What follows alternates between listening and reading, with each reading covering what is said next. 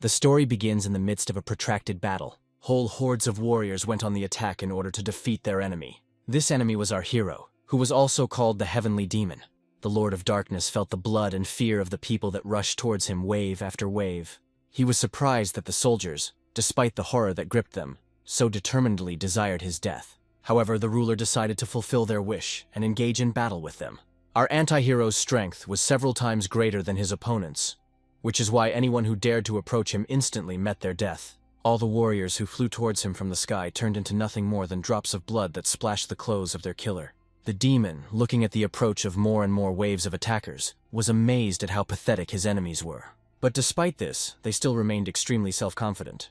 However, the Heavenly Lord wanted to show his opponents that they clearly did not understand who they were dealing with. Therefore, despite the fact that he fought without weapons, no one was able to get close to him. Thus, the enemies themselves saw for themselves how powerful the demonic art of strengthening the soul truly was. After which the Shadow Lord decided to use the strongest and most forbidden technique. Demonic hands immediately appeared from the ground and attacked his opponents. An entire army that was waiting to go into battle was destroyed in an instant. It then became obvious to the heavily wounded that they didn't stand a chance against the Heavenly Demon. The ruler spared no one. His demonic limbs killed absolutely everything they touched. And so, after a short time, there was not even a hint of someone's corpse left on this land. This only caused a grin from our anti-hero. The Lord realized that he had destroyed the last of the contenders who wanted to take his life. There was a deathly silence all around. However, despite his victory, the warrior was sad because he simply could not enjoy peace, and his whole life was stained with blood. And suddenly the demon felt severe pain throughout his body. He barely had time to grab his chest before blood began to gush from his mouth. This meant that the retribution for using the demonic soul-strengthening art had begun. The absolute power he had obtained by absorbing thousands of souls. And although the Lord knew the price for such power, he believed that he could withstand it, even if other heavenly demons could not cope. However, it is obvious that the ruler was too arrogant. The warrior saw more and more curious eyes appearing around him, and then from the same darkness chains appeared, trying to entangle his body. No matter how hard the anti-hero tried to escape, these shackles completely captured and immobilized him. The souls he absorbed tried to drag the Lord into the underworld. However, even despite this, our character only laughed, torn apart by the pain and the bonds that held him back. He screamed that no one would be able to conquer him. However, suddenly, as if out of nowhere, a mysterious sphere appeared. As soon as she touched the warrior's body, everything was filled with white light. After which, his body began to gradually disappear, disintegrating into pieces. And only at that moment did the demon have an epiphany. And he realized that the demonic art of soul strengthening was not just a technique that absorbed the souls of others. The Lord decided in the next life, if there would be one, to take a completely different path and achieve the peaceful and calm life that he was deprived of. And so he was truly spared, and the anti-hero was able to be reborn. Next to him was his maid Soso, who asked her master to eat a little before the food got completely cold. However, our hero was clearly not interested in her request. The young man tried to attack the girl in order to cut off her head with his hand. However, the body of the second son of the trading clan called the Golden Wall was clearly not suitable for this. So his actions only made Soso very angry, who was already tired of tolerating such behavior from the gentleman. While she was screaming and demanding that he go and eat, the guy himself was surprised that he had ended up in such a weak and wretched body. Besides, he could not get used to his face, which had two feminine features. Soon after the maid's persuasion, the young man went to dinner. However, even eating rice became an impossible task for him. He scolded his body while the servants tried to somehow calm and comfort the master. She also made him happy by telling him that an incredibly talented doctor was about to come to see him. However, when even this news did not cheer up our hero, Soso advised him to think more positively. Perhaps this would help his body recover. It was already the 10th day since Baektaesan woke up in such a weak body. Baektaesan was the second son of the most influential merchant clan in Wuhan, returning to the events of 10 days ago. The young man began to realize that he was in an unknown place next to the elderly doctors who were checking his condition. Thus, our character realized that he had entered the body of a person who could not even dress or eat on his own.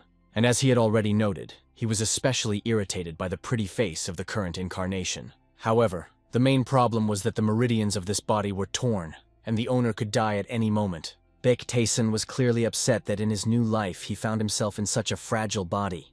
He would have to try his whole life just to survive. A warrior could use his power to temporarily connect the meridians and gradually strengthen them until they were restored. However, the only way to do this is to practice the demonic art of soul strengthening. The problem was where to get these souls. Before, he would have just killed someone, but then he would have had to endure all the suffering he had already endured. But the anti-hero obviously couldn't let this happen, because he had a rare opportunity to start living anew. Moreover, the Lord understood a lot about the demonic art of strengthening the soul just before death. For example, if he practices the art in this life, he will be able to reach a completely different level, an unimaginable power that no heavenly demon has ever possessed. Therefore, turning to the maid, the young man explained that he would like to take a walk.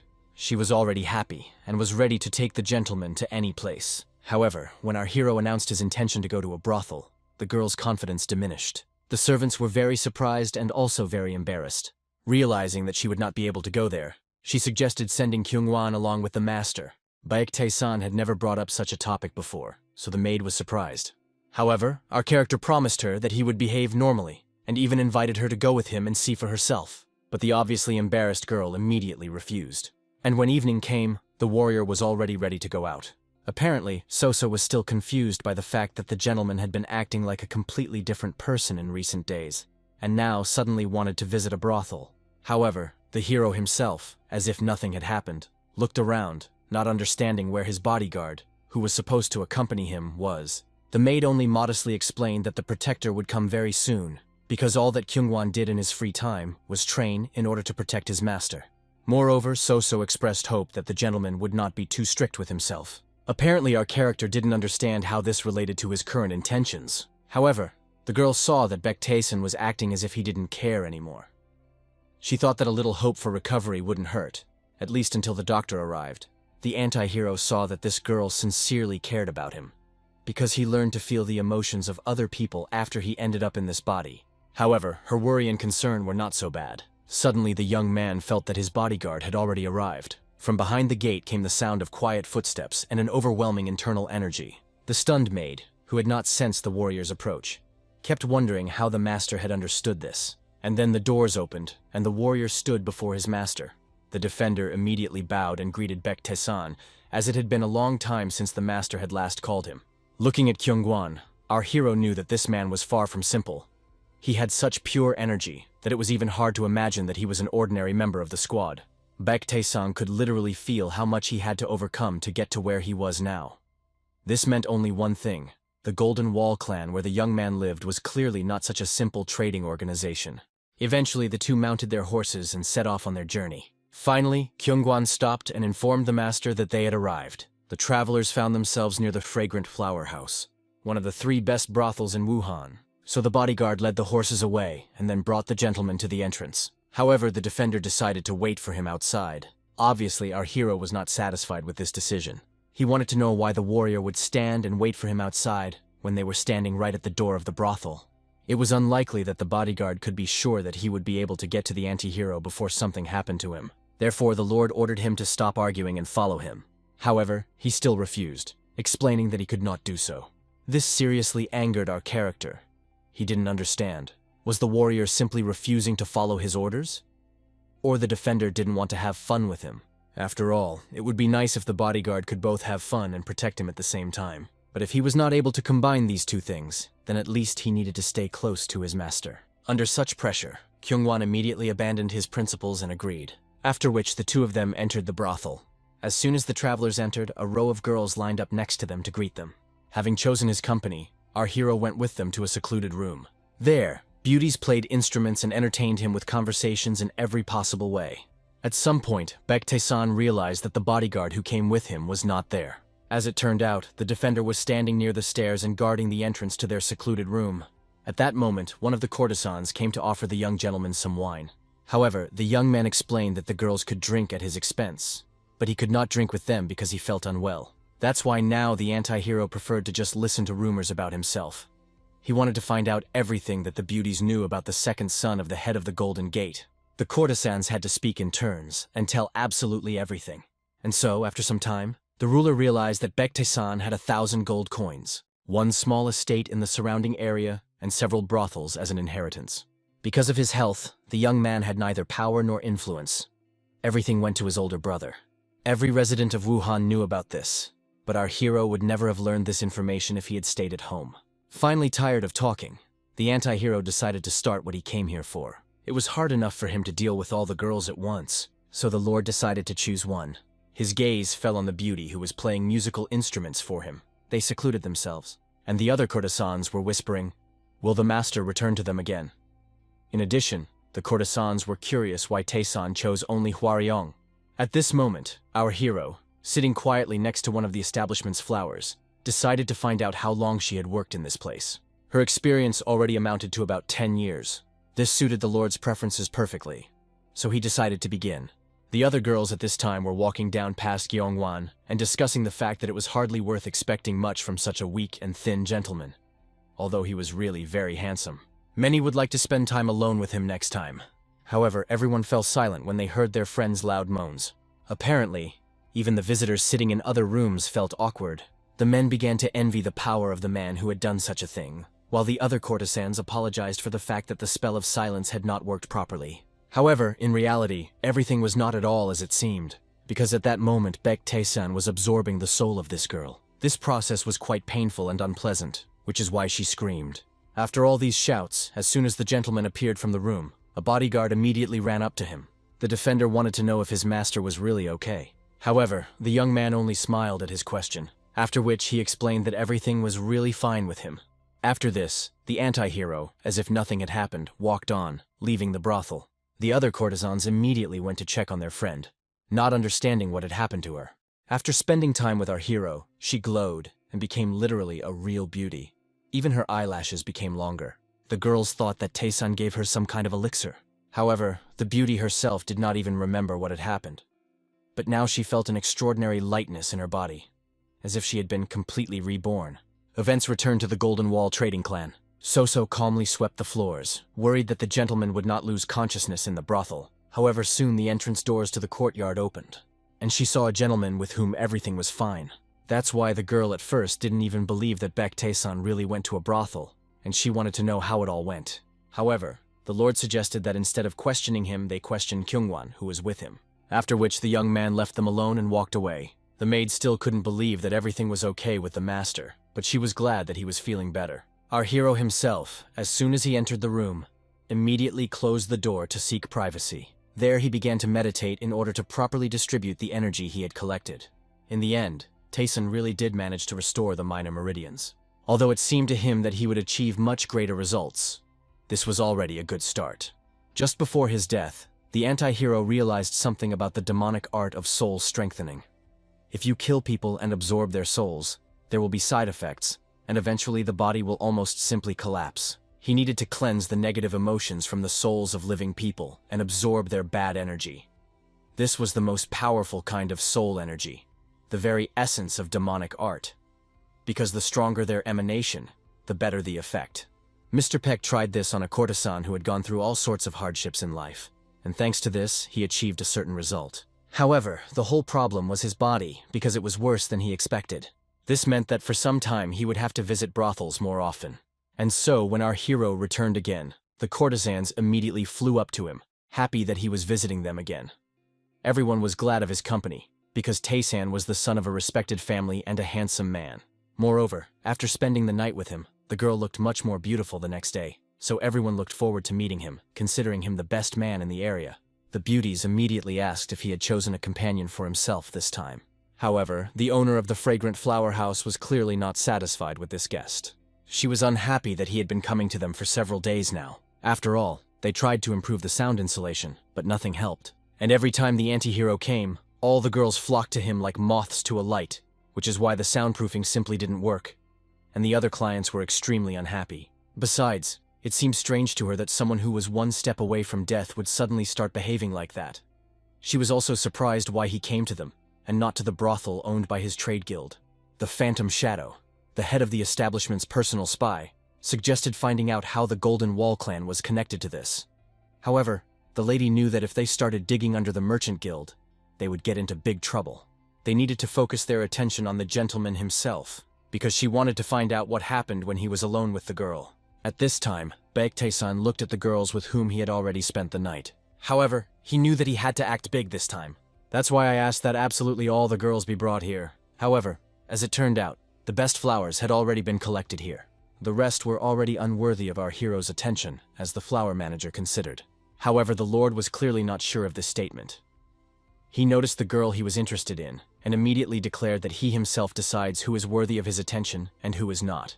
When the gentlemen passed by the courtesans, they were offended, because they thought that there was no one in this place more attractive than them. However, unexpectedly, Taesun approached a girl named Dangyun. He decided to spend the night with her this time. The other beauties couldn't believe that our hero chose the worst of them, so they decided that he had rather specific tastes. The anti-hero was not at all interested in their conversations. He led the girl after him. The Lord felt that she had an extremely high amount of negative energy, and she was literally the person he was looking for, although it was dangerous to try to absorb all that negative energy. After he managed to connect the key minor meridians, Baek Taesun was willing to take such a risk. So, with the help of her soul, he intended to restore the main meridians. However, as soon as he entered the room, the young man felt something strange. So, smiling slyly, he immediately called his bodyguard, and as soon as he approached, the gentleman decided to borrow his sword for a while. After which, the anti-hero immediately threw it to the side, where the spy watching him was hiding. The sword pierced the ceiling, and at first the bodyguard did not understand the master's actions. However, blood began to flow down the canvas. Our hero understood perfectly well that this man was still alive, so he asked Kyungwon to deal with it. At that moment, the courtesan shook with horror, looking at the blood spilling across the floor. However, Taesun asked her not to worry, and assured her that the bodyguard would take care of everything. After which he warned the beauty that today he would squeeze every last drop out of her soul. Events moved to the Yang clan. The bodyguard came to report to her mistress that the young gentleman had obviously gone to a brothel the previous night. The girl wanted to know what they called him now in this very house. The bodyguard of the Yang clan was even embarrassed to talk about it. However, she did say that he was called the Night King, Lord of Flowers, and unrivaled lover. Hearing this, the lady immediately ordered that she be taken to the fragrant flower house. She was to meet Baek Tae-san immediately. After all, she was the only daughter of the clan, and also the bride of the hero himself. Somewhere around this time, the bodyguard, having dealt with the criminal, returned to escort the gentleman home. However, suddenly the defender felt a strange energy around his master. He, calmly looking at Kyungwon, demanded to know what he did with that assassin. And although the man was surprised by the gentleman's unusual aura, he still replied that he had put this assassin in prison. Having praised him for his work, our hero decided to return home, because he wanted to rest a little. And so, as they walked in silence, Kyungwon asked himself many questions. Was this really the young master he knew? It wasn't just the aura that Disang had been emitting lately. After all, the gentleman even had enough skills to detect and then wound the assassin. It felt as if he had become a completely different person.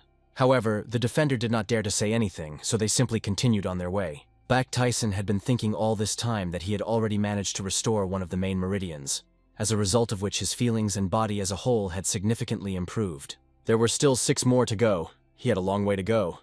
At least he wasn't a complete scumbag anymore.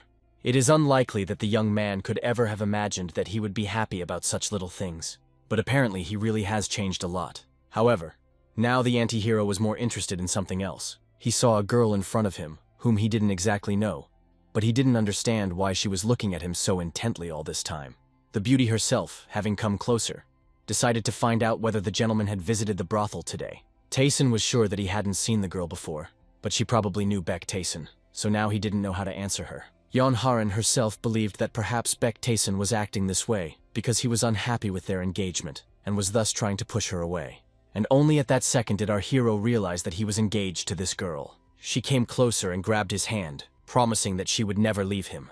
In return, she asked that Mr. Baek not abandon her either. The Lord had absolutely no idea what she was talking about. He had never met her, so he explained that he had never pushed her away. This brought a genuine smile to her face. She was happy that Taesun had finally acknowledged her feelings. It became obvious that she was the kind of person who heard what she wanted to hear. So the anti-hero decided to calmly say goodbye and leave. In fact, our hero couldn't believe that some girl made him, a former heavenly demon, so worried.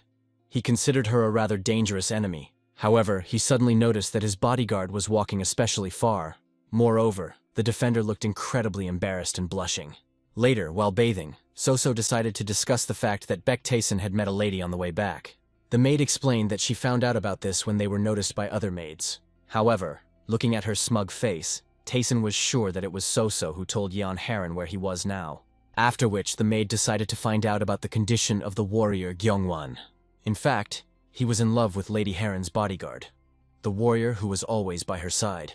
Gyeongwon had had his eye on her for a long time, so Baek Taesun finally realized why he had gone ahead without him. However, this only made our hero smile. In the old days, warm feelings seemed unimaginable to him. However, for some reason he wasn't angry. Most likely it was because his soul and Baek-Taesun's soul had merged. The events moved to late night, to a prison inside the estate of the Golden Wall trading clan. Mr. Peck came there with his warrior, who had already managed to block that assassin's meridians for a while. However, the defender understood that this vicious man could do anything. But the anti-hero was not frightened by such a warning, so he asked to be let in to see this warrior. One look at him was enough for our hero to realize that the prisoner's body was filled with negative energy. As is known, the most dangerous souls were possessed by the assassins. However, the power of this soul was undeniable, which meant that the Lord could gain a lot from it. Once he had restored one of the main meridians, he could try to suck the negativity out of his soul. To do this, he needed to be alone. However, Kyungwan was extremely worried about his master, not wanting to leave him alone with such a dangerous man. But Taesun didn't even see the benefit of having Kyungwan nearby. He couldn't even sense the presence of this spy. But the defender still tried to explain that this was something completely different, and it was too dangerous for the young man to be alone with the assassin. In the end, such excessive concern only angered the gentleman. Kyungwan had no choice but to obey, so he had to go out, leaving them alone. Already on the outside, he was indignant that this time he couldn't say anything when he felt the normal aura of the owner. It felt like he was facing a top martial artist.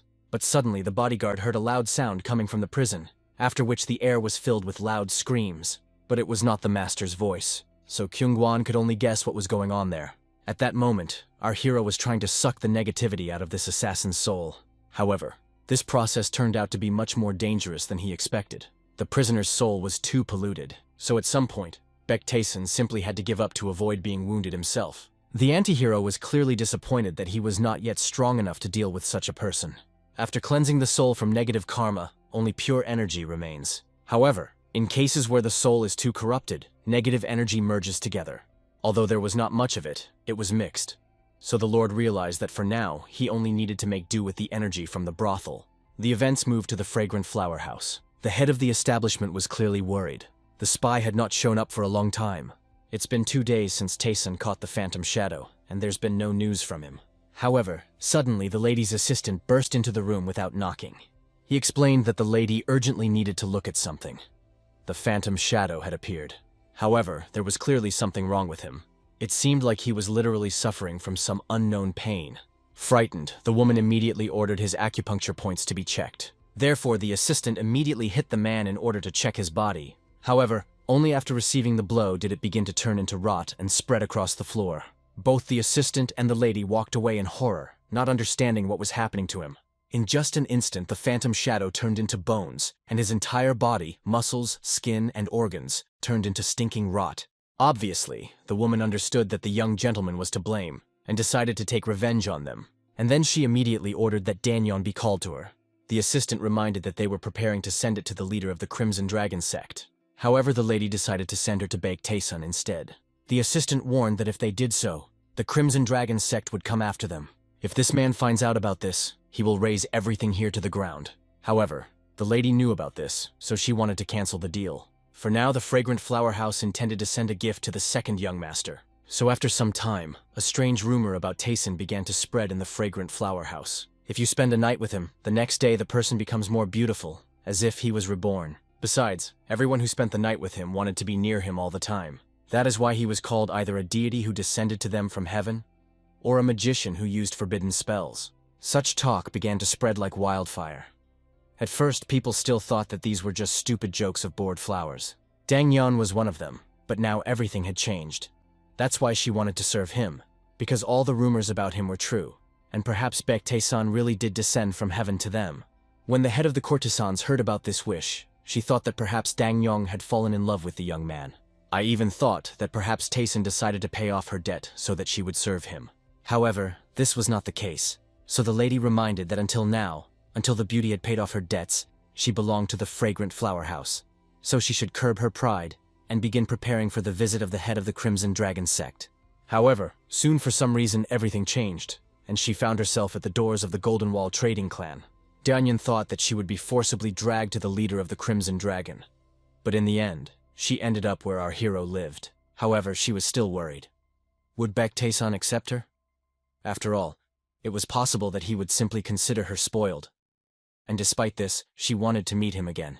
At this time, The anti-hero sat quietly in his room and meditated, until he was distracted from his meditation by someone's knocking.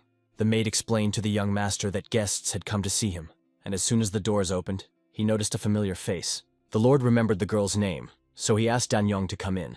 She immediately greeted the young master, bowing. The beauty explained that she would like to become his servant, which is why she came to him so suddenly. He gave her a life she never dreamed of, so she wanted to dedicate it entirely to Taeson, and hoped that he would allow her to do so. The young man quickly noticed that the girl looked completely different than before. Apparently, this was due to the fact that he had cleansed her of negative emotions, after which our hero turned to the maid, learning that she was sleeping in the pavilion where all the servants lived. Therefore, he demanded to find another place and stay there to live with Dangyong. Moreover, their house had to be close to his chambers. So couldn't believe that the master was actually going to keep the girl as a servant. However, it was indeed his decision. After which, calmly saying goodbye to them, Baek Taeson left. What surprised So most was that such a beautiful girl wanted to be a servant. Besides, the gentleman had been acting very strangely lately, and she was worried that the matter was that he might die soon. The events moved to the House of Falling Flowers, one of the 3 best brothels in Wuhan. As soon as the anti-hero found himself here, he immediately liked the local name. Moreover, he was looking forward to the moment when he could obtain the spiritual energy of the local flowers. The bishop warned his assistant that he would be coming here for some time. However, suddenly someone addressed the young gentleman who was about to enter. It was the leader of the Crimson Dragon sect. He was angry that some little brat dared to take his Dangyong for himself. As soon as people saw this man, they immediately began to walk away, realizing that they couldn't get on such a person's nerves. He would grind them into dust. Our hero himself did not understand what to do with this man until the warrior warned him who he really was. Kyungwan also explained that the sect he led was not the orthodox group that had settled in the area. However, Taeson considered them to be just bandits, some kind of pathetic parasites who dared to take such a formidable name for themselves. So he suggested simply ignoring them. Apparently, Jokshim was angry that someone dared to ignore him, especially a young man who was so weak that it was strange where he got such courage from. However, Baek Taesan was clearly angered that this man dared to speak about him like that. The anti-hero immediately woke up to his essence from his past life, because he himself was not delighted with his fragile body. However, he certainly did not think that some scum of society dared to point this out to him. Jokshim himself laughed that even after all the words he said to Taesan, he could not even answer him. For this reason, our hero decided not to retreat anymore and instructed Kyungwan to deal with the rest of the accompanying warriors. He himself decided to deal with the leader. Kyungwan was a little worried, because he had to neutralize 2 fighters at once. Besides, they were clearly trained warriors, clearly not weaklings. But despite all the lord's determination, Jokshim was indignant, believing that Baek Taesan had hired a bodyguard only to appear more courageous. He even offered to forgive the young man on the condition that he give him Dangyong back. However, our hero refused and reproached his opponent for talking too much. He even asked where the man had made his mouth so masterful. Apparently, this was a rather ambiguous hint. Jokshim lost his temper. He pounced on the anti-hero with his fists, wanting to give him what he believed was the long-awaited death. And even if he didn't kill him, he wanted to at least spoil Taesan's precious little face. As soon as Jongwan saw that such a strong enemy was approaching the lord, he immediately rushed towards him. However, it was obvious that he would not have time to help him. However, at this time the lord slowly, calmly stretched and raised his hand in order to put up a block. Thus, he hit the man with such force that he immediately lost several of his teeth. And even though the attack was strong, our hero did not put all his energy into it. Otherwise, his body simply wouldn't have been able to withstand it. Therefore, the fact that the man lost consciousness was already a pretty good result. As soon as Kyungwan approached the master, it became obvious that he had already dealt with the rest of the bodyguards. However, he did not kill them, which clearly upset Baek Taesan. The anti-hero asked that in the future, the assistant not be so naive, kill them and follow him. However, this was not his last task. They had to cover up this incident. Therefore, our hero asked that if an investigation began, Gyeongwan take the blame for the murder on himself, since the ruler clearly did not want to attract unnecessary attention to himself, and so the defender remained in the midst of all this carnage. After waiting for the gentleman to leave, he looked at the corpses. Kyungwan clearly couldn't believe that Baek Taesan managed to not only neutralize but kill the head of the Crimson Dragon with his bare hands in just one blow. This meant that it was no coincidence that he had managed to catch the assassin. So the bodyguard wanted to know who the person in front of him really was. As usual, after spending the night in a brothel, the anti-hero woke up at dawn. However, looking at his body, he could say one thing. It was still in bad condition. This meant that in that battle he spent almost half of all the energy he had managed to accumulate. Unlike when Tayson was a heavenly demon, his body would crumble under the slightest stress. So now he realized that he had acted clearly recklessly. However, as a heavenly demon, he couldn't allow himself to be treated like that. However, when they returned home, our hero was surprised to see that his fiancée's bodyguard was there, drinking tea as if nothing had happened, which was served to her by the new maid, Dangyeon. After which, seeing the gentleman who had arrived, she calmly greeted him. However, the ruler quickly glanced first at the girl, then at the mug in her hands. He expressed doubts, realizing that it was unlikely that she had come here just to drink tea. And the young man was indeed right. As soon as the doors closed behind Dangyeon, Yu So-yeon was able to speak, and decided to find out if Dangyeon was by any chance the maid who was brought from the brothel. In fact, she came here herself. However, Baektae-san was not going to make excuses to Yu So-yeon, and decided to find out what was wrong with her. She remained as calm as possible, looking at the gentleman. However, looking at his disheveled clothes, she assumed that he had just returned from a brothel. And when she turned out to be right, she clearly looked very upset. After which the warrior calmly reported to the master that his engagement to Karen would be dissolved. After which she surprised everyone by telling the reasons.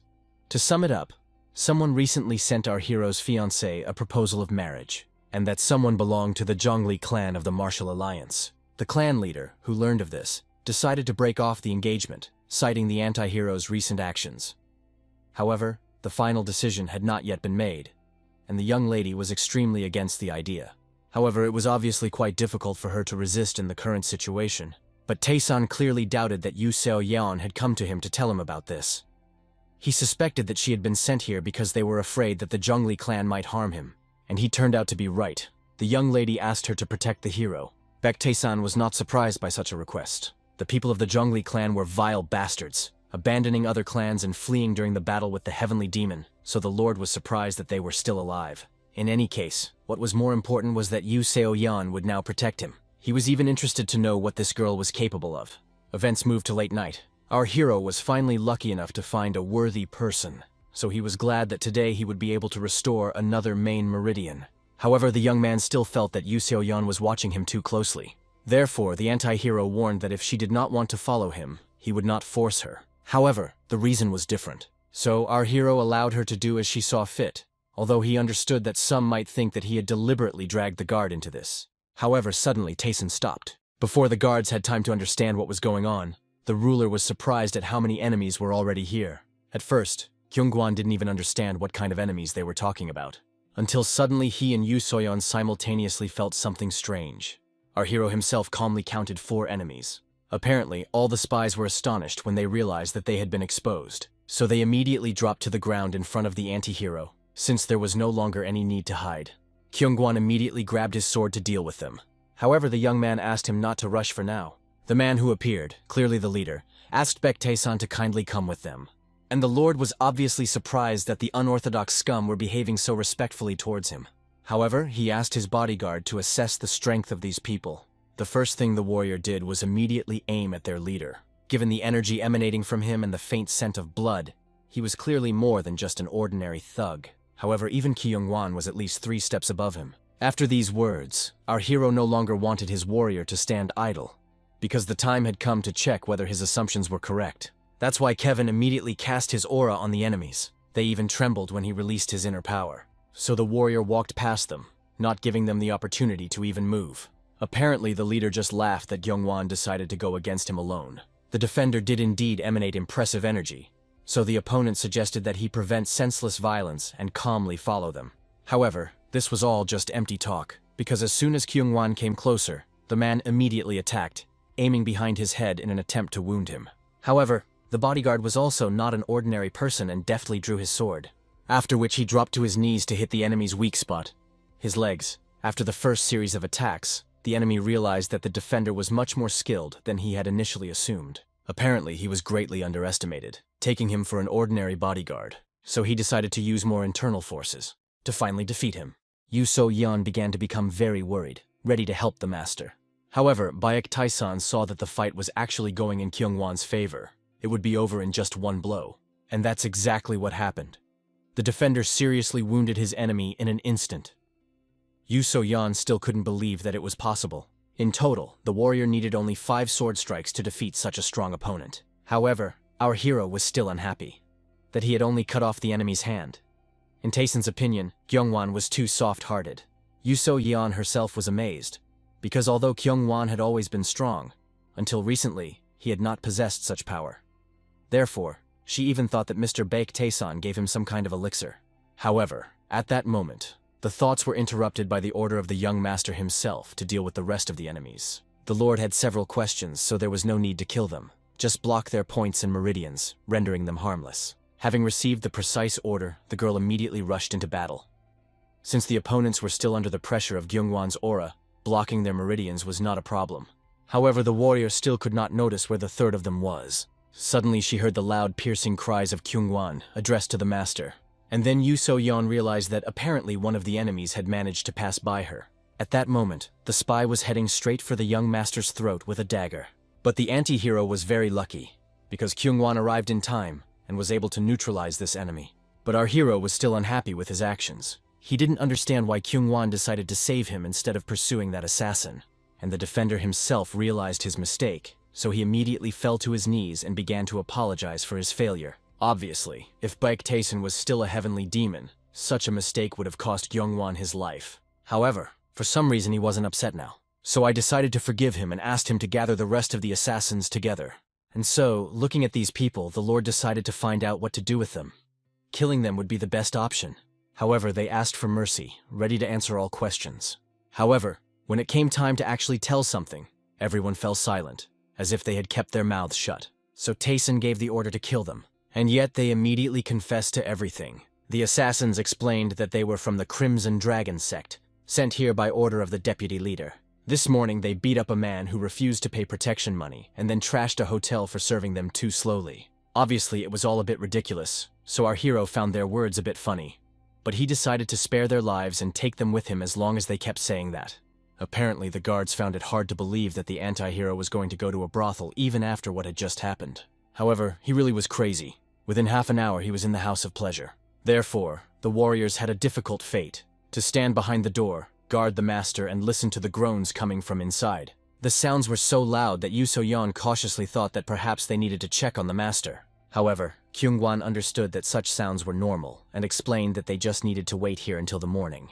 The warrior noticed this strange reaction in response to her question, and guessed that something similar happens here every time the young master comes. Finally, when morning came, Baek Tae-san finally came out of his quarters in the brothel. However, he did not understand why the captured spies were still alive, since he had clearly ordered to kill them if they stopped talking. As it turned out, they never stopped chatting. During this time, Kyungwon managed to find out that they were ordered to deliver our hero to the lair of the Crimson Dragon. As for the assassin who managed to escape, his true identity was known only to the leader of the sect, and the Lord himself understood that he was clearly special and definitely not an ordinary practitioner. Ordinary bodyguards definitely would not be able to cope with such a person.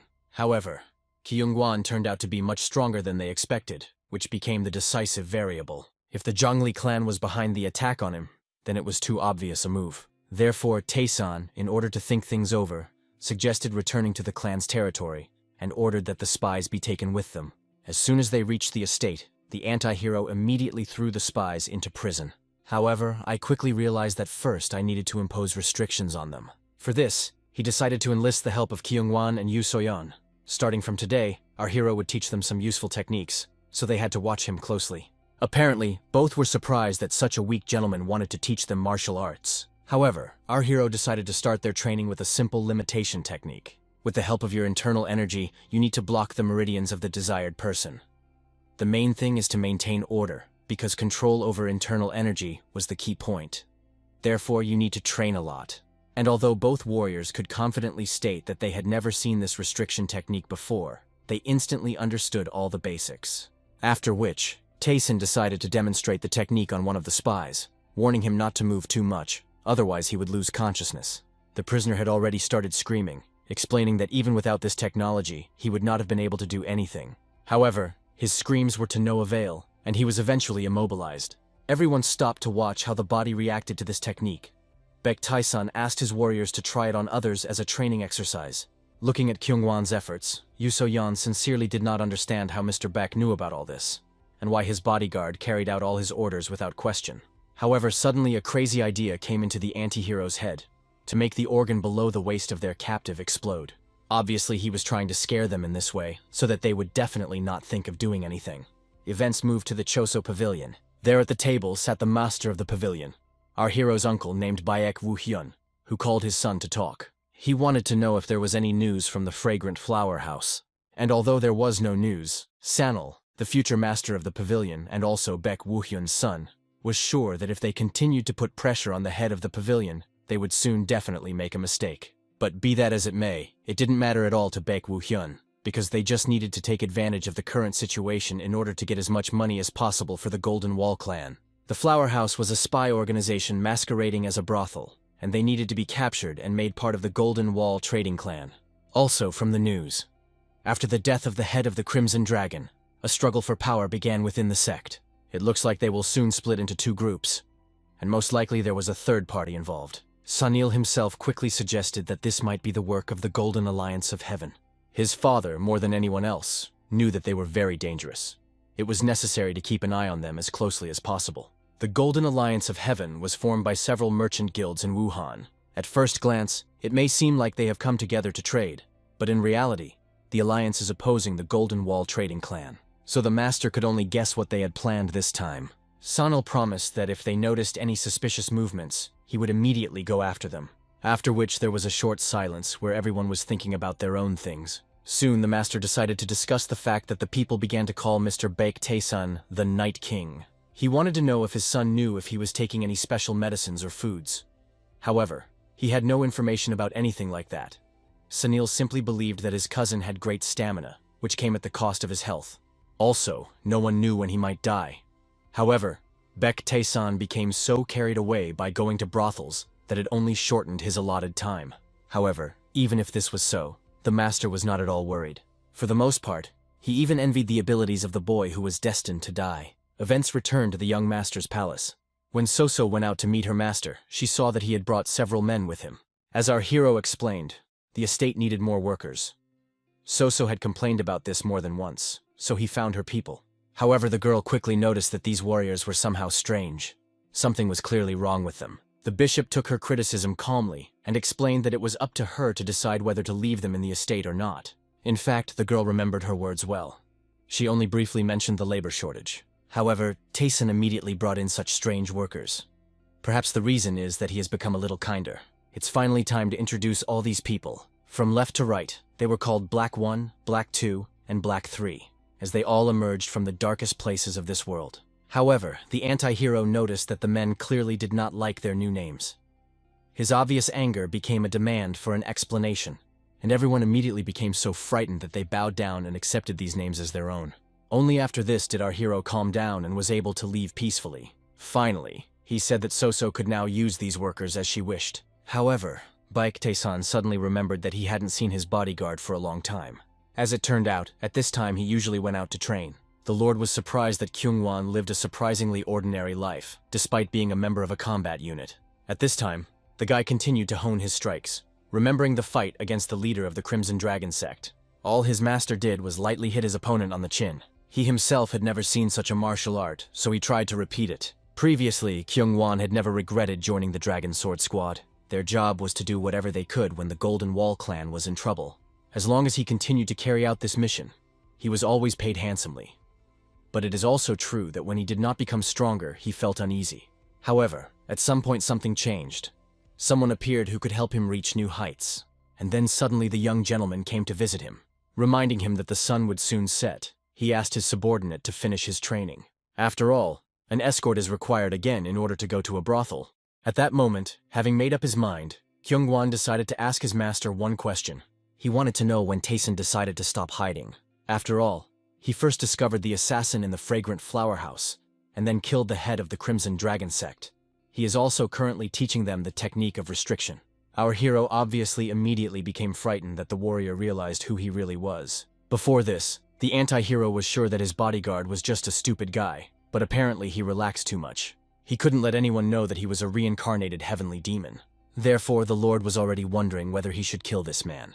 However, suddenly, Gyeongwon fell to his knees in front of the young master.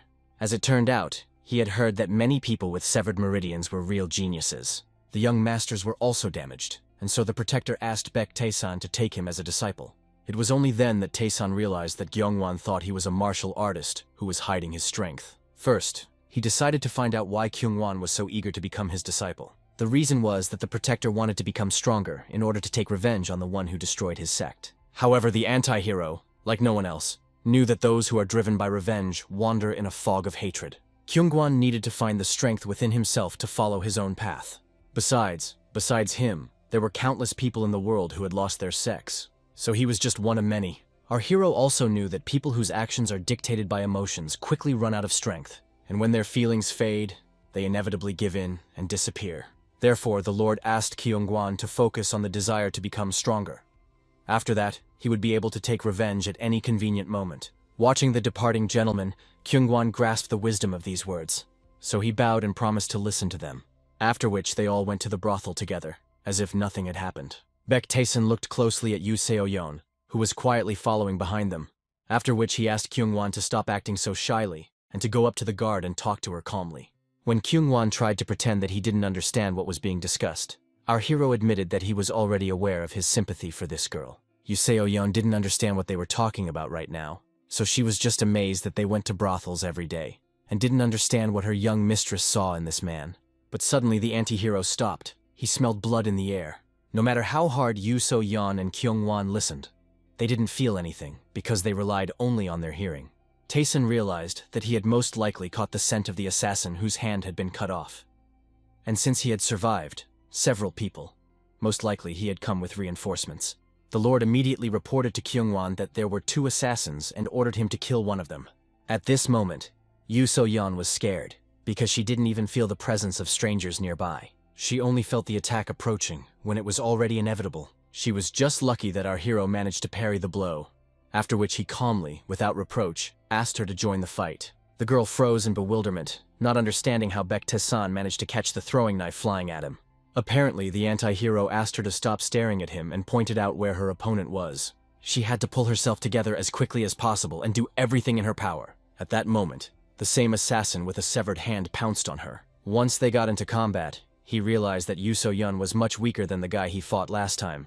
Obviously, such a remark only angered the girl. She put all her strength into the blow and threw the spy away from her, ordering him to surrender immediately. But suddenly, as she took a step back, the board beneath her foot gave way, after which an explosion from the trap was heard right behind her. At this time, the spy himself was already running at full speed towards the ruler in order to kill him, and only then did the guard realize that all this was done to distract her. At this rate, the assassin could kill the young master before her eyes, and he actually appeared next to the man and pierced him with his sword. But surprisingly, Taesan remained as calm as possible. He only summed up that in such critical moments, he realized who really lacked experience. As it turned out, the blade at that moment hit him straight in the space between his hand and his body. Taking advantage of the assassin's confusion, Baek Taesan struck him in the neck. It hit him right in the vein, causing him to fall to his knees, choking on blood, and then quickly die. Apparently, the guard couldn't believe that such a weak gentleman could defeat the assassin with just one blow. But the anti-hero strictly ordered the girl to collect her thoughts and stop falling into a stupor during the fight. He also ordered that the man's body be taken with them, because they could definitely find something interesting on him. As soon as the girl approached the man, she immediately realized that he died instantly, and Baek Taesan had only hit him once in the right spot. Therefore, looking back at our hero, it even seemed to her that perhaps she had met someone who could change her life. This meant that she had to stay by his side at least until she figured out what technique he had used. After which they went back to the brothel. Our hero concluded that Yu So-yeon was too weak to protect him. That's why he wanted her to train with Kyungwon from now on. The guard was already happy that Taesan would take her as a student, after which she also thought about training together with Kyungwon. But suddenly she realized that Kyungwon was not there. They forgot him at the place where they fought. However, the Lord knew very well that this man could take care of himself, and in a fight against such weak enemies he would definitely not suffer. Kyungwon's battle dragged on because the enemy was stronger than he expected. However, the defender was glad that he managed to defeat him quite quickly. But looking around, he realized that there was not a single living soul around. So the bodyguard was left wondering where everyone had gone. The events moved to the Choso Pavilion, where the master learned that our hero brought corpses to the brothel. This became known to many people, and the head of the clan was obviously indignant. Before this, he wanted to calmly absorb the fragrant flower house, but now everything has become much more complicated. Also, as his son found out, There weren't many marks on the bodies, so they couldn't establish their identities. Furthermore, the Crimson Dragon sect stated that they had no choice but to go and deal with Mr. Beck-Tayson. But they still denied knowing the identity of the person who ordered the murder. The master understood that most likely they simply could not admit that they were trying to avenge the murder of the sect leader. They needed to deal with this incident as soon as possible, because now too many people were interested in what happened. At this rate, it could even have a negative impact on the clan's reputation, so it was decided to do everything in their power. Moreover, Master had been leaving Beck-Tayson unattended too often lately. He had even heard that he had started feeling much better lately. Even his son couldn't believe that his cousin would become even healthier after he had spent so much effort. So he thought that perhaps he had taken some kind of miracle elixir. And the master himself did not know the answer to this question, so he could only watch and wait, thinking about the mysterious changes in his nephew. At this time, the ruler gathered all his subordinates to have lunch. However, they did not begin the meal, believing that it was forbidden to eat before the young master. This reminded Tayson that they were his subordinates, and he himself had allowed them to eat with him. After which the anti-hero ordered that from that moment on, they would have every meal at the same table. At that moment, his faithful servant told him the good news that the divine physician had finally arrived. It was a famous healer who could restore even severed meridians. However, our hero was sure that he could cure his illness if he went to the brothel a few more times. These words only angered Soso, who believed that he could not restore energy faster if he wasted it. Not wanting to argue, the Lord decided to find out when the doctor would arrive to him. As it turned out, he was already in Wuhan and had a separate residence. However, he was supposed to visit soon to inspect the place where Beck-Tayson lived. And Tayson became interested in the identity of this doctor, since he once knew a similar person. This person turned out to be a white-haired guy who was already looking down from a high cliff at the Golden Wall trading clan, like a predator looking out for prey. Also during the meal, our hero decided to discuss the merits of his subordinates. He heard that Black One had been helping out quite a bit lately. He pretended to be sorry that everything was not like that at all. He was just guarding the warehouses, performing his usual duties. However, the anti-hero turned his attention to Black 2 and Black 3, asking them to try harder at their work. But suddenly, one of the subordinates noticed that the gentleman began to look much more handsome. This was not mindless flattery. He really did become much taller and more muscular.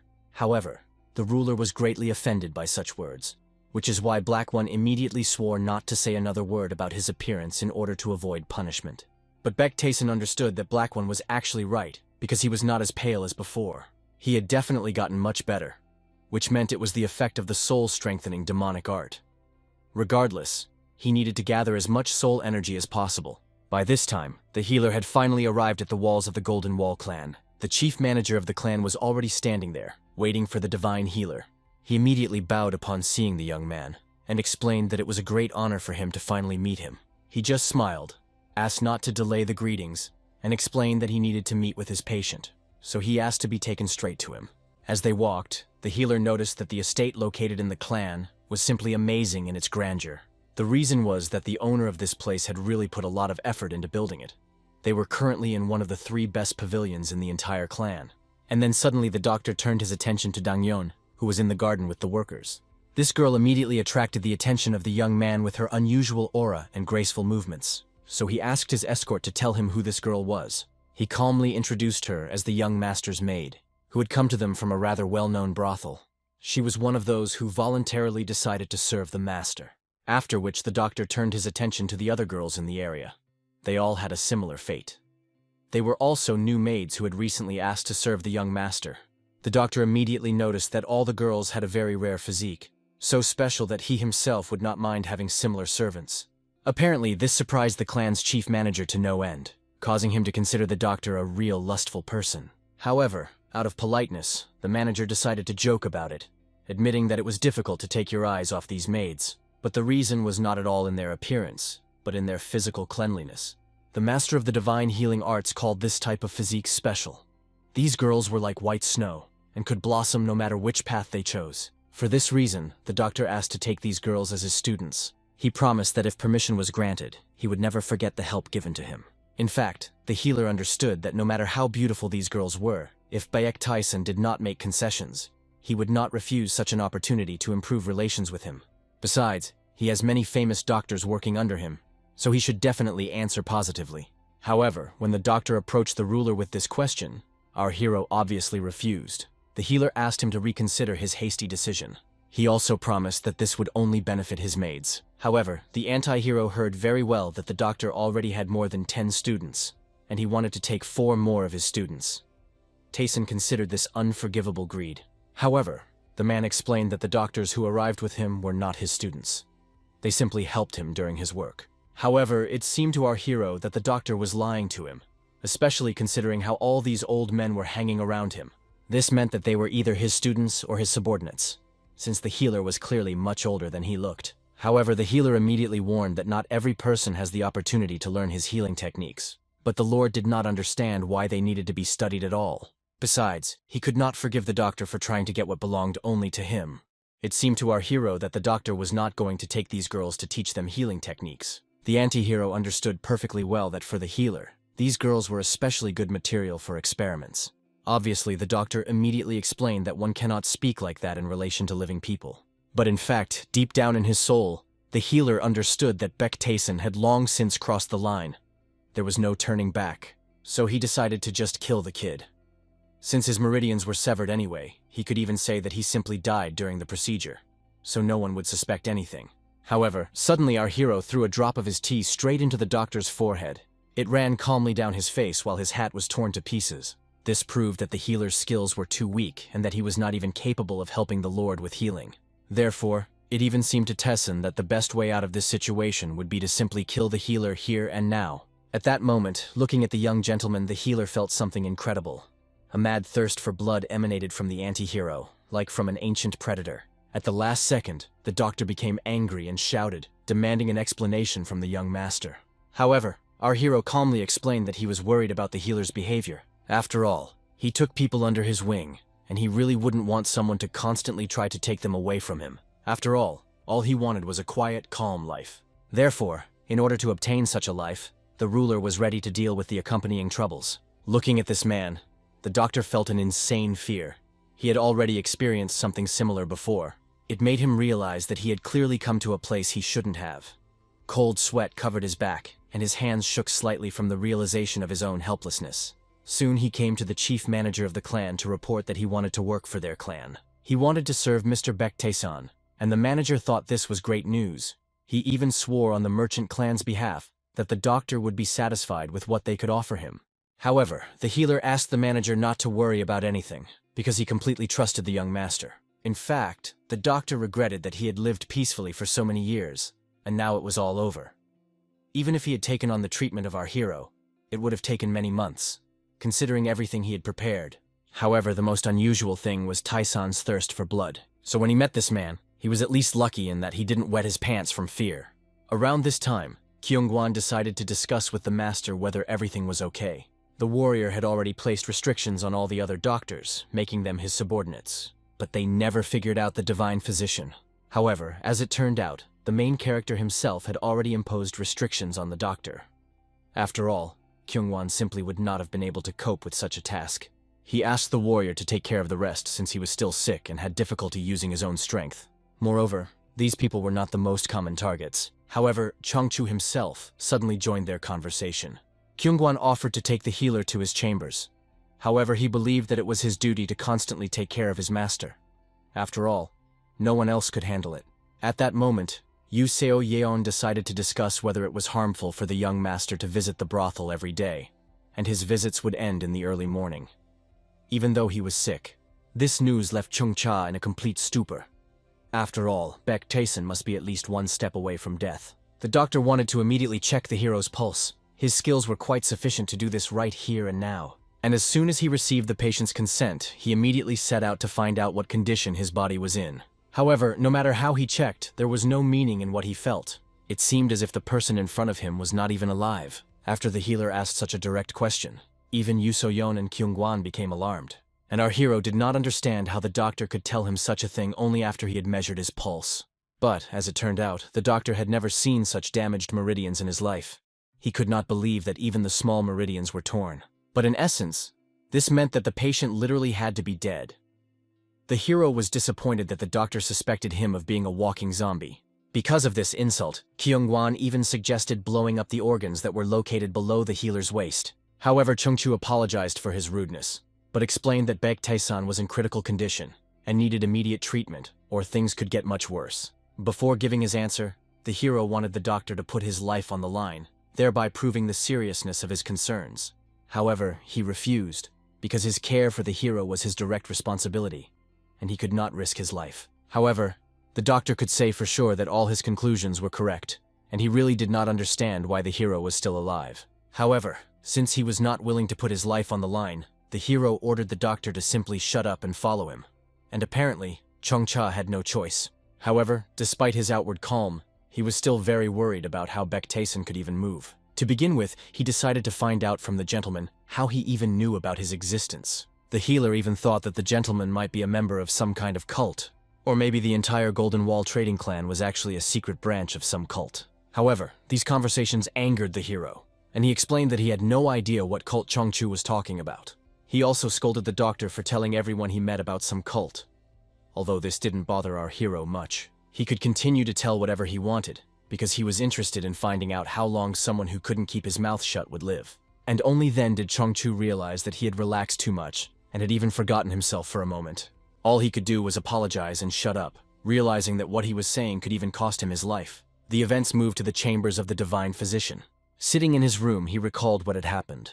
After watching Baek-taesan all night long, he heard those sounds coming from the room where the hero was.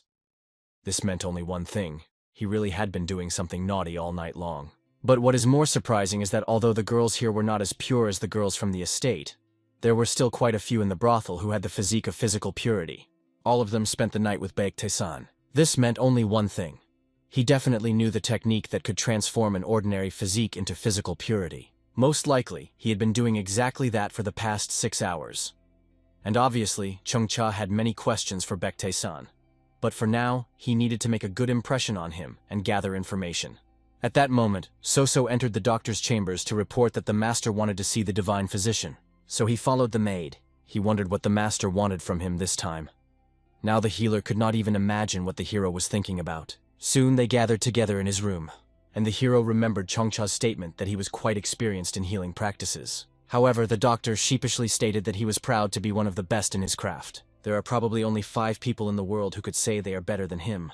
However, no matter how good he was still no match for the poisonous demon, the immortal healer, and the eccentric needlemaster. Hearing these names, Yu Seo-yeon realized that the top 5 healers were all demonic cultivators.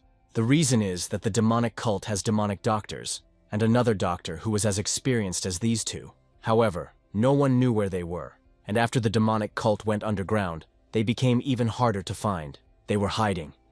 These rumors were well known throughout the Righteous Alliance. They closed themselves off with a spell of isolation and became completely cut off from the outside world.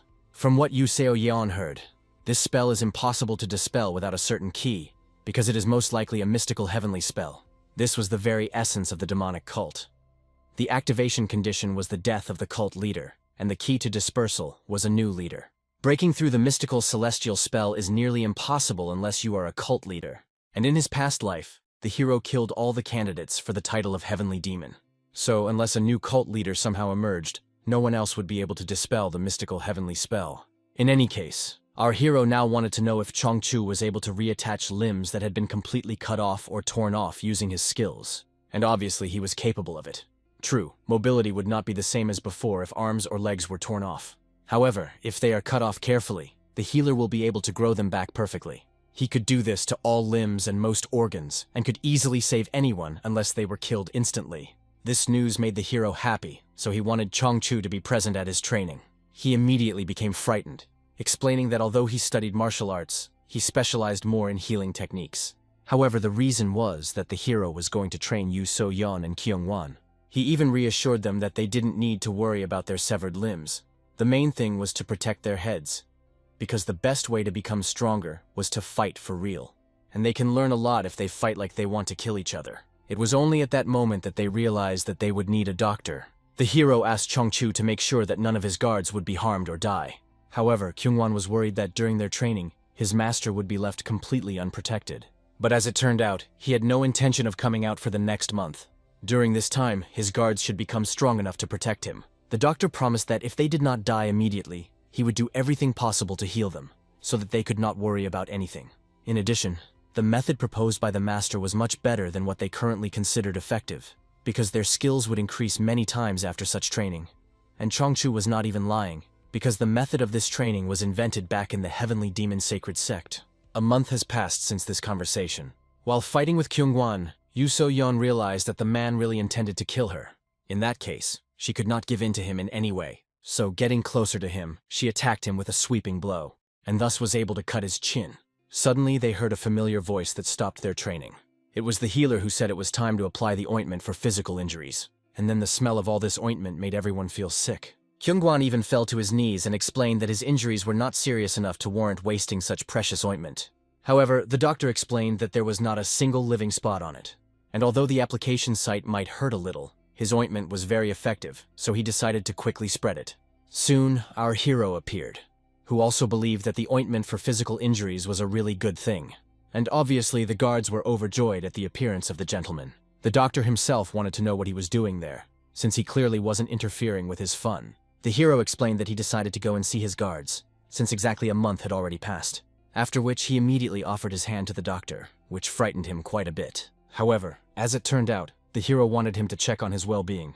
He knew for sure that he was interested in measuring his pulse, so he let him do it. And so, having checked the pulse, the doctor literally did not believe what he felt. He wanted to know how the gentleman managed to restore his meridians.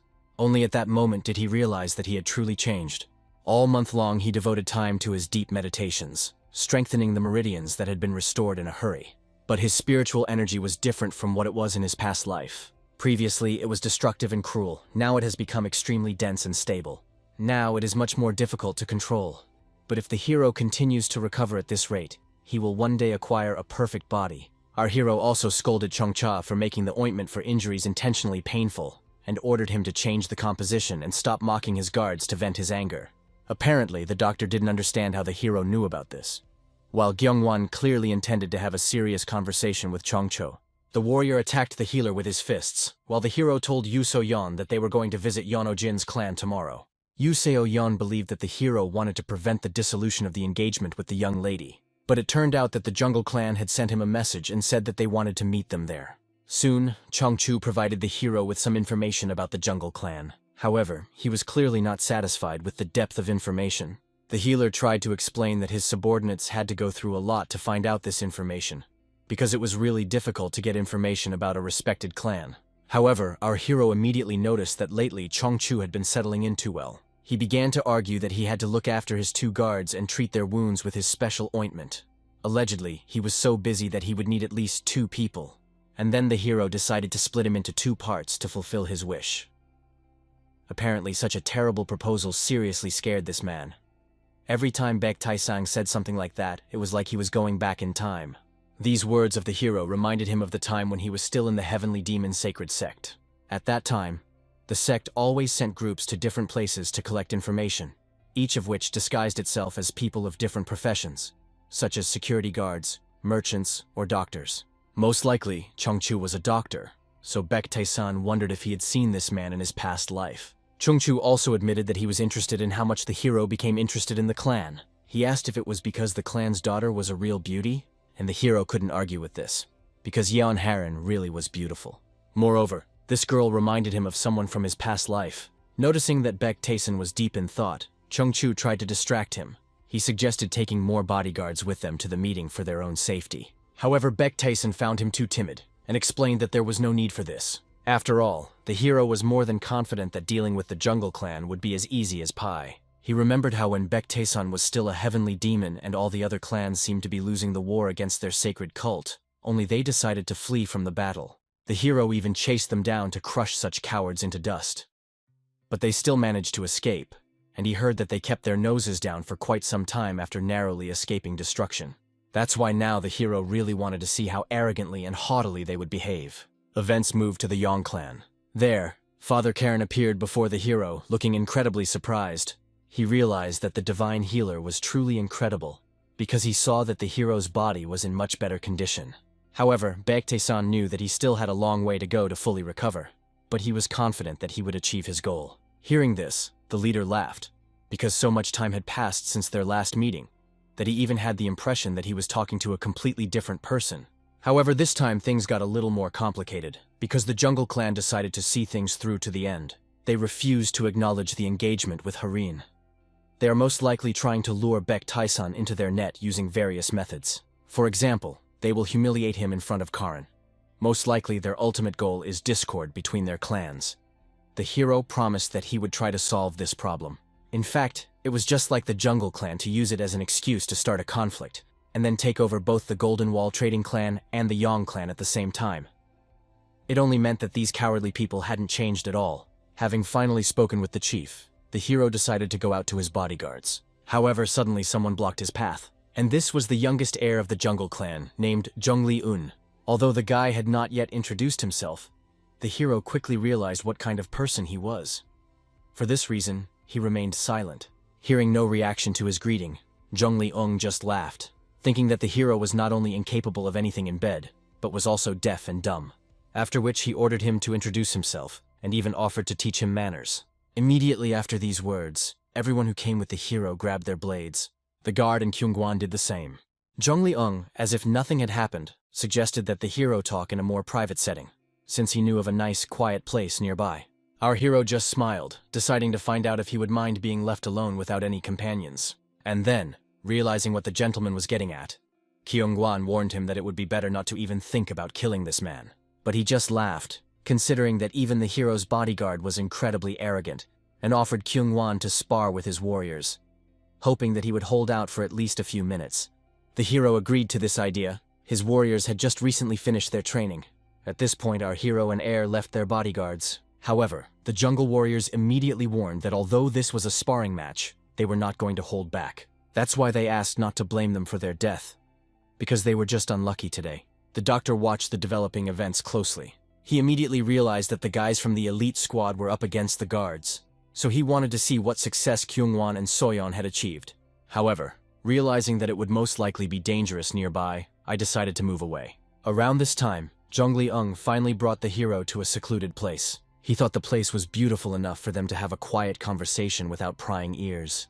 And the hero was surprised that Jungli-un had tried so hard for him that he had even found such a wonderful place. And that was indeed the case, because Jungli-un had been waiting for their meeting ever since he arrived here, so it was to be expected. He also boasted that he was quite skilled at causing pain to other people, and he was sure that Baek Taesan would be absolutely delighted by this. And even the hero himself couldn't wait to see his skill. However, before that, he wanted to know what Jungli-un was really planning. After all, the point is clearly not that he actually wants to marry Karin. Jungli-un did admit that she was pretty, and that he wouldn't mind taking a closer look at her. However, that didn't mean she was suitable as a mate for him. His ambitions extended far beyond this clan. After which he suddenly threw a throwing knife towards the hero. However, to his surprise, the knife hit the tree that was behind him. At this time, the hero, having moved behind him, had already grabbed the man by the head. After which he suggested that they discuss together how far the boy's ambitions extended. Apparently, he was afraid of the skill of the hero, who had damaged meridians. He tried not to worry, thinking that it was just an accident. However, suddenly he felt incredible pain throughout his body. Even the guards heard these screams, thinking that the young master had decided to kill Jungli-un, and Jungle's bodyguards believed that it was their young master who was in trouble. But Yu So-yeon, like no one else, understood that everything would definitely be fine with Baek Taesan, and suggested that the enemies attack all at once, and they accepted the girl's offer, wanting to deal with their opponents as quickly as possible. They even promised that they would not fight at full strength and would play along a little. However, this decision did not end well for them. The first attacking enemies were quickly neutralized without even using any weapons. However, it so happened that all the warriors, for some reason, attacked Kyungwan. However, he was helped by Yu So-yeon, who neutralized those who were sneaking up on the warrior from behind. After which she angrily reminded them that she was also their enemy. After which the two came closer to each other, standing back to back. Both understood that they could not let their master down under any circumstances, and had to show how effective the training sessions he had arranged were. The hero himself laughed at the guy, whose arrogance had clearly diminished. He decided to extract only half of his internal energy, so he wouldn't die this time. However, it was not because the hero was too merciful. He simply understood that it was dangerous to kill this man for now. At this time, the battle continued in the territory of the Yang clan. And finally, with the final blow, Yu So-yeon neutralized her last enemy. She honestly admitted that up until that moment she had some doubts about their powers. However, she was glad that they actually managed to pull it all off. Kyungwan was confident in his abilities from the very beginning, because he believed in the young master. It was only then that Yuso-yeon decided to find out who Mr. Beck was, if he was able to raise their level to such a level that they were able to defeat the jungle warriors. And although Kyungwon couldn't say anything definite, but for sure, if it weren't for Baek Tae-san's training, they would have been lying on the ground a long time ago now. He told them about the weaknesses of the jungle clan members, and they hadn't even arrived at the Yong estate yet. But it felt like he knew absolutely everything about these people. Although Kyungwon was not completely sure at first, as he fought with these warriors, it became easier and easier for him to predict their movements, and all this was thanks to the young master's hints. So Kyungwon was convinced that he was serving an incredible person. Finally, the time came, and Baek Tae-sung returned from talking with Jung Leung. They met on the bridge, and apparently the hero decided to find out what the doctor was doing here alone. As it turned out, he had to leave, because he couldn't help in the fight anyway. However, the hero was more interested in why his people hadn't yet dealt with such trash. The healer realized that they were talking about the jungle warriors, and warned that they were all respected warriors of the clan. However, the gentleman was not interested in such trifles. He realized that Kyungwon and Yuso-yeon needed to train more, and ordered Cheonchu to train them twice as hard after they returned home. The hero explained that he couldn't stand it when the people around him were so weak. Therefore, after learning the reason, Chongcha had no choice but to obey. Finally, everyone gathered together to have dinner with the clan leader. However, the leader quickly noticed that Jung Leung had clearly lost all his confidence, and eventually, he could no longer ignore his strange behavior. He decided to discuss what happened when they had a private meeting today. Yeon Harin, who heard about this for the first time, immediately became worried about whether everything was okay with her fiancé. However, the hero explained that he was completely fine, which was visible, after which he answered the head's question, and explained that they had an extremely interesting conversation. They even opened their souls to each other. And obviously, the frightened Jung Lee-eun also confirmed the hero's words, not even daring to look up. However, this made Baek Tae-san angry. He reminded the guy that when you talk to someone, you need to look the other person straight in the face. So he tried to raise his gaze, uncertainly and fearfully. However, for him the hero was akin to a real demon. Just looking at him made his whole body start to tremble with genuine fear, after which foam and saliva gushed from his mouth, and in the end he completely shit himself right in his own pants. Apparently, the meal was interrupted immediately after this, so everyone, barely holding back their nausea, began to run away. The hero only laughed, happy that he had managed to finally humiliate Jung Leung. Soon news of what had happened reached the head of the jungle clan. He immediately demanded to be told everything that had happened to his son and the warriors. The assistant promised that he would instruct his men to investigate how their warriors could have been defeated by just 2 of Baek Tae-san's bodyguards. The investigation was into whether the Yong clan was somehow involved. After which the head decided to find out about the condition of his son, who was sitting in his room and did not come out at all. As far as the manager understands, there is something wrong with his martial arts. However, they can't figure out exactly what it is because he has lost some of his memories. Apparently, the father couldn't believe that his son had not only screwed up, but had also made them look like complete idiots. Moreover, the father could not believe that all this happened because of a man who had been on the threshold of death his entire life. He was sure that someone else was involved. They had to find out at any cost. The leader recalled how their clan was almost destroyed by the heavenly demon due to his father's actions. And now, when they are back on their feet, they are trying to humiliate them like this. The leader could not leave this unpunished, and had to deal with anyone who dared to mess with the jungle clan, even if he has to contact the heavenly demon himself. Around this time, the hero was still staying with his guards in the Yong clan. Suddenly, the gates opened and people from the jungle clan began to flock there. Therefore, Kyungwon immediately hurried to report everything to the master, and as soon as the hero found out about this, he thought that perhaps these warriors had come for revenge. Although Kyungwon didn't know their intentions, he could tell one thing. There were several fairly strong martial artists among them. The hero became curious about how he managed to find out, and it was all about the aura surrounding them. One of them even released his aura on purpose to demonstrate his strength. The hero only laughed at these warriors' desire to show off, realizing that their arrogant behavior would only be corrected after they were severely beaten. After which he suggested to Kyungwon to go and do some work. After all, they needed to go somewhere. Kyungwon thought that the hero was going to go to a brothel. However, he reminded them that they still hadn't resolved the issue with the clan. Our hero saw no point in interfering in anything now. After all, they would be cleaning up the mess that Jung Lee-eun had made for a long time. So Kyungwon had no choice but to follow his master. And he just laughed, happy that finally the events were becoming at least a little more interesting. Soon they found themselves at the gates of the Blood Axe sect. This sect turned out to be much larger than the hero initially assumed. Kyungwon believed that his master wanted to enlist the help of the Blood Axe sect. And he was right. However, the warrior explained that while she was not the strongest of the unorthodox sects in the region, they had a secret agreement with the Jungle Clan. They were unlikely to agree to help. But the hero was even ready to bet that they had no burning desire to cooperate with the Jungle Clan. They clearly joined them against their will. Most likely it was because they were not strong enough, and this was a common thing in Murim. However, not only did they lack the strength, they simply knew that any attempts at resistance would be crushed. The hero decided to find out if Kyungwon knew what usually happens to such people. Apparently, the warrior just looked at his master with confusion. He explained that usually in such situations, people lose all will to live. And it reminded Kyungwon incredibly of his own past. He remembered how his sect burned to the ground. Then the father ordered his assistant to seize his son and take him as far away as possible, and hide him as far away as possible. Apparently the boy was crying, not wanting to leave his father, and he hoped that the boy would manage to survive. As soon as the assistant left, the attackers arrived and quickly realized that someone had managed to escape. The man who attacked them was Blood Phoenix. Kyungwon's father immediately fell to his knees, explaining that his family was not at fault and begging for his son to be spared. However, despite all the pleas, the man had no intention of sparing him. He understood that the boy would most likely grow up and come to his doorstep to avenge his father.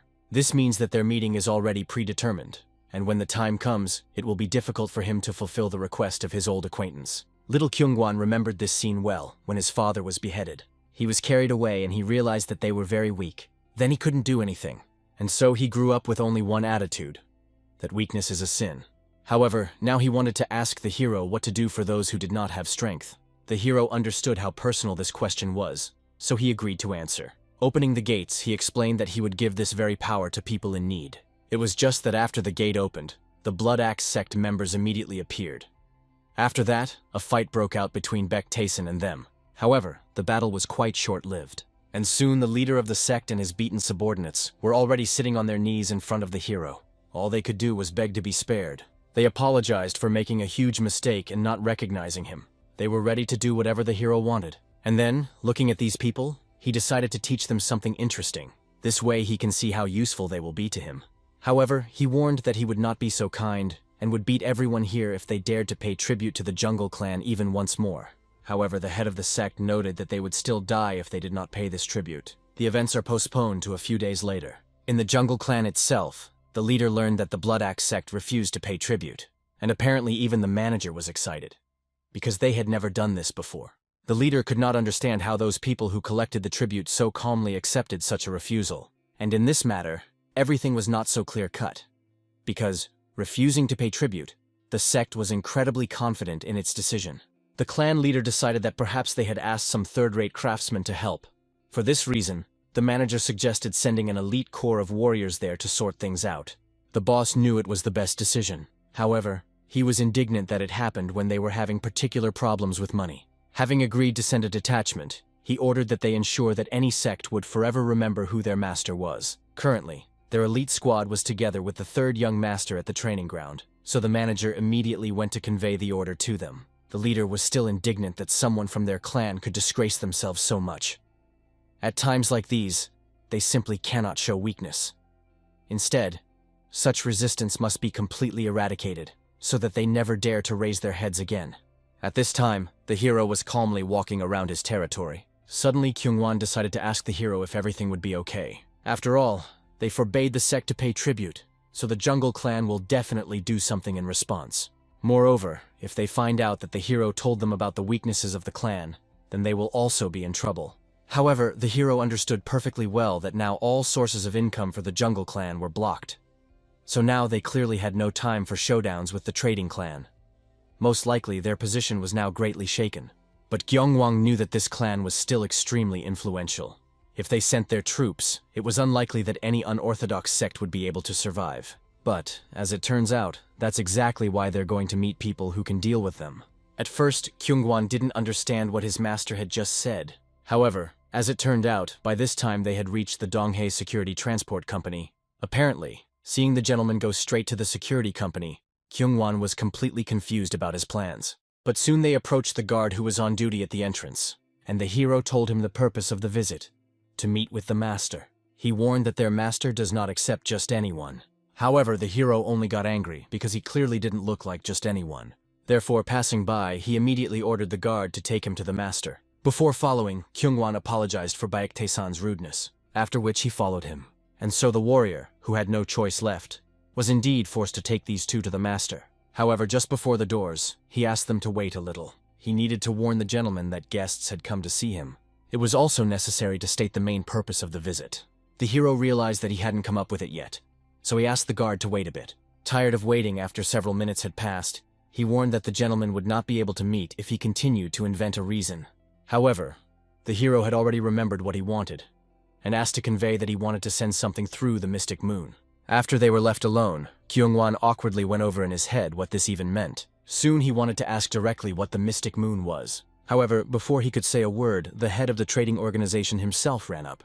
Bowing down, he immediately introduced himself as the owner of the business and expressed his respects to Baektae-san, after which he asked him to come inside to talk in person. And obviously, looking at what had happened, Kyungwon did not fully understand what had just happened. Once inside the building, over a cup of tea, the hero decided to find out how many people he could mobilize right now. And it turned out that they had 6 main bodyguards and 60 rank and file. The hero asked to tell them all to get ready. He also wanted the old man to gather the main bodyguards in a separate place. He needed to discuss something with them, and without asking any unnecessary questions, he agreed. Soon, the hero appeared before all the bodyguards and during the conversation gave them instructions. Until the very end, Kyungwon did not understand what his master was doing here. Because although these bodyguards were strong enough, it was still not enough to resist the Jungle Clan. By this point, his briefing was over, and he explained to the soldiers that they would now be helping the unorthodox faction fight against the Jungle Clan.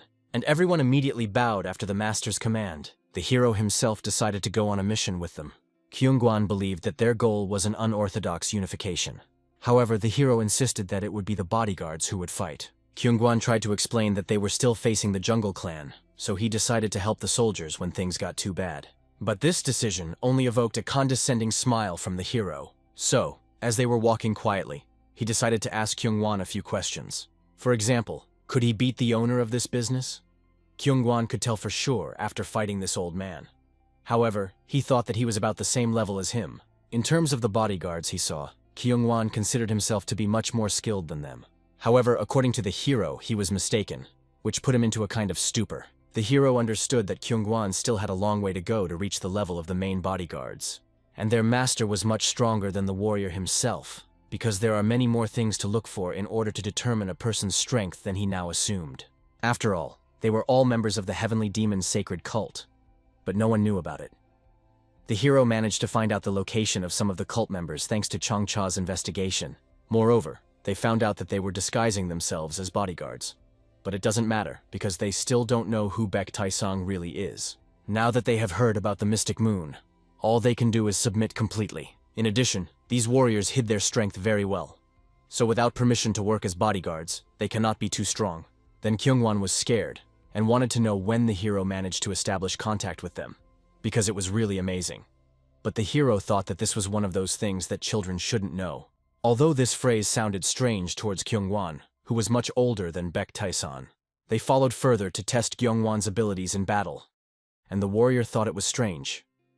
But as it turned out, although they would not fight the troops, the two of them would deal with their leader. Events moved to the Blood Axe sect. One of the elders came there to extort payment from the chief. However, the leader still didn't want to have anything to do with the Jungle Clan anymore. The elder thought that they had gone completely crazy and thought that they could defeat them. In turn, the members of the sect believed that they were trying with all their might to maintain their sanity. It was better for them to shit their pants than to continue serving them. Hearing this sentence, the elder quickly realized that the person behind this riot was the same person who had beaten up young master Zhongli-ung. Moreover, he suddenly felt some unusual aura nearby, coming from outside. So he ordered his warriors to deal with the sect and leave one warrior alive to ask him a few questions. After which he went outside to sort out what he had felt. After all, the elder had fought countless times, but had never experienced anything like this. All his feelings seemed to go crazy in an instant. And these feelings were warning him right now that he was in great danger. And as soon as the hero saw the elder, he immediately realized that the old man had keen feelings, since he felt it. And the old man obviously looked quite strong. This meant that even though the clan had weakened considerably, the elders were still at a certain level. From one glance, the old man quickly recognized that in front of him was Baektae-san, who was apparently behind all of this. But the hero decided not to give him a direct answer, believing that even so, the old man would not be able to remember anything. The old warrior was angered by the youth's insolence and decided to cut off a couple of his limbs, believing that after this, his behavior would change dramatically.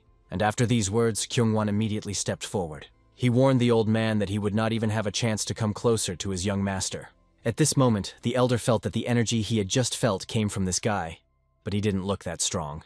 Moreover, this energy could not possibly have come from Baek Tae-san, given his state of health. So, grabbing his blade, the old man decided to find out what he felt. Kyungwon immediately prepared for battle, and the hero warned that his opponent was stronger than he expected. Therefore, the hero wanted to know how long Kyungwon could last in a fight against him. Only then did the warrior admit that his body was already shaking due to the enemy's aura. He had not expected him to be so strong. However, he would continue to fight with all his might, and the hero praised him for such a determined attitude because the best way to become stronger is to fight someone who is stronger. The old man was clearly amused by the fact that these two were talking too much, as if for people who were about to die. Having understood everything, the first thing he decided to do was to cut off Kyungwon's head in an instant. However, to his shock, the boy managed to block his blow. So the old man retreated, knowing that it was a pretty good maneuver, but prepared a more powerful attack to check whether the warrior would be able to block it. However, to his incredible shock, the warrior's blade withstood this attack as well. The bodyguard himself, despite his hands shaking with fear, finally began to see the movements of his enemy. The old man became angry, not understanding how some pathetic bodyguard dared to block his attacks. But no matter how much effort he put into the next blows, there was no particular effect. But apparently, Kyungwon's sword gradually began to fail. The whole reason was that the old man put a lot of energy into his attacks. He continued to attack immediately to prove that no one could defeat him. And after each blow to the blade, it seemed that he was about to die. And then the old man decided to finish him off with another one of his internal energy attacks. He concentrated it, hitting the boy straight in the chest. And as a result, he, bleeding, flew back several meters. However, he did not let go of the sword. And at that moment, he finally realized that he understood what tactics the enemy was using.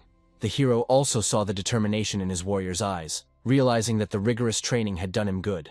At this time, the old man looked at the bodyguard in front of him in bewilderment. He wondered if there was anyone in the entire clan who could block his attacks the way Kyungwon did. So he admitted that his abilities were too great to be wasted on some puny merchant clan, and invited him to join the jungle clan.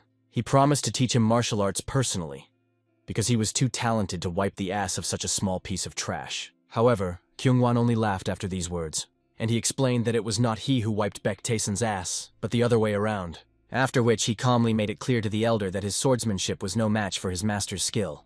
After all, unlike his master, he saw absolutely all of the elder's attacks. Apparently the old man was angry, considering this boy an arrogant bastard. Therefore, looking at his outburst, I decided not to stand on ceremony with him anymore, and thus raised his sword, severely wounding his shoulder. Feeling this, Kyungwon immediately jumped back in order to save the rest of his body, after which, bleeding, he tried to come to his senses in order to continue the fight. The old man himself could not believe that the boy had managed to escape death, because he had aimed at his neck, not his shoulder. So, apparently, he really did foresee the movement of his sword. This means that his words were not some kind of accident. But now he could clearly see the pain the bodyguard was experiencing, so I decided to end this battle and kill him. But he could not allow anyone to hurt his master.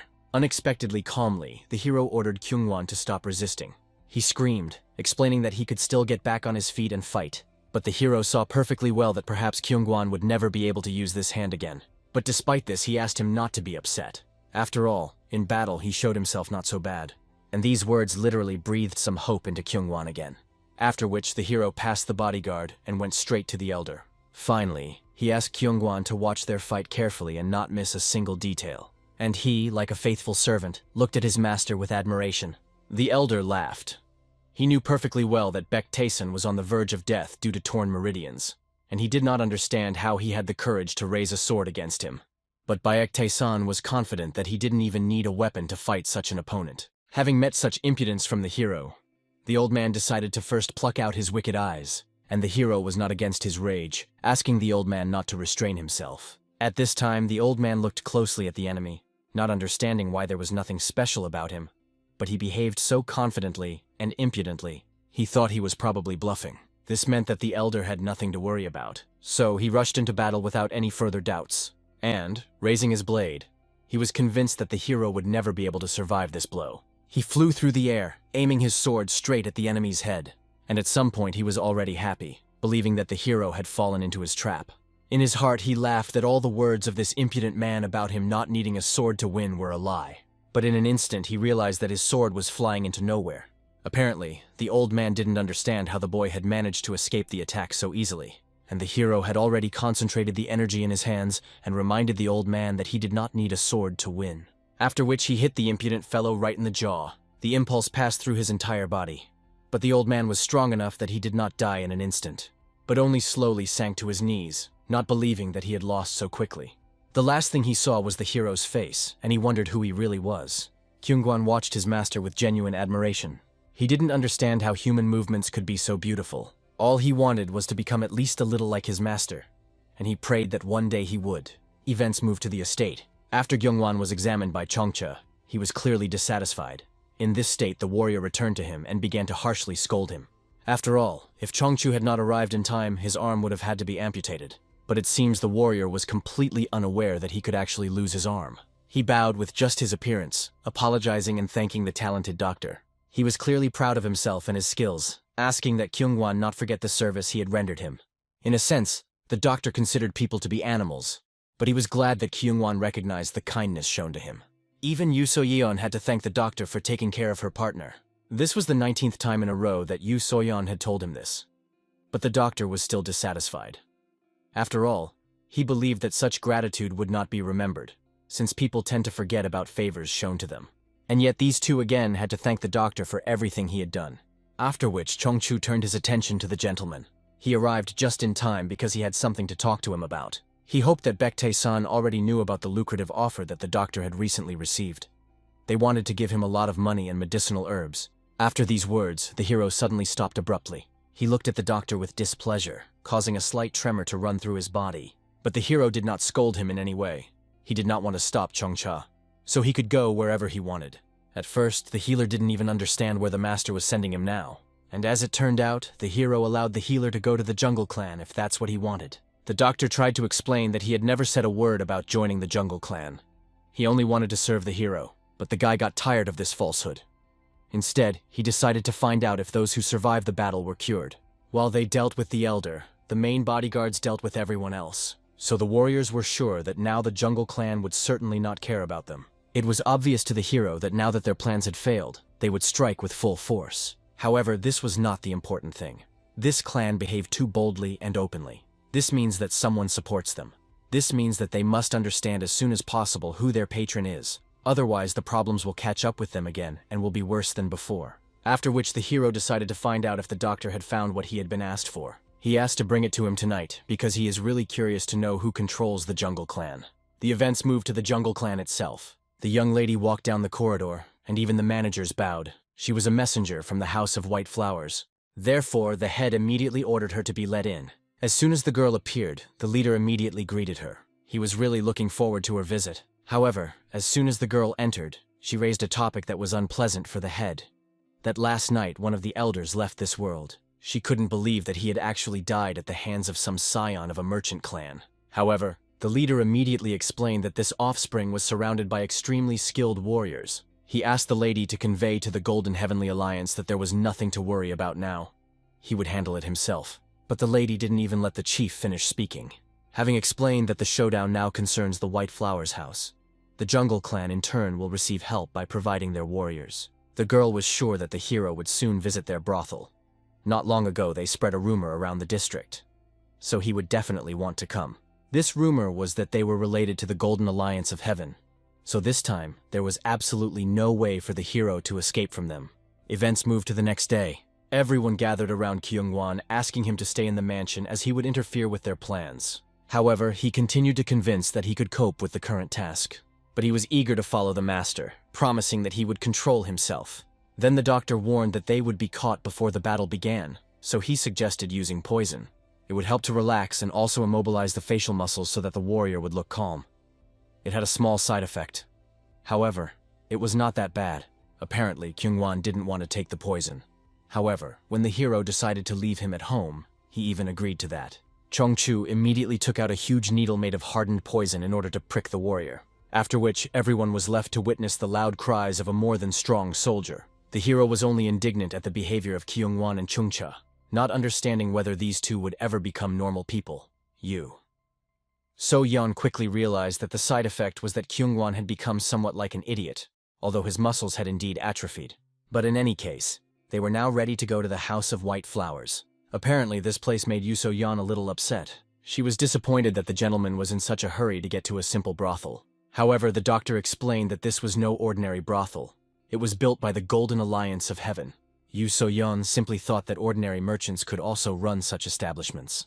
There was nothing strange about it. But as it turns out, they were sitting quietly for a while and then suddenly began to expand their sphere of influence. In addition, all of their businesses were set up around the Golden Wall clan. And although they look like ordinary people, all of their workers are experienced warriors. They were so strong that it was difficult to meet such people even in most trading clans. After all, not long ago a rumor began to spread that the White Flower House was connected to the Golden Heaven Alliance. It was as if these people were specifically trying to lure someone here. That's why Chongchu suspected that they were up to something. So-yeon felt like this literally meant that they shouldn't go there, because they were leading their master into a real trap. Chongchu quickly realized that the guard was clearly worried about the master. However, they both quickly realized that worrying about such a strong man was clearly unnecessary. Finally, the hero and his retinue found themselves in the house itself, and immediately one of the courtesans approached, rejoicing that the famous Night King had honored them with his presence. Chongchu only laughed that rumors about the master had reached even here. After which, he asked the girl to make sure that the gentleman would receive the very best. While the healer was leading the girl away, the hero managed to look at the local workers. They were all on the same level as the warriors from the respected clans. As far as he knew, the Heavenly Golden Alliance was not able to provide such skilled people. This means that there is a much more influential patron behind them.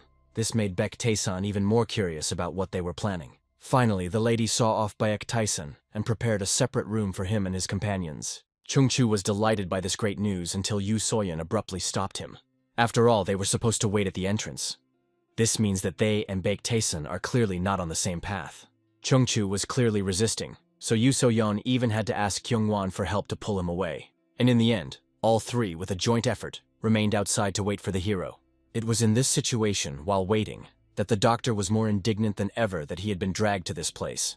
Yu So-yeon quickly saw that something was wrong with her companion. She thought he was not feeling well because he did not look his best. However, it turned out that his medicine stopped working and he experienced some unpleasant side effects. The girl he was in love with magically began to look much more attractive. He could barely contain his cock in his pants. Suddenly, Yu So-yeon came closer to him to take a closer look at Kyungwon's condition. And he literally smashed his head through the wall in order to somehow sober himself up after what he had seen. But when he came to his senses a little, the guy looked at the doctor and quickly realized that this damn divine healer knew about everything. After which, Kyungwon decided to find out where the master was. But suddenly a stranger appeared and explained that the gentleman was in a slightly different place. After which he greeted his tame dogs. Literally the entire brothel security force stood behind this man. The doctor quickly recognized them as warriors of the Jungle Clan, and realized that the brothel was in cahoots with them. And although the man was amazed at how quickly they realized everything, this was yet another reason not to let them leave alive. So the man immediately ordered all his warriors to go into battle. However, this clearly only amused Kyungwon, because he was having a hard time containing the feelings that were overwhelming him, and the battle arrangement suited him much better. After everything he had endured in the last half hour, the fight was coming much easier for him. Yu So-yeon was curious about what kind of restraint the warrior had just spoken about, but they both realized that now was not the right time to talk. After all, several soldiers had already attacked her in order to kill her. However, in one fell swoop she neutralized these people, after which I realized that it was time for Kyungwon to start fighting seriously too. At this time, the hero was with his companion. The girl did not understand why the gentleman still did not dare to sit down, so she invited him to sit next to her. However, it seems that the hero was more interested in the fact that it was quite noisy outside. He felt that a fight had broken out there. However, the girl pretended that she didn't hear anything at all. She herself was glad that today they would finally be able to get rid of the impudent boy, although she was clearly disappointed that the boy clearly had no idea what was really going on. She even felt sorry to kill such a naive, handsome man. Suddenly, the hero suggested gouging out the girl's eyes. He explained that he hardly looked like prey that had been cornered, and he understood that the girl probably suspected that he had come here without knowing anything. However, in an instant, without warning, he broke through the door near which he was standing. After which, he turned to the girl and ordered her not to dare look at him like that again. For a second, she felt incredible horror. At this moment, Yu So-yeon continued her slaughter, cutting her opponents into small pieces. From time to time, she also glanced at her comrade. He looked like a god of war and didn't let anyone get close to him. However, unexpectedly, one of the soldiers caught him by surprise. When he attacked, the guy had to dodge, causing him to completely lose his balance. But he was very lucky that Yu So-yeon was already behind him, and she ensured him in time, after which she threw him forward, and he, accelerating, rushed towards the remaining soldiers. In this way, he was able to quickly cut off their heads from their shoulders, and soon these two were already standing in the middle of a corridor strewn with corpses. The manager was clearly disappointed that these warriors turned out to be such useless scum. However, he understood that now he could take care of business on his own, and warned the bodyguards that now no one would definitely save them. Both were obviously surprised that their opponent had decided to use daggers at such a distance. However, this old man turned out to be very nimble, instantly reducing the distance between them. Instinctively, both Kyungwon and Yu So-yeon immediately threw their swords forward to stop the old man. However, he changed his trajectory, sneaking up straight to the unprotected part of the warriors. It was obviously an open area, and the old man was already imagining how he would stab someone. However, Kyungwon reacted in time, swinging his sword and starting to cover his beloved with his body. But despite this, both got it. After this, both retreated simultaneously. It became obvious that the old man was definitely different from the warriors they had dealt with before. That's why they even doubted whether they would be able to defeat him. The old man himself knew very well that his opponents had some skills. However, they were not enough to deal with the elder, even though the two moved as if they had one mind. It would be a great shame for him and the entire clan if he were to suffer defeat at their hands. So the time has finally come to end this fight. But suddenly a hero intervened in the fight, and obviously the bodyguards were incredibly happy to see their master. The manager quickly realized who stood before him. Initially, he truly believed that the hero was torn apart, and that he already had one foot in the grave. But it seems he was hiding his true nature. However, the guy himself believed that this was a delusion of his enemies, who only wanted to see that he was weak. The old man laughed, remembering how he had initially wanted to spare the boy. However, now he changed his mind and took out his throwing knives. Taking a few pieces, he immediately threw them towards the hero. However, he dodged them, and there was not a hint of fear on his face. He only scolded the man for being too reckless if he was going to kill him. Besides, it was useless, since it was unlikely that the elder would agree to simply answer his questions. For this reason, he decided to just have some fun with this old man. Apparently, he was scared that the hero was able to get so close to him so quickly. And at that moment, our hero began to suck the life force out of this weirdo. As soon as everything was finished, the divine healer finally emerged from his hiding place. Kyungwon was genuinely glad that the man was okay and managed to survive. However, he only laughed, explaining that if he died, no one would be able to take care of the guards, so he had to stay alive. After which the doctor also suggested to the young gentleman to finally put an end to this whole performance. For this reason, the hero immediately let the old man go. And after that, together with the doctor who volunteered to accompany him, they went outside, where several more warriors tried to attack them. They were easily defeated even without weapons. And obviously the hero was very surprised that they were so weak. Although obviously Kyungwon and Yu So-yeon understood that it was all about their master's strength, finally it was time to climb up to the top of the next building. Only then did the guards become interested in who they had been looking for all this time. And as it turned out, they needed a puppeteer who was behind all these attacks on the hero. Somewhere around this time, a woman was sitting upstairs, calmly sipping tea. And finally, the hero entered her room. As soon as he saw the woman, he immediately realized that she was the puppeteer. And then, he asked her not to pull the wool over his eyes, and not to say that her brothel had nothing to do with what happened. The woman had no intention of doing this, because her life was dear to her after all. Only then did Bayek Taesun become surprised by her incredible calmness. But, as it turned out, the woman was sure that she was much more useful alive. For this reason, the hero decided to ask her a few questions first. For example, who is really behind all this? And he was talking about the real puppeteers, not the Golden Alliance of Heaven. The woman was clearly surprised that the hero asked such a precise question so quickly. Unfortunately, she also didn't know the real identities of these people. They acted very secretively, constantly hiding in the shadows, although she knows for sure that they transmit their orders through the Golden Alliance. The one who gives them instructions is Bonmu Ok. Chongchu was familiar with this name. However, he knew this man as the Black Moon Swordsman, a very famous one of the most skilled martial artists, who had killed the demonic General Bloodflame, who had once been ranked in the top 100. However, as far as Chongchu knew, he was believed to be dead. Apparently, after this, the hero demanded some explanation from the head of the brothel. However, she was absolutely certain that it was the same person. She even decided to swear on her soul that she was telling the truth. After this, the hero had no more questions, so he ordered the woman to continue to be responsible for this place. He wanted her to dig up all the information about the Golden Heaven Alliance and this Bong Mu Oak and pass it on to the hero. However, the woman explained that she most likely would not be able to find out anything important. And then the hero immediately saw the falsehood in her words, because she herself had said before that she was on his side and would be useful to him.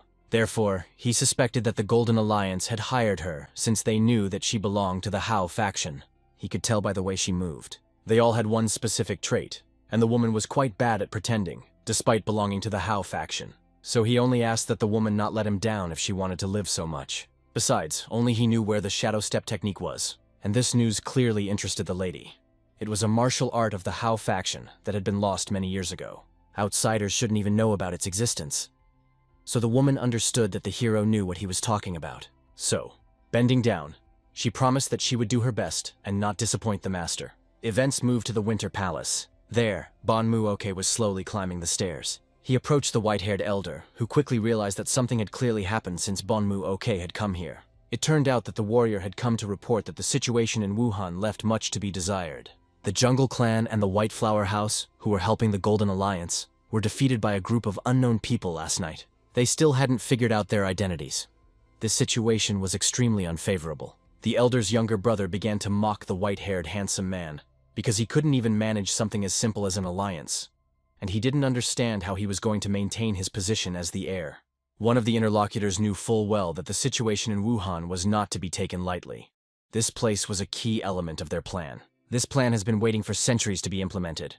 Not the slightest mistake can be allowed. After all, very soon they will appear in this world. The events moved to the Donghae Security Agency. There, Chongchu spoke with the head of this security agency. The head immediately warned that by meeting in this way they were breaking the rules. But Chongch, more than anyone else, knew that they had a special occasion. The leader quickly realized that they were talking about mystical heavenly charms, and honestly admitted that he did not know how much longer it would take for the supreme leader to appear. Chongchu was silent for a moment, thinking about this topic, after which he decided to prepare for the appearance of the new supreme, and also decided to ask the man what he thought about Mr. Baek Tae-san. And his opinion was not unambiguous, because the boy used a secret code that was known only to high-ranking members of the cult. However, the man did not know anyone who was so young, but he knew that Chongcha probably had some ideas. And this idea was that Baek Tae-san was the secret son of the deceased supreme. And from this news, even the old man's tea began to flow down his beard. He screamed, not believing his friend's words. However, his friend immediately asked him to be quieter. Therefore, the old man was only silently amazed by the news he had just heard. Chongchu was happy that a new supreme leader might appear even earlier than they expected. But even though he said so, he himself was not entirely sure. He still hasn't figured out who Baek Tae-san really is. In the end, this guy didn't tell anything about himself at all. Suddenly, a young maid reported to the master that a new doctor had finally decided to come to him. This time, the famous eccentric needle doctor was supposed to visit him. It took Chongchu a moment to process this news, after which he screamed, not understanding why this weirdo was even heading here. But, as far as Soso knew, the chief had indeed called healers from all over the world. Although she saw that the young master's condition had improved greatly after the divine physician's arrival, the leader wanted to know if things would change if the eccentric needle physician was here as well. Chongchu began to argue. However, Soso explained that the eccentric doctor could cure anyone with just one injection. The doctor also started shouting that it was impossible. But Soso insisted that she had indeed heard such rumors, and also that this doctor could restore torn meridians. But suddenly their squabble was interrupted by the hero, and explained that the eccentric healer had become so famous not at all because of his healing techniques. He could kill a person with just one needle. That's why he became famous. It was also a known fact that he destroyed an entire sect using only needles. The naive maid immediately began to argue that she had never heard of this before, and a real healer would never kill people. And the hero was only touched by how naive this girl was, and she, offended by the gentleman's words, immediately began to prove that she was already quite an adult. The events moved to the market, where Dang Yun was walking with her assistants. She came to the market to choose vegetables and fruits and bring them to the master's mansion. However, suddenly he and his assistant heard loud screams. There, a man who was gambling noticed that he had been cheated, and that a coin had been removed from under his glass when he had placed a bet on it. So he demanded that the man confess and return the money. Obviously, he immediately began to argue, proving that if he were a deceiver, his business would not have stayed afloat for 15 years. However, obviously such arguments did not convince the man in any way. For this reason, he proposed a certain bet to this swindler. If there was a coin inside the cup, he was ready to give up his eyes. However, the scammer also had to put something on the line. For example, he could take away one of his hands. He was even willing to mercifully allow him to choose which hand to part with. The rest of the residents began to guess why they had never managed to win at this attraction. Even Dang Yong became curious to know what this man was really hiding. The warrior continued to pressure the man to prove that he was not a fraud. However, he did not want to agree to such an absurd argument. This made the man convinced that he was a real fraud. Otherwise, he would have nothing to hide. However, suddenly he felt something. After which I saw a beauty watching everything from behind. He immediately realized that she had a body with physical purity. So he lost all interest in this swindler. He immediately threw a stack of coins in his face and ordered him to get lost. This scammer was very lucky. It was literally his lucky day. He himself followed the beauty, surprised that today was such an outstanding day. However, he came to the gates of the Golden Wall, to the very place where he was supposed to stop for a while. Therefore, without thinking, I immediately entered the gate. There he was met by the chief manager, who joyfully greeted the man. And as soon as the question turned to the girl, he realized that they were talking about Danyan, who was the master's servant. This man was not the first to be interested in this girl. However, he immediately warned that the man would not be able to take her, since the divine healer himself had already made similar offers to her. The doctor was offended because he could not be compared with such a non-entity. He believed that no one would refuse the offer made by him. For this reason, he soon found himself in front of the hero, and he smiled, realizing that it would certainly be easy to do business with such a simpleton.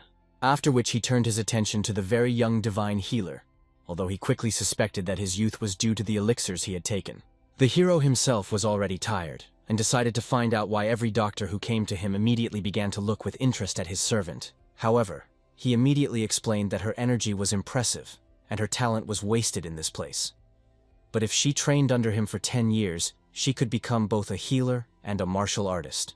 After these words, the hero laughed, noting that the man himself did not look like a real martial arts master, and expressed the hope that he was taught at least a few healing techniques. And obviously the man was angry that the impudent boy was belittling his art so much. However, suddenly he felt a deadly attack approaching. He barely had time to close his eyes, and when he opened them, he realized that it was the hero's hand, which he extended so that the doctor could check his pulse. In this way, he wanted to find out how good the man's abilities really were. Apparently, the doctor looked in shock at the hand extended to him. Because of this movement of the hero, he even forgot how to breathe for a second.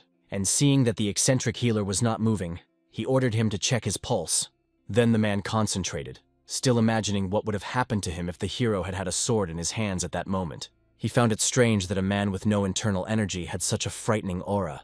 However, suddenly, when he checked his pulse, he felt something strange. The hero's body really did look like real trash. For this reason, the boy decided to find out how much time it would take the doctor to fix all this. He was able to restore several major meridians, but it would not be fast at all. So he thought it would be better for Baek Tae-san to just give up and be content with what he had. For this reason, Baek Tae-san, upon hearing this, immediately admitted that the divine physician's skills were still better than this man's. After all, the divine physician said that his treatment would take only a few years.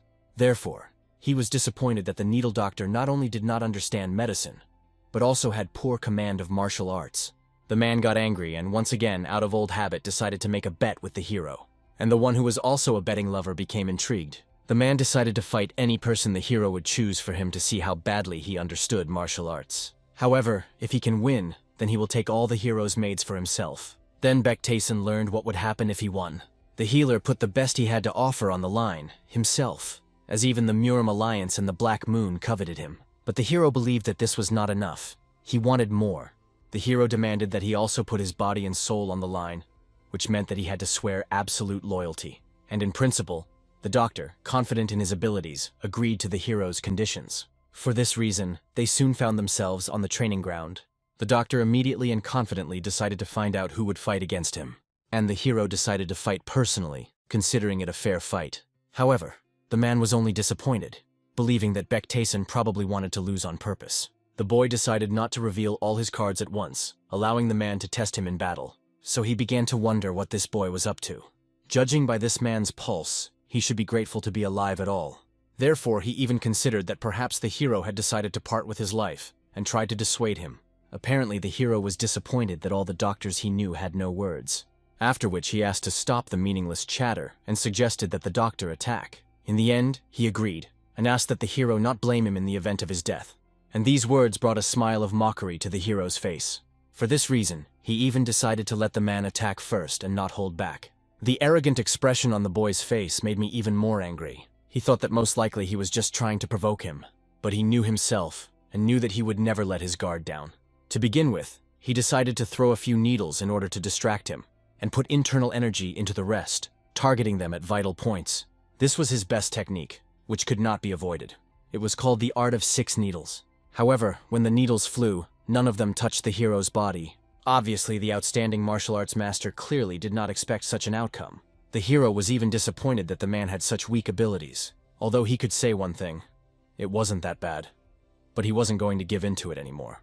The energy that danced around the hero after these words frightened even the man himself, and the hero approached him in an instant in order to deliver his blow. He reached for the man's chest, pushing him back lightly. But even such a blow sent him tumbling off the training arena. He even crashed into a wall, which his body literally shattered into pieces. And now those very needles that he had thrown away were in his body. He even thought that perhaps Baek Taesun had used some kind of witchcraft. However, he swore that this time he would definitely not miss. The hero only laughed at the self-confidence of a man who would give up only after death. At that moment, he disappeared. The healer never saw him again. Although he had specially concentrated a large amount of internal energy in his eyes, it did not help. That's why the hero caught him by surprise by appearing behind him. Bracing himself for the blow, he concluded that the man really knew nothing about martial arts. Then he struck him. Thus, it was only when night fell that the needle doctor finally woke up. All this time, Changchu was keeping an eye on him. Apparently, he was not pleased with the news that he lost consciousness after being hit by the hero. Changchu also warned that several restrictions have been imposed on the doctor as a precaution, and only then did the man realize that he now truly belonged entirely to Master Baek Taesun. The divine healer only hoped that he and the needle master would work together, since the two of them were now hostages in this situation. When the next day came, the hero had to leave his residence. He came to his parents' residence to see his older brother. The head of the trading clan also noticed that his brother looked much better than before. This means that the divine and eccentric doctors lived up to their reputation. Besides, he also heard that the eccentric needle master had also decided to stay with the hero. The older brother admitted that he called the boy because he wanted to ask him for a favor. They recently received news from the Yang clan. They said that the River Martial Alliance from Hubei was gathering rising martial artists under their wing, and Yeon Haran was also invited. Initially, the elder brother knew that it would be strange for a merchant clan to join the meeting. However, the needle doctor received a similar proposal. Besides, he seemed to have agreed to participate even before he came to them. The older brother tried to gently lead him to the idea that had arisen. However, the hero quickly realized that his brother wanted to send Baek Taesun along with the eccentric doctor. And in principle, the hero was not against it, because he himself wanted to train a little. The brother was very grateful to the younger brother, and also explained that the River Alliance was the strongest such organization in all of Hubei. And since they were also inclined to take action, there was no way they could miss such an opportunity.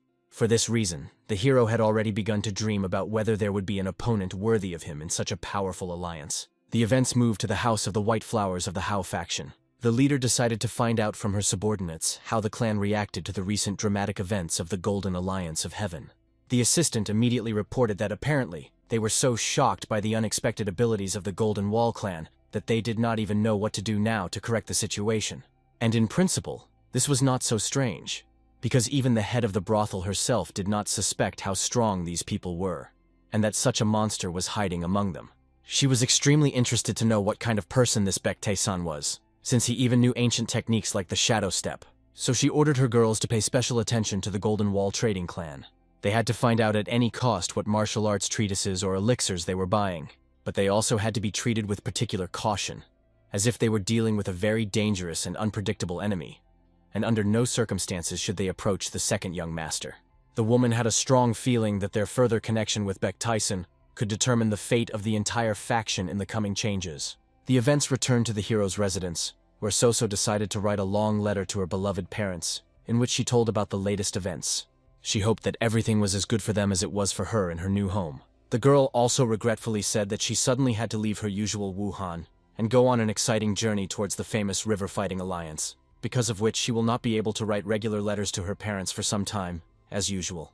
Besides, she was amazed that, being such a simple girl, she would end up in such an amazing and important place. That's why she considered her master to be a truly incredible person. She also spoke with admiration about how they were joined by two famous doctors, who, for some mysterious reason, were completely speechless when their master was nearby.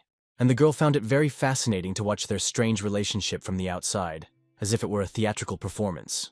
Besides, over the last few days the three of them had been meeting quite often, almost every evening, and it seemed to the girl that they were conducting some kind of special and mysterious training, because every night she heard loud screams, and when she carefully looked out of the window, she saw that a bright and mesmerizing purple light was coming from the master's house. But thanks to this intense training, her master began to look much healthier, and it even began to seem that the appearance of the two doctors had also noticeably improved. True, sometimes the hero muttered very strange things under his breath. For example, that doctors were much better than courtesans from brothels, which led the maid into some confusion. In any case, Soso was absolutely sure that she lived with very good and kind people. Before, she felt a little lonely in the big mansion, but now she felt like she had new family members who cared for each other. After which, the girl sincerely promised to send her parents a new detailed letter as soon as she safely returned to Wuhan, and asked them not to worry about her too much. She also hoped with all her heart that everything would be fine with her parents in the coming days. A couple of days later, the events move again to the White Flower's house. The hero came to meet his new subordinate and check the progress of the assignments. The first thing he decided to do was to find out in a businesslike manner how the important investigation she was conducting was progressing. However, the woman explained somewhat sheepishly that they had already sent him a detailed report with all the details found. But that was not the point now. The hero asked directly how things were going with the investigation into his own past, and obviously the woman immediately became frightened, realizing that Baek Taesin had somehow found out about everything. The hero immediately noticed that she looked too surprised, as if she sincerely expected that he would never find out about this secret investigation. And all that was left for the woman to do was to sink even lower on her knees and humiliatingly apologize for her terrible sin. She quickly explained that she simply wanted to know more information to better serve. But since her agents were extremely cautious in their actions, the investigation was not yet complete. She also clarified that this investigation concerned the Golden Wall clan as a whole, and not him personally. But the hero was only interested in the specific facts that they managed to find out, and not in the justifications. And all the lady knew at the moment was that there was some important secret hidden behind Baek Taesin that even she had no idea about. This news clearly disappointed the hero a little, but he decided to switch and find out useful information about the River Alliance. The lady immediately proudly declared that no one could compare to the Hao faction in collecting information about famous Marima organizations, and solemnly promised to immediately prepare the most detailed data for the hero to study. The guy also asked to carefully select several of the most competent people for him, because he had one important matter in the River Battle Alliance that required reliable support. After which, he also asked the woman to bring him paper and a writing brush, and immediately began to draw something with amazing precision. When he finished, he threw the paper to the girl. She began to read with interest, and at that very moment was almost stunned by what she saw. One quick glance was enough to understand that this was indeed the legendary shadow step technique that the faction had been searching for many years. The hero calmly explained that this was obviously not a full version of the technique, so he asked the woman to continue to try even better and prove how useful she could be to his plans. After all, with the shadow step technique, in the future, she could even claim to become the full-fledged head of the Hao faction instead of the current leadership. And only at that moment did she finally realize how incredibly valuable the information was that was now in her trembling hands. Soon it was time for the hero to set off on a long journey to the River Battle Alliance, and his elder brother even came out to ceremoniously see him off, along with the chief manager of the clan. He was sincerely amazed at how much his younger brother had changed recently, although deep down he still considered the hero a child. It seemed to him that just yesterday he was crawling under his desk and playing with papers, so it was especially touching to see him already actively involved in serious family and clan affairs. Although his younger brother began to look much better and healthier, the man was still secretly worried about his well-being. But the manager wisely noted that now that he had two of the best doctors in the region with him at all times, there was certainly nothing to worry about. And only then did the man, with a bitter smile, realize the cruel irony of fate. He was genuinely concerned about his brother's health, even though he had once poisoned him because of a power struggle. After which, with some regret about the past, he turned around and went back to the daily affairs of the clan. The man still couldn't get rid of the strange premonition that some truly global event was about to happen that would change their world. The events moved to the mysterious residence of So Dogan. Two figures in dark clothes in the middle of a mountain of various shelves were busily discussing the completion of preparations for an important operation. All the things that the elder had given them were also completely ready for use. and they only had to wait for the right people to arrive. When all the preparations were finished, the man wanted his faithful assistant to immediately go after them and take the entire process under strict control. He immediately bowed respectfully, moving on to immediately carry out an important task. While his master was pondering with a grim expression on why they had suffered such a complete and humiliating defeat in Wuhan, even the Heavenly Golden Alliance that they had given such powerful support to had now become a completely useless tool. If they fail miserably again this time, the Elder will personally and cruelly punish them for their incompetence. They would most likely end up as wandering souls who would forever seek repentance for their sins. And even imagining such a fate was truly terrifying. However, he still looked with keen interest at the preparations nearby, and he understood that very soon he would meet again with that long-awaited person. At this time, the hero calmly continued his measured journey in a comfortable carriage on the road to the River Alliance. However, although the carriage was indeed very comfortable and of high quality, both doctors understood perfectly well that the gentleman had paid a lot for such luxury. Chongchu considered this to be completely unsurprising for the master. After all, this was the true path of an aristocrat accustomed to the best. After which, the two learned men began their usual argument about trifles, since the eccentric needle doctor kept teasing the divine physician. Yu So-yeon, looking with interest at these two adults, but behaving like children of men, understood that very soon something truly terrible would certainly happen between them if they did not stop provoking each other. However, suddenly the needle doctor asked with surprise why they decided to go by land and not by water, which would have been much faster. But, as it turned out, the reason was the pirates who had recently been raging on the rivers, attacking merchant ships. Although it was obvious to everyone in the carriage that these pirates should have avoided meeting them, and not the other way around, given the strength of their companions. And only the eccentric physician expressed such an opinion, and everyone else adhered to his point of view, although they did not show it directly. However, Chungchu suddenly remembered with concern that Lady Yeonharan was also going to the River Martial Alliance, and suggested that Yu Seo-yeon contact her to go together for safety. But, as it turned out, her mistress had long since boarded her own ship, and the girl seriously doubted that she was aware of their plans and purpose. Apparently, Chungchu was genuinely surprised that Miss Yeonharan would take such a risk, especially when there were so many dangerous pirates on the water. But Yu So-yeon, like no one else, knew well that their ancient clan had many strong and experienced warriors to protect them. Besides, her mistress was also quite strong in her own right. Initially, there weren't many female warriors in the Yeon clan, but it was for this reason that Yu So-yeon initially became Haran's personal servant. However, she was quite certain that the mistress was much stronger than her in all aspects of martial arts. Chungchu also realized that this modest girl clearly didn't realize how strong she actually was. Although, considering that everyone she could compare herself to were true monsters like their master, it was quite understandable and not surprising. The girl herself at this time fondly recalled her distant childhood. She clearly remembered how Father Karen solemnly introduced her to his beloved daughter as his new personal guard, as well as a partner for joint combat practices and training. Then little Yu So-yeon immediately bowed respectfully and politely greeted the lady, expressing her deep respect and willingness to serve her. Apparently, the girl had also interrupted her daily sword training, after which, with a sincere smile, she approached her new guard.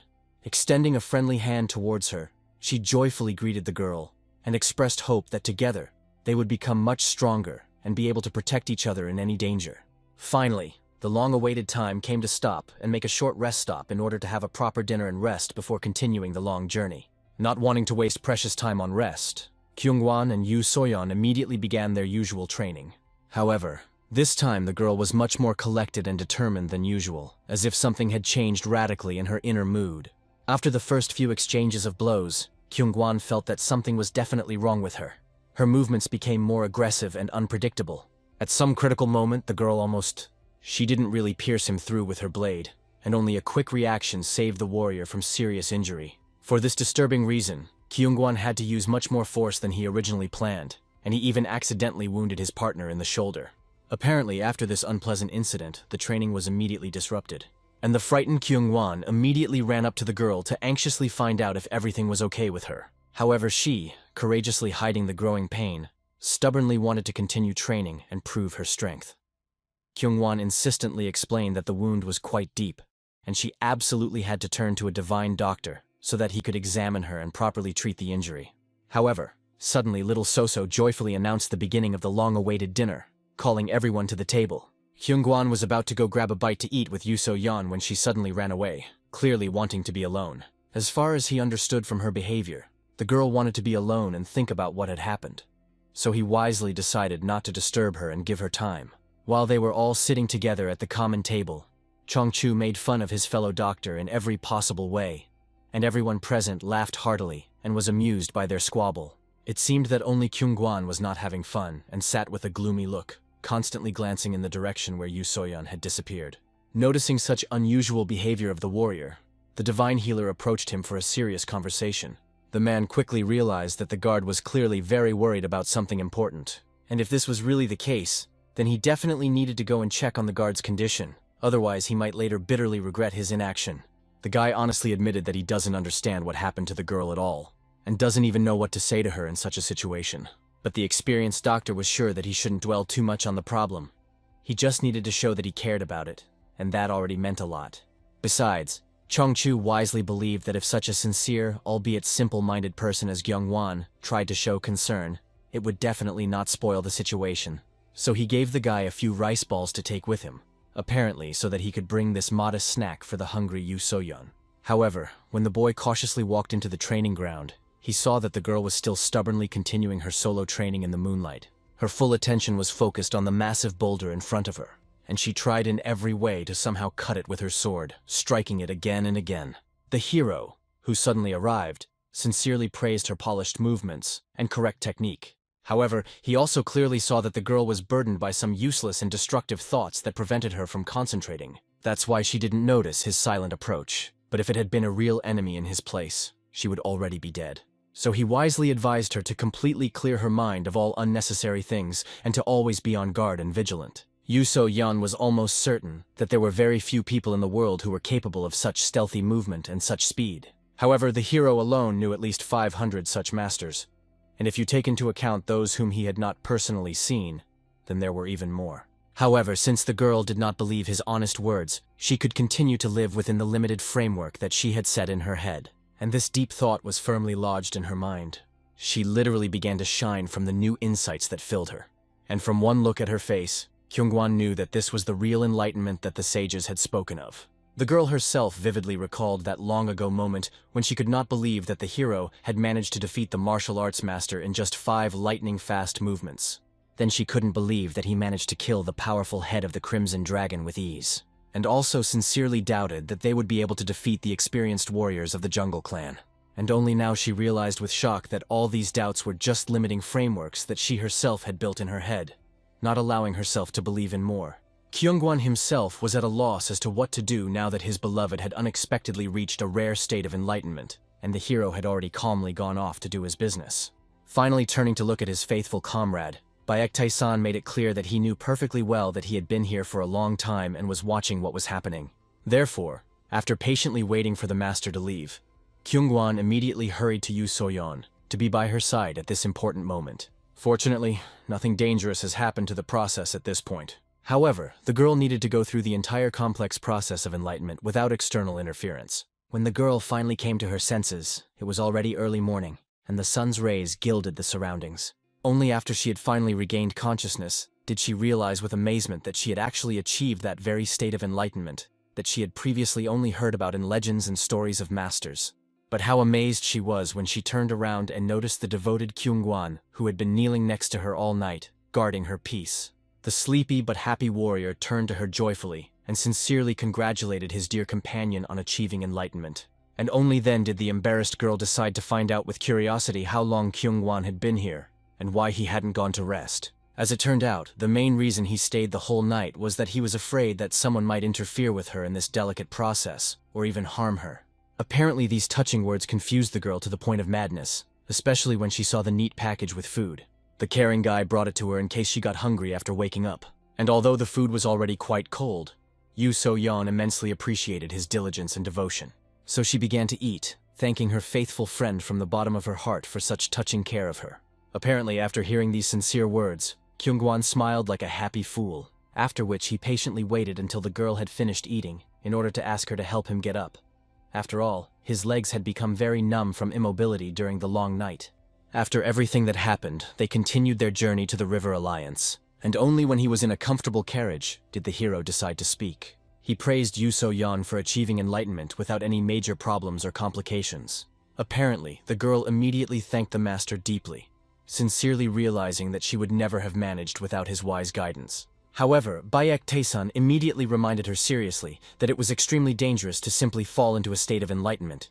If something went wrong, she could suffer from energy rejection, and it would not be limited to internal trauma alone. She might never even wake up from such a deep trance again.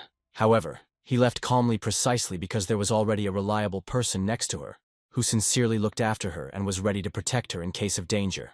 And then, after these meaningful words, Yu So-yeon and Kyung-won exchanged especially warm and understanding glances. And little So-so, who was sitting right between them, could barely contain herself, knowing full well that these two were head over heels in love with each other. And even the hero himself was sincerely glad that his timid bodyguard had finally taken a really big step forward in his personal relationship. Soon, the whole friendly company safely arrived in the prosperous province of Hubei, and entered the bustling city of Yicheng. Chongchu immediately began to busily look around, searching with his eyes for that famous river-fighting alliance that he had heard so much about. And when they finally stopped at an inn, he was relieved to be able to stretch his aching back, dreaming about how he would finally be able to get a good night's sleep in a normal house, with at least a roof over his head. Finally, walking slowly along a crowded city street, the hero noticed a man bowing before him. He quickly came up and quietly whispered something in his ear, after which the mysterious stranger just as quickly disappeared into the crowd, as if he had never been there. Apparently, the curious young maid became interested in who this mysterious man was and what he was reporting. And the insightful Chongchu guessed that it was an agent from the Hao faction. And, as usual, he was absolutely right in his guess. This secretive man reported to the hero that, judging by all the available information, a ship from the Yang clan would arrive at the city's harbor within the next hour. So he politely asked Yu So-yeon to take care of her mistress when she finally arrived in the unfamiliar city. The quick-witted So-so even suggested that perhaps the hero knew in advance the approximate time of the girl's arrival, and specifically wanted them to arrive almost simultaneously for convenience. However, the guy sincerely believed that this was just a lucky coincidence, nothing more. Besides, it had been a while since Yeonharan and Yu So-yeon had met or interacted in person, so he thought that this unexpected coincidence was very convenient for them to have a joyful meeting of friends. Apparently, such sincere concern for his subordinates touched the kind So-so immensely, and Yu So-yeon was deeply grateful for such thoughtful care from the young master, who thought about even such trifles. Finally, gracefully stepping off the arriving ship onto the pier, the girl looked with interest at the picturesque city views opening up before her. But they didn't make her particularly happy, because it had really been a long time since she had seen her dear friend. She would be incredibly pleased if she were next to her now to share this journey. But suddenly she heard someone's painfully familiar voice behind her, after which she saw with joyful amazement that her beloved friend was meeting her right at the ship. Obviously, the delighted girl did not stand on ceremony, and immediately threw herself into her tight embrace. She couldn't believe her luck in meeting her in such a distant place, and she couldn't understand how she ended up there. But the most important thing was that she missed her very much, and now they had time to talk about everything and discuss a lot of things alone. But suddenly a certain unknown and rather arrogant gentleman approached the lady from behind. He was the eldest son of an influential family of the Shimen clan. He was clearly disappointed and even outraged that a noble lady could so easily associate with such a commoner and allow herself such liberties. The arrogant young man quickly realized from her dress and manners that she was clearly from the lower classes, which aroused his contempt. But Yeonharan was seriously offended by such arrogant words and explained with dignity that she was her faithful bodyguard, as well as her closest and dearest friend. The gentleman only chuckled mockingly, saying that a girl who was friends with her servants seemed to him very frivolous and carefree. He arrogantly reminded that noble people are strictly forbidden to get close to those who are supposed to serve them, because then, commoners begin to forget their true place in society. Besides, in his opinion, this bodyguard was completely unreliable because she irresponsibly left her mistress alone on the road. And she looked rather weak and inexperienced, as if she did not know how to really fight and protect. Apparently, the noble lady immediately began to ardently defend the honor of her dear friend before this arrogant gentleman, while Yu So-yeon herself sadly recalled similar times from her childhood. One day she hit a noble boy. He shouted loudly that girls should not practice martial arts at all, and that it was contrary to nature. Soon the two little girlfriends heard how the beaten gentleman was desperately searched for by his worried servants. Therefore, kind Yeonharan immediately covered for her friend and decided to take full responsibility for taking care of this unpleasant situation. After all, some simple servant would probably be beaten half to death for such impudence towards a noble offspring. And indeed, the girl bravely endured the cruel punishment and returned with her legs so badly beaten that they could barely support her. However, she tried her best to appear strong, cheerfully saying that they were not sick at all and did not look as bad as it seemed from the outside. Apparently, Yu So-yeon couldn't understand why the lady had gone so far to help her and protect her from punishment. However, Harin sincerely believed that they were true friends, and she wanted Yu So-yeon to also start calling her by her first name without ceremony. For this reason, knowing full well the possible consequences of her actions, there was no way that Yu So-yeon could just go and hit this arrogant man, no matter how much she wanted to. Suddenly, all three of them were called out by someone from behind them. It turned out to be Chong-chu, accompanied by Baek Tae-san's retinue. The divine physician politely explained that they had come to visit the lady and inquire about her health after her journey. And then Yeon Harin suddenly became covered with a light girlish blush, and the two men immediately glared at each other with openly angry and hostile looks.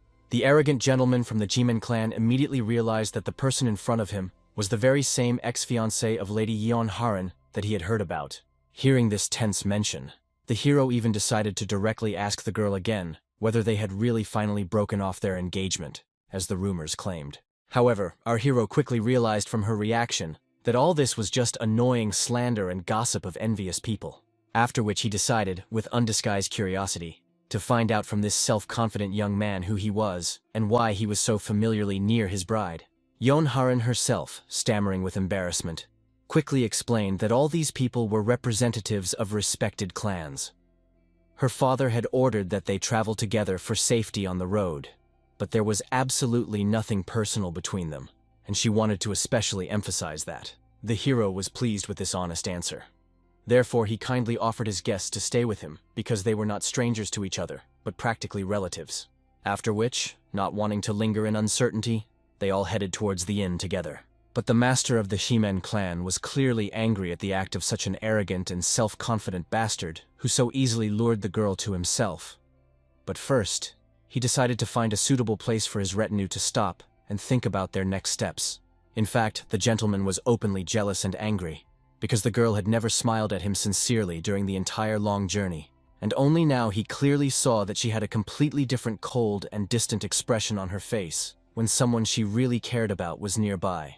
This discovery excited his pride even more, so he was ready to do anything to force her to marry him, and not some pathetic non-entity from a merchant clan. At this time, the hero calmly walked next to Karin, who stealthily and carefully studied the features of his matured face. And as soon as he noticed this and looked at her in response, the girl immediately shyly looked away, blushing. The observant Yu Seo-yeon was probably not the only one who noticed this meaningful interaction, and even suspected that something important had definitely happened between them in the distant past, when they were still children and grew up close. Moreover, the longer she looked at the matured gentleman, the more she saw striking similarities between him and that mysterious man from the past. This amazing girl was the one who unconditionally believed in him, and that he would definitely succeed in becoming a powerful supreme head of the cult. He truly loved her with all his heart.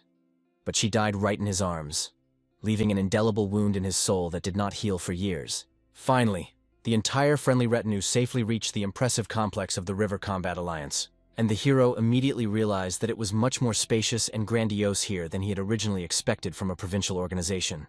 The experienced healer explained with knowledge that this majestic place was only half the size of the famous Righteous Alliance. Although the locals modestly called themselves the Hubei Alliance, given their impressive size and influence, they could well be considered a smaller, but still worthy version of the Righteous Alliance itself. And the hero did not even argue with this assessment, because these words were not at all exaggerated, but reflected the real state of affairs. Soon they were led with honor to a truly luxurious mansion, intended for the most important guests. So quickly looked around and made a very positive verdict regarding their accommodation, and the man accompanying them proudly explained that since they were special and honored guests, they were ordered to be given the most solemn reception worthy of their status. Chong-chu was already overjoyed that his fame had finally reached the River Alliance itself, so they were given such a magnificent reception because of his presence. However, the self-confident needle doctor was firmly convinced that the whole reason lay precisely in his arrival. Because of all those present, only he had an official invitation. As a result, these two almost came to blows right on the doorstep because of such disagreements, and calmed down only when the hero sternly called out to them. He explained that starting today he would actively search for worthy healers, of which there should be plenty in such a large alliance, At first, Chongchu was perplexed, and did not understand why the hero needed other healers if he already had two of the most famous and talented healers in the region. However, the true reason was that he was sucking too much life energy out of them, causing their effectiveness as sources of power to begin to noticeably decline. And then both healers, with an unpleasant shudder, recalled the painful sensation they experienced during each energy extraction procedure. However, they were forced to admit one important thing. Their own bodies became significantly healthier and stronger after each such session, after which they began to discuss in a business-like manner where they could best find suitable doctors to replenish their supplies. Chongchu wisely suggested visiting a local hospital in the area and finding decent doctors there for home visits. The needle doctor even sincerely praised him for such a practical and reasonable idea. However, he self-confidently believed that he himself was much more knowledgeable about the professional qualities of doctors, so he was confident that he would be able to choose the most worthy candidates, unlike the divine healer. And only after hearing this next arrogant statement, the divine healer immediately offered them to make another competitive bet. The interested rival doctor also decided to find out what exactly would be at stake in this dispute. After thinking about the situation for a bit, he decided not to miss this wonderful chance to prove his superiority. If he won this competition, he wanted to finally learn the true identity of the mysterious divine healer who had so carefully hidden his past. It seemed to the divine healer that the man would not be able to psychologically bear such a shocking truth, although Chongchu was convinced that he alone should decide such issues, without anyone else's interference. Therefore, the divine healer agreed to these conditions, and in case of his victory, he wanted the healer of needles to teach him one of his secret and most effective techniques. Obviously, he was very angry, because it was the only truly valuable thing he had left. However, the combat component of the technique did not interest the practical Chongcha at all. He only needed therapeutic acupuncture for professional development. Apparently, the man had already regretted 300 times that he had rashly agreed to this risky bet. But in the end, they decided that the healer who could bring the greatest practical benefit to the treatment of the master would win. And so, looking intently at his opponent, Chongchu was sure that this time he would definitely find out who he really was, and would also reveal everything that his opponent had so stubbornly tried to hide from those around him. Soon the two were busily guarding their master's chambers, while he meditatively sucked the life energy out of the local healers. However, it seemed to both of them that these new doctors were not in so much pain during the procedure, because they screamed completely differently, not so shrilly and desperately. However, unexpectedly the massive doors swung open with a bang, and a gentleman with a clearly displeased expression on his face materialized right between them. He sharply ordered that all these worthless doctors be taken away immediately, because they turned out to be much worse than he had expected to receive. And he also asked that from tomorrow onwards one person be brought to him every day for a more careful selection. Chongchu didn't even have time to be properly surprised by such an unexpectedly large number of disappointed people, as he immediately obediently agreed under the piercing and demanding gaze of the hero. The Needlemaster decided to find out in a practical way what kind of people he needed and what the exact selection criteria were, so it was important to understand the specific requirements. However, the hero slyly understood that for the most part, it was about the bet they had made, and promised to choose the final winner from the two based on the quality of the people they would bring next time. Looking after them, the hero realized with disappointment that this time, sucking out energy was much worse and less effective for him than with the souls of truly famous healers. He seriously suspected that this might have something to do with their level of professional skills and purity of soul. During his experiments, he discovered several important patterns. For example, that the amount of force extracted by each person is different. The souls of the healers heal and restore his body, and the energy of the courtesans fills him with the power of passion and desire. Moreover, the effectiveness of the procedures also differs significantly. The more polluted and vicious the soul was, the more excruciating pain people experience, but the weaker the healing effect for him is. And this meant that the hero most likely now urgently needed the purest souls, completely devoid of any moral vice and life's dirt. And at that moment, the little maid Soso joyfully ran up to him. She came to find out with concern whether everything was well with the gentleman and whether he needed any help. The hero immediately realized with satisfaction that in front of him was precisely the pure soul that he needed so much. He kindly thanked the devoted servant for coming just in time, and gently placing his hand on her head, he reassuringly promised that she would not feel anything. She had nothing to worry about.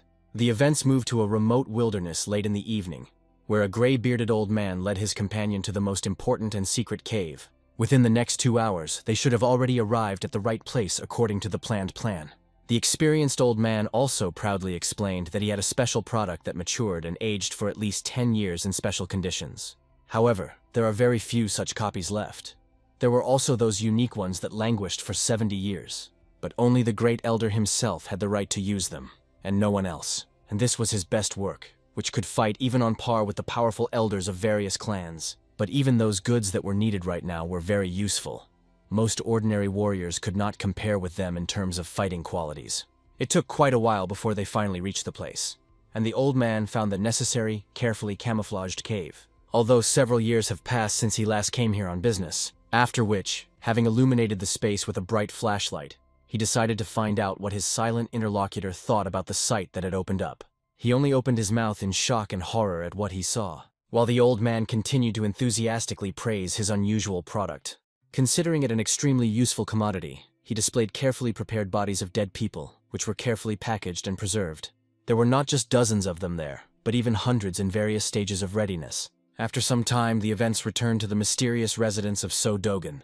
Some ancient and sinister ritual had already begun to be performed over the prepared bodies. Drummers in black robes beat large drums in a special hypnotic rhythm, and the gloomy shaman continued to monotonously recite complex spells in an unknown archaic language. Those watching this action realized that very soon, the souls that were magically sealed in special containers would almost completely return to the bodies prepared for them. Dogun's loyal assistant understood that in this case, they would become half Jiangshi, a special kind of zombie. However, Jiangshi were originally living people who were brought to such a borderline state by special methods, and those who were here and now were created by deliberately pouring concentrated energy of death and decay into them. This meant that their original human soul was still alive and functioning within. This is why they cannot be called zombies in the generally accepted sense of the term. They are capable of moving at their own will to a certain extent, and even using the martial arts they have learned. They infused these dead bodies with the souls of other previously living people. One could say that they were truly brought back to life, albeit in a modified form. However, a serious question arose about how exactly they were supposed to control the people who had thus returned to life. The leader confidently believed that the key to control was hidden in a secret technique that was known only to the oldest representatives of the Blood Cycle clan. Most likely, some powerful restrictive magic would be cast on the soul of each resurrected person for complete submission. However, the assistant obviously had some doubts about his master's true loyalty to the Blood Cycle clan, which seemed to him to be very dubious and insincere. But he wisely decided not to tell him anything about these suspicions for now. And soon, the final, most important stage of the complex ritual began. In an instant, when the ominous music finally died down, the bright light went out, and everything around was plunged into deathly silence. And the zombies, whom they had been preparing for life for so long and so carefully, finally began to slowly regain consciousness and move. The events returned to the River Alliance, where two rival healers waited patiently in the leader's spacious office until he finally came out to them. Joyfully meeting such famous and respected healers, he greeted them warmly. Both immediately rose respectfully from their seats and bowed deeply, begging the master not to exaggerate their merits. After all, it was a great honor for them to meet the man who wisely rules this entire huge alliance. But he only laughed good-naturedly, modestly calling himself just one of the cogs in this large and complex mechanism, and kindly asked them to sit down for a serious conversation. Both of them immediately felt a strange and disturbing aura around the alliance leader Baek Liang, which made them tense up internally. After which the leader himself decided to thoroughly discuss with the doctors the fact that they both now lived in the Golden Wall trading clan. He clearly did not expect that they would easily confirm these widespread rumors. After all, they were known as the best of the best healers in the entire region, and many influential clans and organizations would very much like to have them in their ranks. And the leader was absolutely right in his assumptions. Not long ago, the Namgung and Jagal clans had contacted Chongch, and the Righteous Alliance itself, and even the mysterious Black Alliance had contacted the eccentric Needle Doctor. For this obvious reason, Baek Liang became even more curious about what kind of special place this Golden Wall trading clan was, that they both decided to stay there, turning down more prestigious offers. Chongchu explained that he had finally found someone who was able to see and appreciate his true value as a specialist.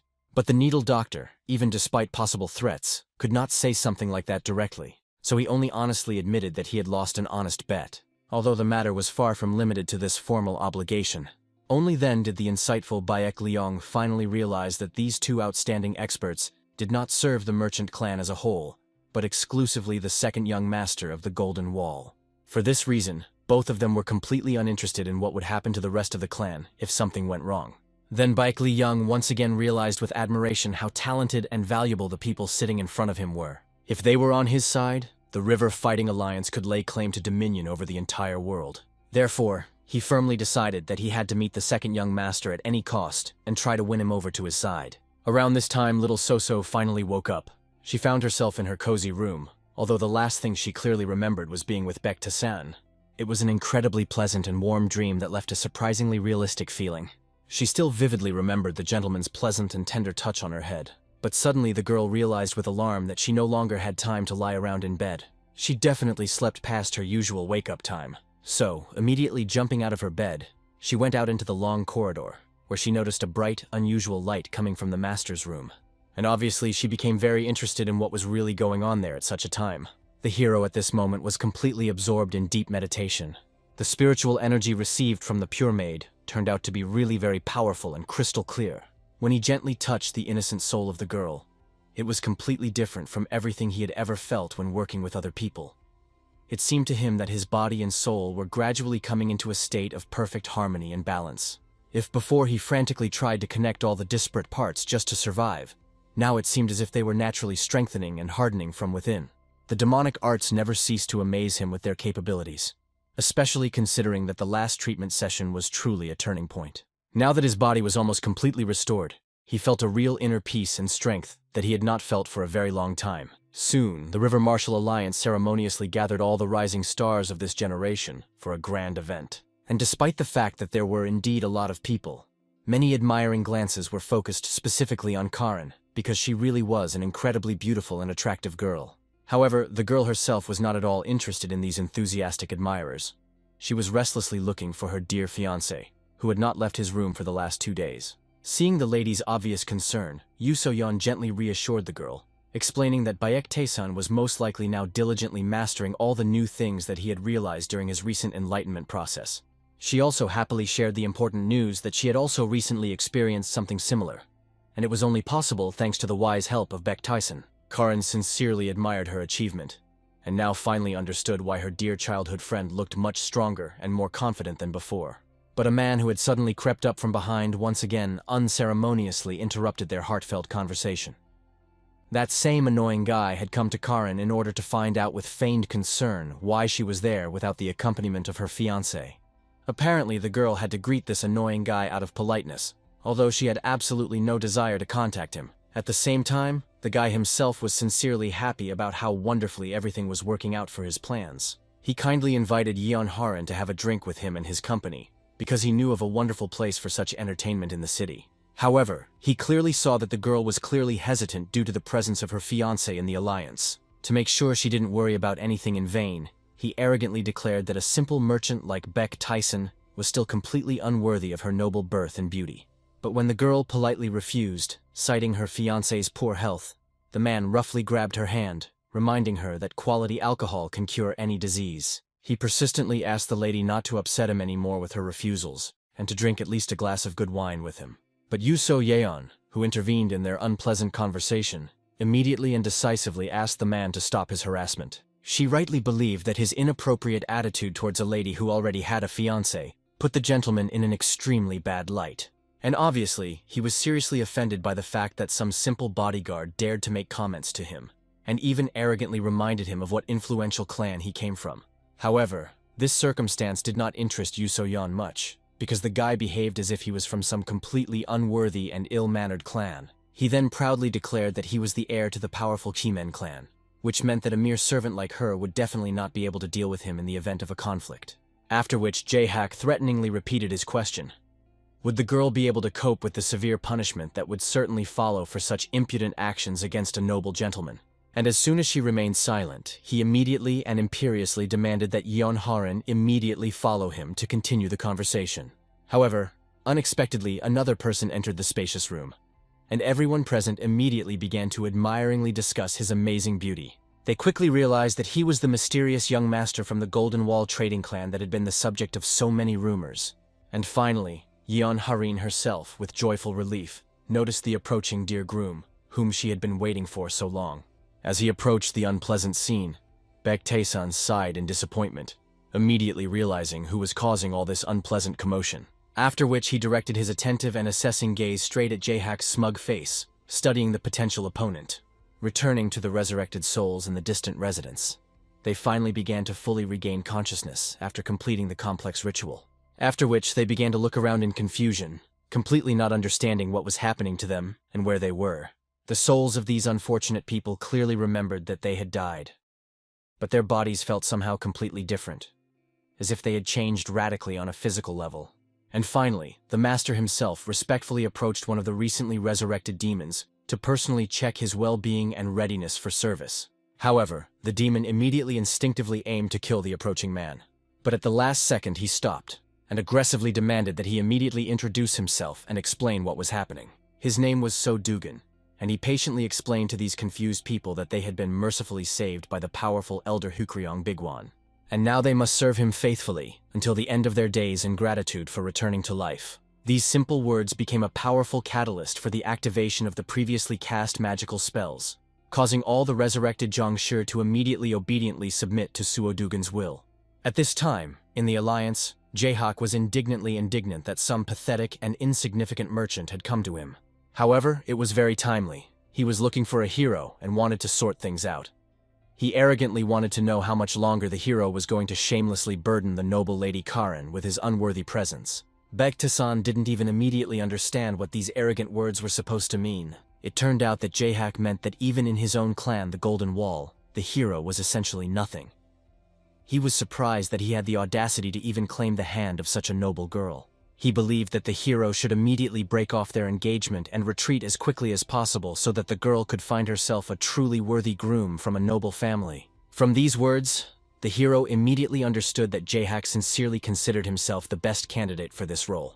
Apparently, he was very angry that some pathetic merchants from the Golden Wall dared to mock his great and ancient clan, and this already caused the hero's justified indignation, because this guy constantly hid behind the authority of his clan. Apparently, without this support, he was a real laughingstock and a non-entity. Having lost his temper after these insulting words, the man immediately and defiantly ordered the hero to go outside and sort things out like men, one-on-one. As a result, he was immediately surrounded by his loyal servants, along with Jae-hak himself, in order to arrange a fair fight. The hero only calmly asked Jae-hak to hurry up and finally attack him without wasting time on empty threats. The gentleman thought that perhaps the hero was speaking this way because he had completely gone crazy from the paralyzing fear of the inevitable reprisal. But he honestly told that he had recently achieved a rare state of enlightenment, and now he needed a suitable test subject to test what he had become capable of after this breakthrough. And in the end, the kind Jae-hak agreed to help him in this important matter, after which he furiously attacked him, skillfully wielding his battle fan as a deadly weapon. However, the hero dodged his direct attack with astonishing ease, after which he instantly grabbed him by the hand with which he was holding the fan, and twisted it as if the opponent was weightless, after which he casually threw it onto the hard ground right in front of his shocked subordinates. Apparently, everyone present looked at their master with fear and bewilderment, not believing that someone like Baek-tae-san could do such a humiliation to him. However, this was not the end of their instructive battle. The hero casually tossed the fan into the air and with one foot accurately launched it straight towards the frightened guards. This heavy fan hit one of them right in the forehead, causing him to even lose consciousness for a while from the strong blow. The second subordinate was still desperately trying to bring his master back to his senses at this time. Jae-hak clearly didn't understand how a coward like Baek-tae-san dared to attack him when he had let his guard down, but he promised that this was far from the end of their confrontation. So they both got into fighting stances and confidently ordered the hero to attack, because he definitely couldn't stand up to the two of them. Although both of them had no idea what exactly the hero had done, they decided to show him the true essence of the martial arts of the ancient Heman clan. However, the hero approached them in an instant, asking them to hold out a little longer, since he had not even begun to fight seriously yet. After which, no matter how hard the two tried to stop his rapid approach, they were completely unsuccessful. The hero literally evaporated from their hands and materialized behind their backs. All it took was a slight movement of his hands to forcefully knock the heads of these two self-confident idiots together. And in the end, these two lay unconscious at his feet, like broken dolls. When Jae-hak finally woke up, he saw that the hero was calmly doing something incomprehensible to his subordinates. However, as soon as he looked straight at the hero, he realized that he could not even say a word due to the horror that had gripped him. The hero politely thanked Jahak and his loyal friends for the fact that with their help, he was able to find out something interesting about his new abilities. Now he has one last test subject left to once again finally verify the correctness of his conclusions. Somewhere around this time, in the midst of a ceremonial gathering of talented fighters, the head of the alliance himself suddenly appeared. Everyone was genuinely interested in what the respected man was doing here at such a time. Initially, he came solely to meet the mysterious Bayek Taisan, but he could not find him among the many guests. But going outside, he finally found the hero calmly returning from the training ground after his business. He decided to find out directly whether the hero knew who he was and what position he occupied. And no matter how much he peered into the leader's face, he could only say one thing, that he had clearly seen this man's face somewhere before, but he couldn't remember where exactly. And obviously, many of those present were shocked that someone could speak so vaguely in front of the very head of the alliance. Even the chief himself was a little amazed by his calm insolence, and now, looking directly into his matured face, he finally clearly remembered this man. This was during important negotiations with the Righteous Alliance several decades ago. He saw this man when he was still a boy who could hardly withstand the pressure of his powerful aura. But he had quite a strong will and character, despite the fact that at that time he clearly lacked skill. If he sees him now, it means that he really was the head of the River Fighting Alliance and had risen well over the past years. When the hero inquired about his identity, Baek Lee-young explained that he wanted to have a serious talk with him about an important matter. But the hero rightly believed that it is better to have constructive conversations with those who sincerely want it. And as it turned out, Baek Lee-young had a long list of interesting people, in which Baek Taeson was listed at the very top. And since the hero was not interested in this at all, he kindly suggested to the leader to go further down the list and choose another person for the meeting. To do this, he approached the boy next to him and offered him to talk to the strongest man in the entire River Fighting Alliance. The chief only admired the hero's incredible courage. He had a wonderful opportunity to build a profitable relationship with the chief, but he neglected this chance. Even though he belonged to the younger generation, such behavior would be logical if he was at least the leader of the Righteous Alliance itself, but certainly not for the son of a merchant clan. The hero calmly understood that if Baek Lee-young was the same weak guy from the past, he would easily knock him down even if he tried to scold him. But things would get a lot more complicated if he actually decided to beat up the current head of the alliance on his territory. For this reasonable reason, he decided to quietly withdraw, avoiding unnecessary complications. The events moved to the Black Iron Forge, a weapons workshop in the city of Yichang. There, despite the late night, the stoves did not go out. The hard-working blacksmiths continued their important work of producing quality weapons. However, suddenly one of the blacksmiths was overcome by an incomprehensible tremor. Looking around, he was amazed. Where did such a thick and ominous fog come from on a clear night? However, his friend asked him not to be distracted from important work, because if they wanted to finish the urgent order for the River Fighting Alliance, they needed to hurry.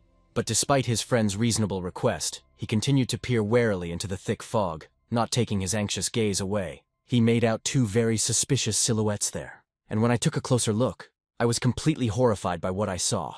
At first he thought that it was just his imagination and that it couldn't be real. However, he actually saw a dead man who was no longer a living person in the usual sense. From afar, it was not clear what these strange creatures were, so the blacksmiths considered them to be very unusual people. Although when their glowing red eyes began to approach menacingly, their doubts grew more and more. In the midst of all these zombies stood their direct leader. He had a small bell tied to his hand, with which he gave various orders to his silent puppets. And when it rang ominously once again, all these zombies immediately rushed towards the forge with aggressive intentions. The blacksmiths immediately put out all the fire in the forge and desperately hid in the far corner. However, in the place where they took refuge, there was no escape route. They were lucky at least that one of their horses was still alive and nearby. However, they will only be able to reach it if they somehow get out of the forge. After all, this horse was their only chance to successfully escape. For this reason, one blacksmith patiently waited until the zombies moved back a little, after which he immediately rushed desperately to the horse in the hope of having time to gallop away. Soon, sniffing, the zombies felt the presence of a living person next to them. However, the blacksmith was already on his fast horse and was jumping out of the danger zone. He was already glad that he had managed to escape safely. Now all he had to do was drive through the city gates, which were just ahead. However, an unexpectedly powerful zombie materialized right in his path. He began to catch up with him with quick jumps, as if he was flying through the sky without touching the ground. And in the end, neither this man nor his comrades managed to escape pursuit. All the zombies gathered right in the middle of the city square, and the blood that flowed from their victims began to slowly gather in the center towards them, after which she began to take on a certain specific appearance. And the form she took was that same elder Hukryong Bigwan. As he glanced at all of his obedient puppets, the red stone on his forehead glowed with an ominous dark light. The hero, unsuspecting, sat calmly in his room in the River Battle Alliance. After extracting the energy from those 3 souls, he discovered a completely new property of the demonic soul strengthening art. After extracting them and slowly refining them, his abilities were greatly expanded, and many interesting thoughts and discoveries flashed through his mind. But the energy of these people was not nearly as good and nutritious as that of the healers. But, apparently, this became the key that allowed him to decipher the important information hidden in them. So now, the more he studied and comprehended the secrets of the demonic arts, the more clearly he understood how truly incredible and powerful it was in its capabilities. But suddenly his subordinates appeared in his chambers and brought him new potential healers for testing. As soon as the hero came out to them and carefully examined the 2 men presented, Chongchu immediately confidently declared that the doctor he brought must be much better than the one his rival found. The needle doctor was indignant that this divine doctor always considered himself better than everyone else, and respected no one. However, Baektae-san impartially noted that the 2 men were absolutely no different in quality, and rightly declared their competition a draw. But in reality he felt disappointed that their professional standards had dropped significantly compared to previous times. This meant that they had both failed completely in their mission, so both had to faithfully fulfill the promises they had made in the event of failure. Apparently, the 2 doctors considered this decision to be truly absurd and unfair. However, the hero only smiled ominously after their indignant words. He will closely monitor the exact fulfillment of all promises. Besides, they had better be thoroughly prepared for what would happen if they dared to make any bet again without his personal knowledge and permission. And this unambiguous threat seriously frightened both doctors, forcing them to reconsider their frivolous attitude towards the competition. Soon, the manager hurriedly came to Baekliang to report disturbing news. The Black Iron Forge had disappeared without a trace. Obviously, the leader did not understand how to correctly interpret such a message, because the forge is not some small thing that could just disappear. However, everything turned out exactly as they reported. They sent people to the blacksmiths because there was no news from them for quite a long time, although they should have come a long time ago to receive payment for the work done. But all that remains of the thriving forge is an empty pavilion without a single living soul, or even an abandoned item. The chief suggested that perhaps the blacksmiths had suddenly decided to leave for some personal business.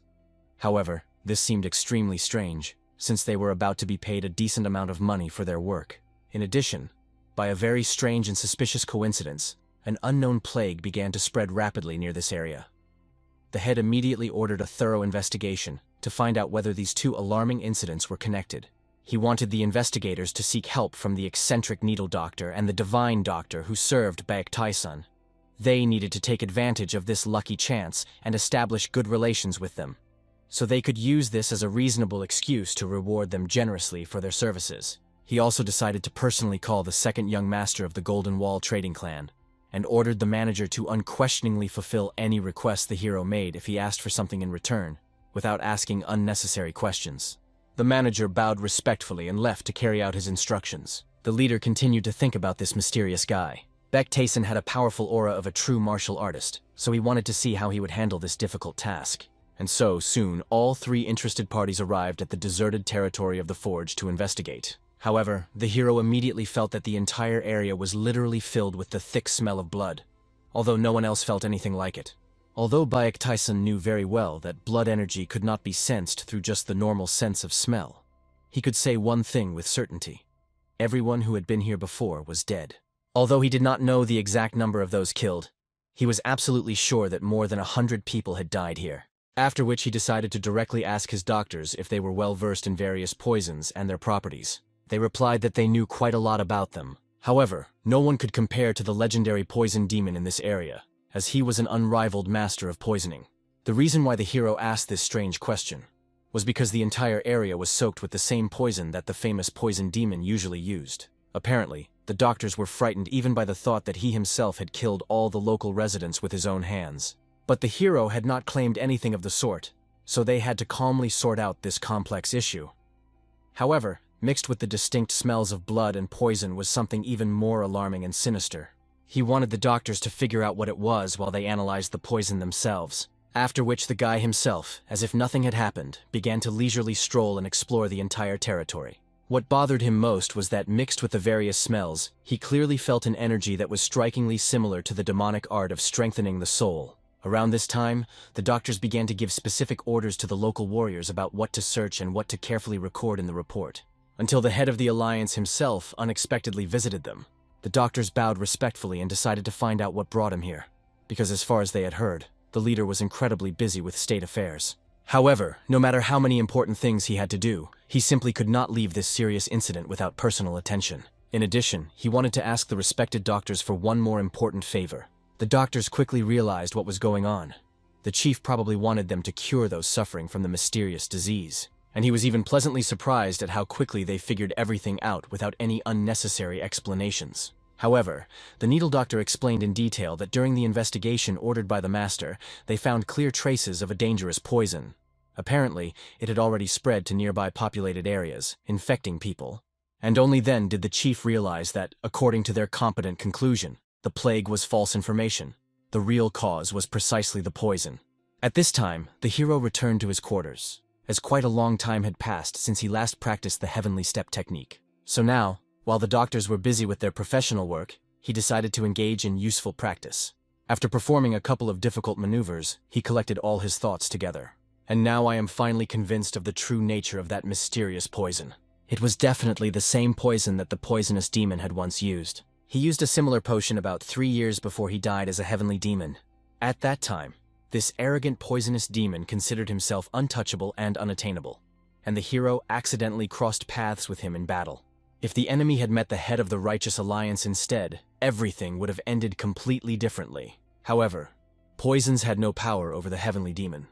Even 11 fortified poisons were no match for the demonic soul fortification art.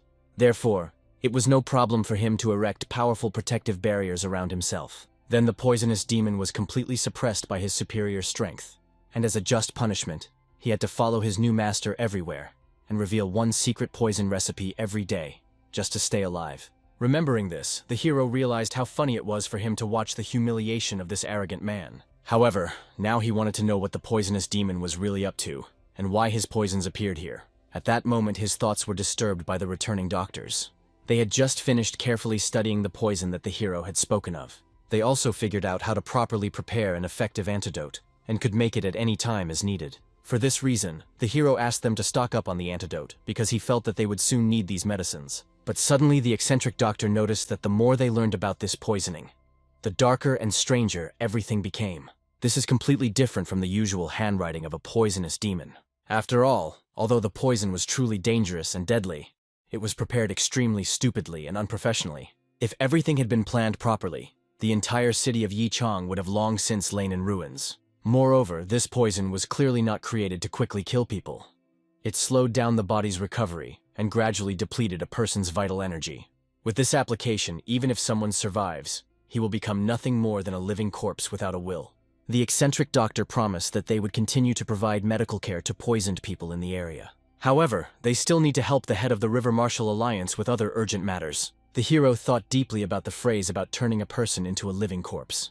Perhaps it had something to do with the sinister energy of the demonic arts that he had sensed in the area earlier. But he needed more concrete information, so he decided to visit the Hao faction to obtain intelligence. To do this, he took his faithful bodyguard with him for safety. However, unexpectedly on the way he noticed his bride with her friend. Karin decided to find out in a friendly manner where the gentleman was heading, and said that she and Yu So-yeon were just about to help the eccentric and divine healers with their work. When the hero honestly explained that he was going to the Golden Jade House, Yu So-yeon was scared, because it was the name of a popular brothel in the city, and the hero calmly confirmed that he was indeed going to the largest brothel in Ichan on business.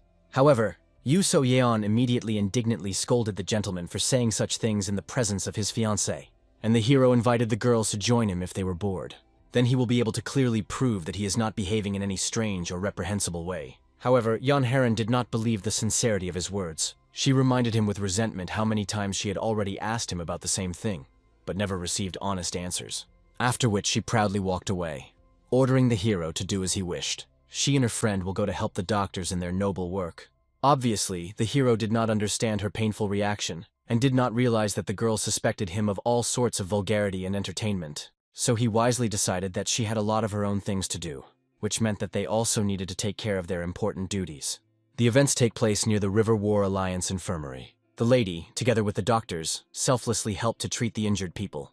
The doctors were clearly exhausted and did not even understand why they were doing such charity work. They had not treated more than one patient at a time for many years, preferring an exclusive approach. Before the eccentric healer became so skilled, he treated 100 people a day. He really wanted to become a great healer. However, Chongchu recalled that he himself treated up to 200 people a day during his training.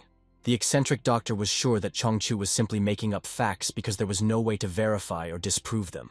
However, he saw no point in lying about such trivial matters.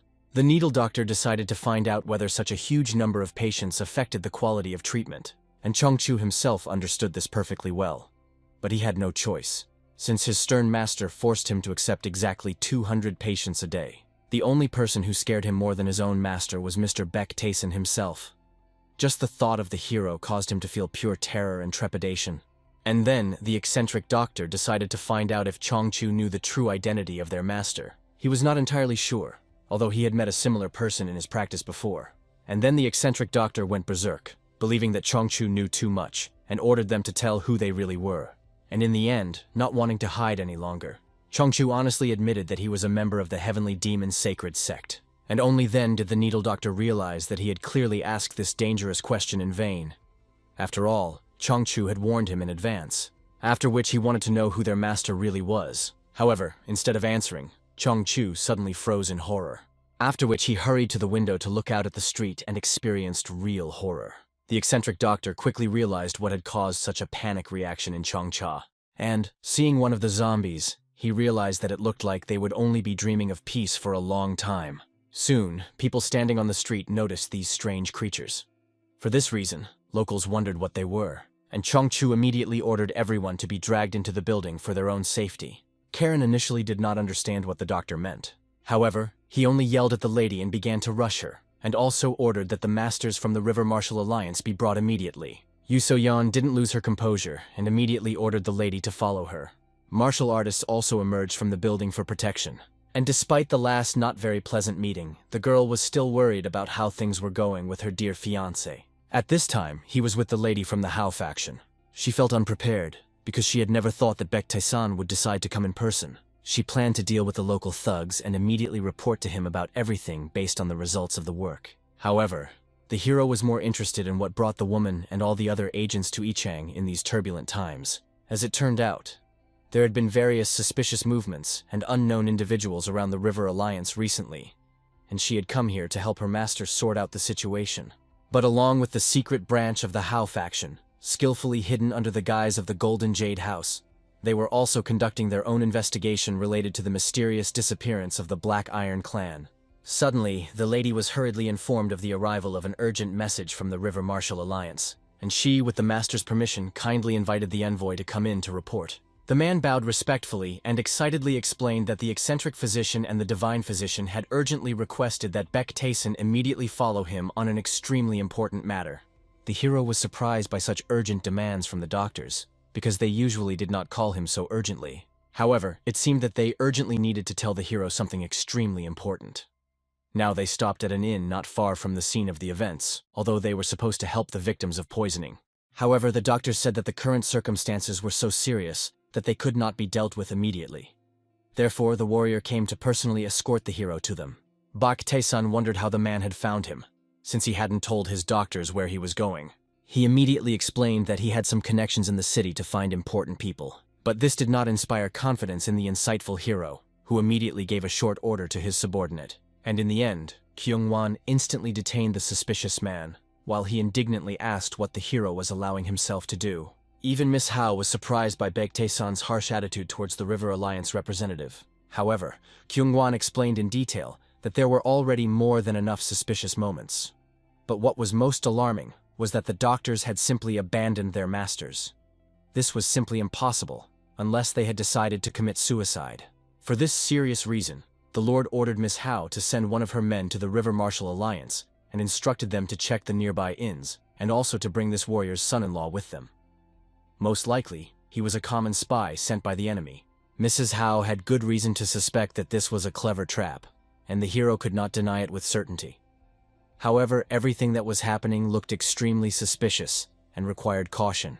Kyung-won now had to go with the master, because he urgently needed to find his doctors and find out what was happening. Somewhere around this critical moment, the zombies had already completely surrounded the territory of the River Battle Alliance with a tight ring. The martial artists stood tensely on guard, ready to stop the advancing enemies at any second. The doctor stood there, carefully watching the developing situation, and could not even send anyone for help, let alone seriously think about the possibility of escape. And besides, for some strange reason, all these silent puppets turned out to be maddeningly familiar to them by their facial features. And then, in the middle of the crowd of zombies, a silhouette in a dark cloak that was familiar to Chongchu appeared. He politely invited all these people to lay down their swords, since he had only come to peacefully talk with one of the doctors about an important matter. However, Chongchu immediately objected strongly, because first the warrior needed to get rid of his sinister puppets. The doctors already felt that these were clearly unusual zombies, like half-living creatures. Both the energy of life and the energy of death flowed through them at the same time. Moreover, Chongchu worriedly suggested that they might be connected to his own sect and its dark practices. In any case, the weak point was most likely where the two opposing energies merged. However, Chongcha was not completely sure about this assumption. The needle doctor quickly realized that Chongchu clearly knew more about what was happening than he was willing to tell, but he decided to leave all questions for later, after which he turned to the mysterious man who wanted to talk to him and immediately ordered him to start talking without delay. He only politely apologized for not laying everything out at once, because he patiently waited for them to finish talking. After all, it looked like they were having a serious professional conversation. He also kindly invited them to join their powerful organization, as they could do so at any time. After all, they could give them something that they could not even dream of in their wildest fantasies. The doctor was sincerely disappointed that they had come here with a whole bunch of disgusting creatures that reeked of bloodlust, and dared to make them such a cynical offer. He believed that only a complete idiot could so easily agree to such dubious cooperation. However, when he saw how these contemptuous words affected the warrior, he realized that he was, in fact, one of those very idiots. In principle, this man did not particularly hope for any positive result from the very beginning. But after their insulting words, he could not peacefully end everything and leave. So he took out a small bell and immediately rang it, after which all the zombies went berserk at once, and furiously attacked the warriors standing below. And at that critical moment, the eccentric doctor realized with horror that he would not be able to protect everyone present. So he decided to at least give it his all in the beginning, and solemnly promised that he would do everything possible to deal with them. After which he began to accurately throw his needles, aiming at the vital weak points of his opponents. And although those who were hit by the needles fell down dead, their place was immediately taken by new enraged puppets. Armed warriors of the Alliance have already entered into open combat with them.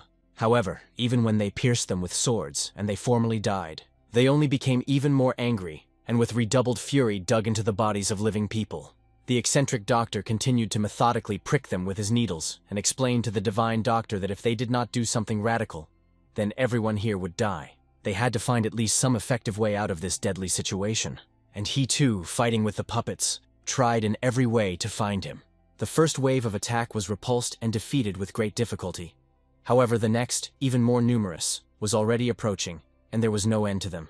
Although they hit the enemy's weak points, they were still too many for the handful of defenders. If Bayek Tyson, or even just Gyeongwang had been here, they would have been able to stand firm against any number of enemies. However, suddenly one of the more agile zombies quickly pounced on Chongcha, and obviously he didn't expect them to get that close to him.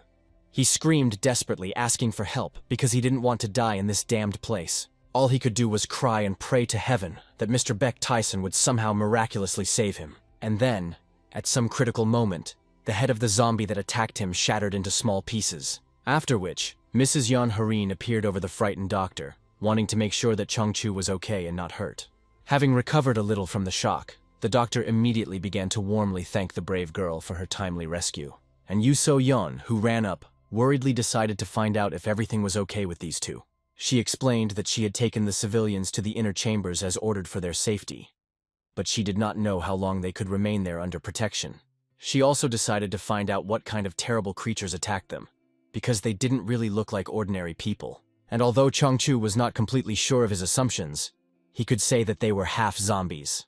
And, apparently, these disgusting creatures came specifically for them, and not by chance. Yu So-yeon persistently tried to find out details about the nature of these creatures and how to combat them, but there was no time for long explanations. In order to destroy these monsters, it was necessary to either completely decapitate them, or precisely pierce them into the center of life energy, which is called the gate of the source. Therefore, the girls immediately armed themselves decisively, ready for a mortal battle. As they fearlessly charged towards the enemies, Changchu warned them that they needed to aim accurately at their energy core for maximum effect. Only then did Yuso Yan bitterly realize that the lady had always protected her during her childhood. This time, she hoped that everything would be the other way around, and she would be able to protect her dear friend. The healer continued to desperately fight the zombies with his deadly needles. However, the needles were quickly running out, and there was no end to the zombies. But suddenly scarlet blood gushed from the doctor's mouth. Apparently, he used too much internal energy in a short time. So Changch, picking him up, suggested that they retreat from this place immediately. Although this turned out to be completely impossible, considering that the zombies had tightly blocked the only exit. But as it turned out, the divine healer had one more ace up his sleeve. It was quite risky, but he still decided to take advantage of this last chance to help his friends escape.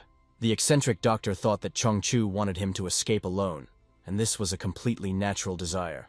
After all, the eccentric doctor was the fastest among them. Moreover, the divine physician could not simply flee the battlefield and leave the people. After which, the divine physician took out a small, mysterious bottle and asked his friend to immediately find Baek-tae-san and bring help. After which, he screamed with all his might, calling the zombies closer to him. And as soon as they ran furiously towards him, he immediately threw this bottle at them. This bottle contained a concentrated poison that the zombies' bodies quickly reacted to. Their internal organs seemed to be exploding from the inside. They began to cough up blood painfully, and Changchu was genuinely glad that this emergency remedy had worked. And at that very moment, the heads of the creatures began to swell greatly, after which they all simply exploded and fell down dead. This was the perfect chance for the eccentric healer to escape, and for Changchu to hold off the rest of the zombies for a while. They promised each other that they would not die and would definitely meet again. After which, they ran off in different directions. After this homemade bomb was thrown, everything around was shrouded in a thick, toxic fog. For this reason, their captain immediately rang the bell, correcting the actions of his subordinates. And they, becoming even more enraged, immediately attacked the eccentric doctor. Some bright, blinding, and strong light began to come out of their mouths and eye sockets. The healer, who reacted quickly, immediately prepared to use his internal forces for a powerful blow. And in the end, having released the accumulated energy, he seriously wounded the body of the nearest zombie. However, he was not alone at all. There were dozens of them there, and everyone was even more angry at his attempts to destroy them.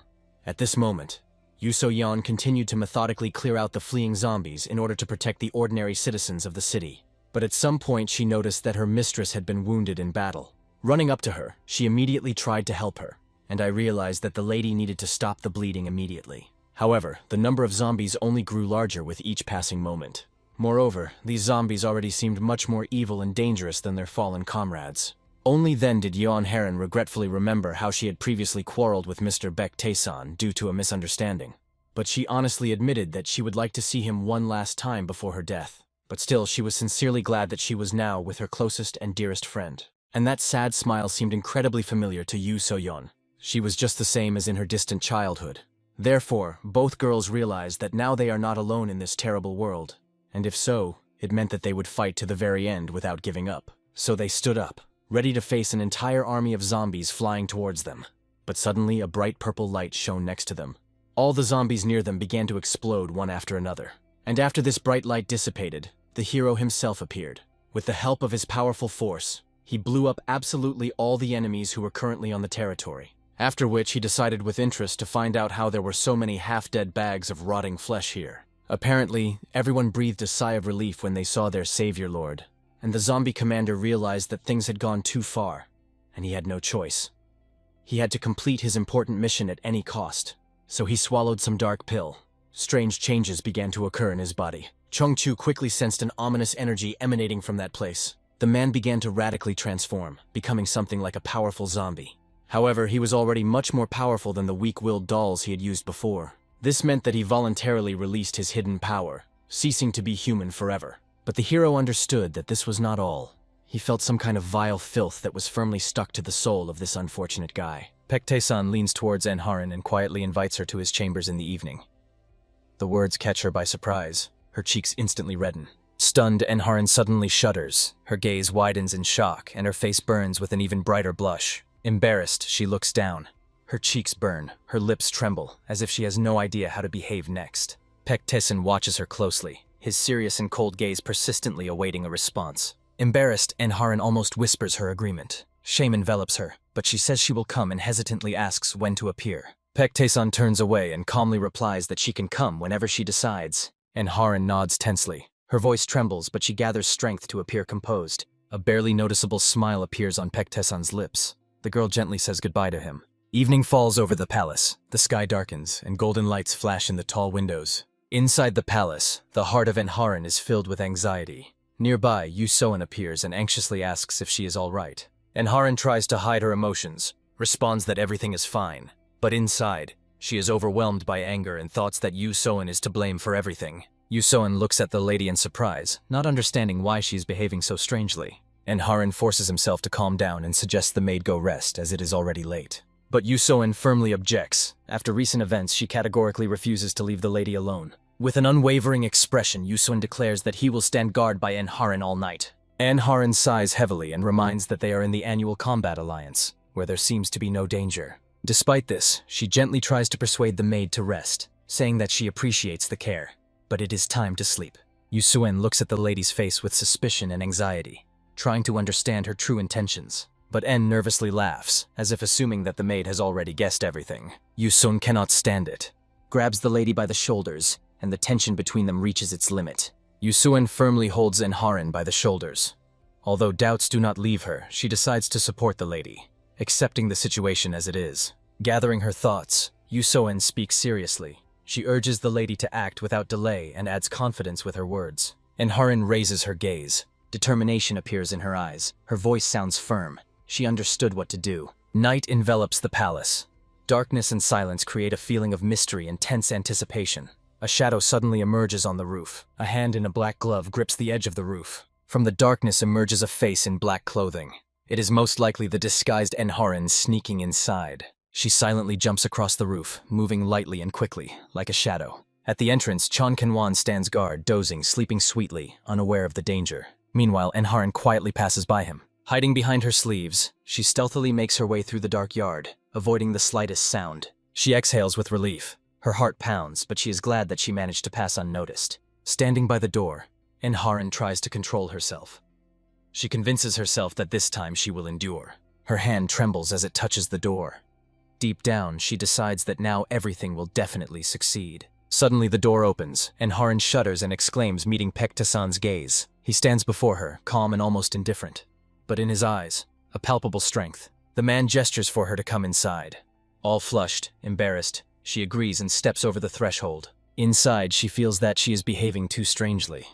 Thoughts are confused. Shame increasingly overwhelms her. Unable to bear the tension, the girl suddenly runs forward and throws herself onto the bed. She jumps and covers herself with a blanket, as if wanting to hide from shame and her own feelings. Paek-tae-san looks at her and smiles faintly. Lying in bed, En-harin anxiously asks him for a promise before taking the next step. He looks attentively and asks again which exact promise she means. Shame is overcome by determination. En-harin begs to no longer go to brothels but to come only to her. Paek-tae-san takes a step forward, and the silence seems to echo his movement. But then he freezes with closed eyes. His heart pounds wildly. His cheeks are burning. She barely opens her eyes and secretly looks at him, waiting for an answer. He smiles and calmly agrees, adding that he has already found someone much better. En-harin rises in surprise, her eyes wide open from what she heard. Confused, she tries to understand his words but reminds him that he has already made a promise. Paek-tae-san leans down and gently places his hand on her head. Her heart bursts with an even stronger tremor. His gaze becomes soft and at the same time serious. He promises that from now on, she will no longer suffer. The night's silence contrasts with her anxiety. Lying in bed, En-harin cannot hide the trembling in her voice. She blushes even more and asks him not to take steps that cause her fear and shame. Suddenly she shudders, covering herself with a blanket with an exclamation, her eyes widening with excitement. She freezes, pressing against the bed. Everything seems unreal, like a blurred dream. Confused, En-harin sharply throws off the blanket and gets up.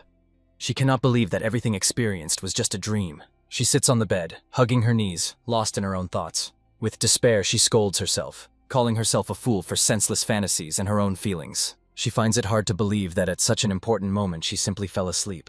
The morning finds En-harin in a gloomy state. She walks through the palace courtyard thoughtful and depressed. The shadow hides her face and sadness is frozen in her eyes. Opening the door to her room, she suddenly hears a stranger's voice. Stunned, she opens her eyes wide. In the room sits Yu Soen. Her impassive gaze is directed straight at the lady, and she is curious about how everything went. But she is discouraged, her eyes moisten. There is no answer.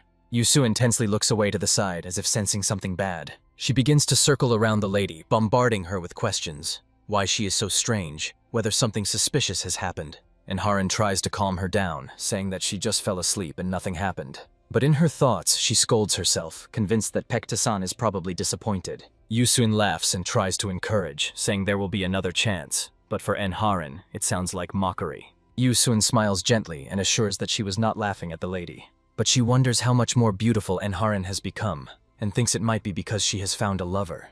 Meanwhile, Paek-ta-san goes out into the yard.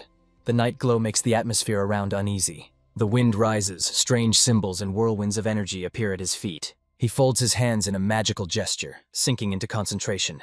His body is enveloped by a dark force. He speaks with relief, saying that he has finally broken through the inner barrier. His figure shines with purple light. He feels that even ordinary training can now heal him. He adds, if he had a pure soul, the power would be even greater.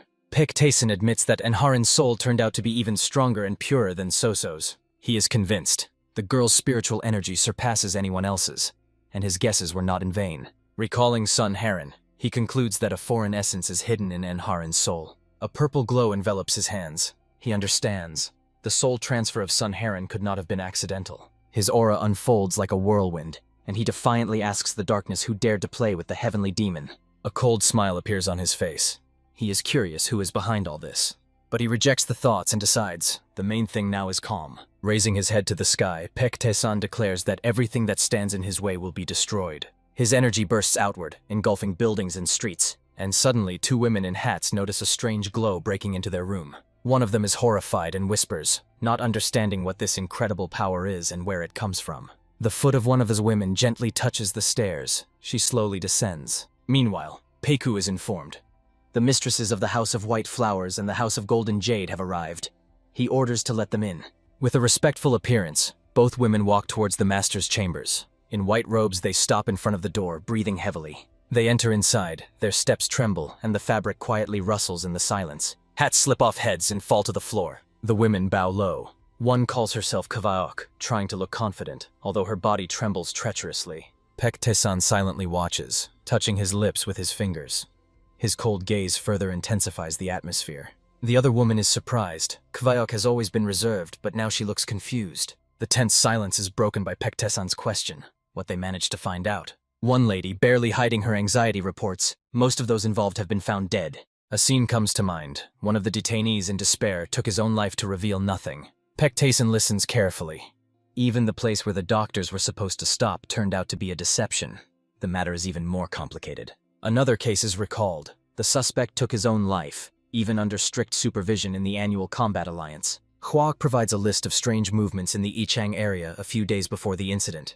She emphasizes, the mistress of the House of the Golden Jade helped compile this list. She bows low again, demonstrating devotion. Paek-ta-san takes the list and thoughtfully reviews it. Kvaok anxiously awaits his reaction. He acknowledges that the work is done well and is amazed. They even learned about the waterway. Women are stunned. He almost never praises. The mistress of the House of the Golden Jade explains. The waterway is the most convenient way to secretly transport the Jiangxi. Kvaok adds, recently, the behavior of the pirates seems strange, and the investigation has already begun. They just got lucky to come across these traces. Paek-ta-san concludes, the half Jiangxi is probably now in the hands of pirates. He states that he wants to personally talk to these scoundrels right now. The mistress of the House of the Golden Jade freezes in surprise. She did not expect such a demand. Paek-ta-san's gaze cools, indicating his words need no clarification. One of the women agrees with fear and says that they will start preparations immediately. Paek-ta-san turns away and adds to hurry up. His voice carries a threatening pleasure. Kvaok exhales heavily, cold anxiety tightens her chest. When they go outside, the older woman quietly asks if everything is all right, as Hwaok looks too pale. Kvaok takes a deep breath and says that everything is fine now. The older woman reminds, premonitions never arise without a reason. Looking at the palace, Kvaok aloud asks who the one really is that keeps everyone in fear. The mistress of the House of Golden Jade replies, she knows herself, after all, he is the second lord of the Golden Wall clan, their current ruler. She adds that as long as he is on their side, there is no more reliable ally to be found, and urges Hwaok not to worry. Kvaok recalls the moment when she first saw his shadow step. It was so impressive that even the elders who spread rumors about his abduction fell silent. She admits, back then she did not understand this, but now she has realized. Back then they almost made a fatal mistake. The mistress of the House of the Golden Jade is glad to now have an ally who understands the situation. She reminds that preparations must be made for the meeting with the pirates, as the master does not like to wait. Both look each other in the eyes, understanding this is the truth. They move forward, but Kvok is not abandoned by a single thought. A vision emerges in memory, a dark aura, glowing violet eyes, and the face of the master. She tries to understand what she saw then. On the horizon emerges a majestic ship with red sails shining under the sun. On the deck stands Enharin, gazing into the endless sea expanses. Sunlight touches her face, hope and anxiety mingle in her gaze. In front of the palace gather those who see Enharin off on a long journey. Yusun anxiously asks the lady if she is sure she does not need a companion. Enharin replies with a slight smile. All wounds are healed by the divine healer, and now she will be protected by the best warriors of the Alliance. But in Yusoen's eyes, doubt will still be visible. She does not want to let the lady go, but she knows the decision is final. Enharin gently takes her hand and asks her not to worry, but rather to help Pek-Tesan.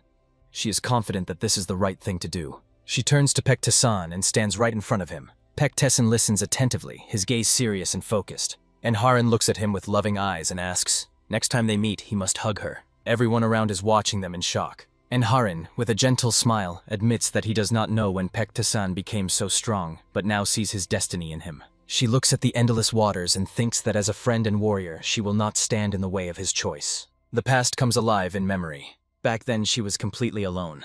The present, though difficult, is still better than the loneliness of that time.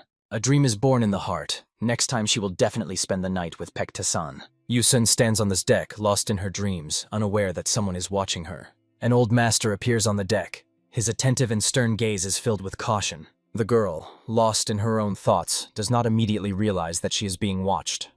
Only later does she feel a stranger's presence. She suddenly turns around, looking surprised with her eyes for the one who was watching her. But the old master is no longer here, as if he never existed at all. Enharin's heart is pounding wildly. She is certain that she just felt someone's piercing eyes on her, which cannot be mistaken for a casual glance. The ship with red sails and a symbol on the sail confidently sails the sea, and the deck buzzes with preparations for the journey. The sun flickers on the waves, and suddenly unknown ships begin to appear from behind the cliffs, rapidly approaching. The people on the ship freeze, staring into the distance, trying to understand who is approaching them. When foreign ships come closer, creatures with burning red eyes resembling animated corpses become visible on the sides. Huge sailing ships with black sails emerge from the fog, cutting through the morning sky. Danger becomes obvious. Someone on the deck raises a cry, warning about pirates. Panic instantly grips people. They look fearfully into the distance, not believing their own eyes. The roar of alarm spreads through the ship. The crowd is restless. No one knows what will happen next. Passengers turn pale with fear, yet still try to believe that everything will end well. But Enharin cannot repeat. How could the robbers dare to attack the ship of the River Combat Alliance? It seems madness. And at this moment, amidst the clouds of fog, on the deck of the pirate ship appears a dark figure. A warrior with a broad blade, face hidden by cloth. He raises his weapon, and his red eyes flash through the darkness, instilling cold terror in all who see it. Meanwhile, Pek-Tesan, along with his companions, is heading towards the pirates, unaware that a tragedy is unfolding nearby. Seagulls circle anxiously in the sky, as if sensing the approach of disaster. Pek-Tesan gazes at the horizon, and in his eyes is the weight of memories. Since he met Enharin, her image relentlessly haunts him. He is overwhelmed by a strange feeling, as if the living soul of son Harian is in that girl. Or is it just a ghost of imagination that does not give him peace? The woman nearby notices his anxious thought and quietly asks if he is okay. Pek-Tesan does not explain, only coldly says that we need to hurry, and again looks into the sea as if searching for an answer there. But the inner anxiety does not let him go. In his heart pulses a sense of threat, and before his eyes emerges a terrible shadow, a pirate with burning red eyes. From the fog, pirate ships emerge closer and closer, their dark silhouettes threateningly approaching. But he doubts whether they will be able to break through further. There are too many enemies. And suddenly on the deck, she notices an old man who had recently been watching her. Approaching, the girl quietly asks if he knows the easiest way to the mainland. The old man thinks and explains, the best way is to break through the left side of the fence. Enharin hesitates. 2 enemy ships will definitely try to stop them. But the elder assures, that is exactly why someone must distract the enemy. Hearing this, she decisively agrees to take the left vessel upon herself. The elder takes the right, although he is worried about the girl. But Enharin does not worry about whether she will manage. There is no fear in her eyes. The old man only smiles, understanding. This young lady can truly be relied upon. He orders the people to follow Enharin, dividing the rest into 2 groups, preparing them for a brutal landing. Meanwhile, Pekta-san and his team are moving to meet the pirates. He calls Kwayok and the girl obediently approaches. Smirking boldly, Pekta-san hints she suspects who he really is. Kwayok awkwardly replies that she is not sure. The gentleman insists. Still, she feels something. But the girl assures she has no idea. Pekta-san silently looks at her with a cold gaze. At this moment, the mistress of the House of the Golden Jade anxiously notes they have long left the territory where pirates usually hide. But they did not encounter a single enemy. Kwayok feels something evil. His heart tightens. Fear appears on her face. This is exactly what she feared the most. She suddenly declares, the young martial arts master is in great danger. They have probably fallen into an ambush. Pekta-san does not ask for details. His gaze is confident. He orders to show him the way. At that moment, the navigator receives an order to steer the ship along the riverbed and increase speed. But Pekta-san does not want to wait. He decides to use the art of movement. He orders Kwayok to bring the ship as close to the shore as possible and coldly adds, they will talk about this later. The upset girl obediently follows the order. As soon as the ship approaches the shore, the crew takes off into the air like an arrow. The sky blazes with the golden light of the evening sun. Before them stretch fields and mountains, urging to hurry. Chon Kenwan and Yusoen rush forward, focused and determined. Yusoen blames herself for not leaving together with the lady. Anxiety burns in her soul. Her face is tense. Beads of sweat glisten on her temples. Chon Kenwan looks at her in surprise. She does not look like herself at all. They fly further, swift like arrows. Chon Kenwan wonders, could it be that Yusoen cares so deeply for the lady? She did not know that everything would turn out this way. Suddenly, a lightning shadow flashed between them. Pekta-san ended up ahead, breaking away so swiftly that they were left staring ahead in confusion. Standing in front, he reminded his subordinates to focus, otherwise a special trial awaited them. These words gripped them with fear, for this was what they feared the most. Meanwhile, pirate ships were approaching, their black sails rising in the sky like the wings of giant predators. Heavy footsteps sounded on the deck planks. Someone was approaching. And here stands the warrior in black, red eyes blazing, a huge blade in hand. He disdainfully throws words at the girl. But En feels a cold fear. Her heart pounds, her gaze fixed on the enemy. Behind the dark warrior, pirate squads are gathering. Their leader mockingly suggests surrender. Otherwise, death awaits everyone. But En Harin is not going to retreat. The elder warns her not to overexert herself and to retreat if it becomes difficult. She nods, gritting her teeth.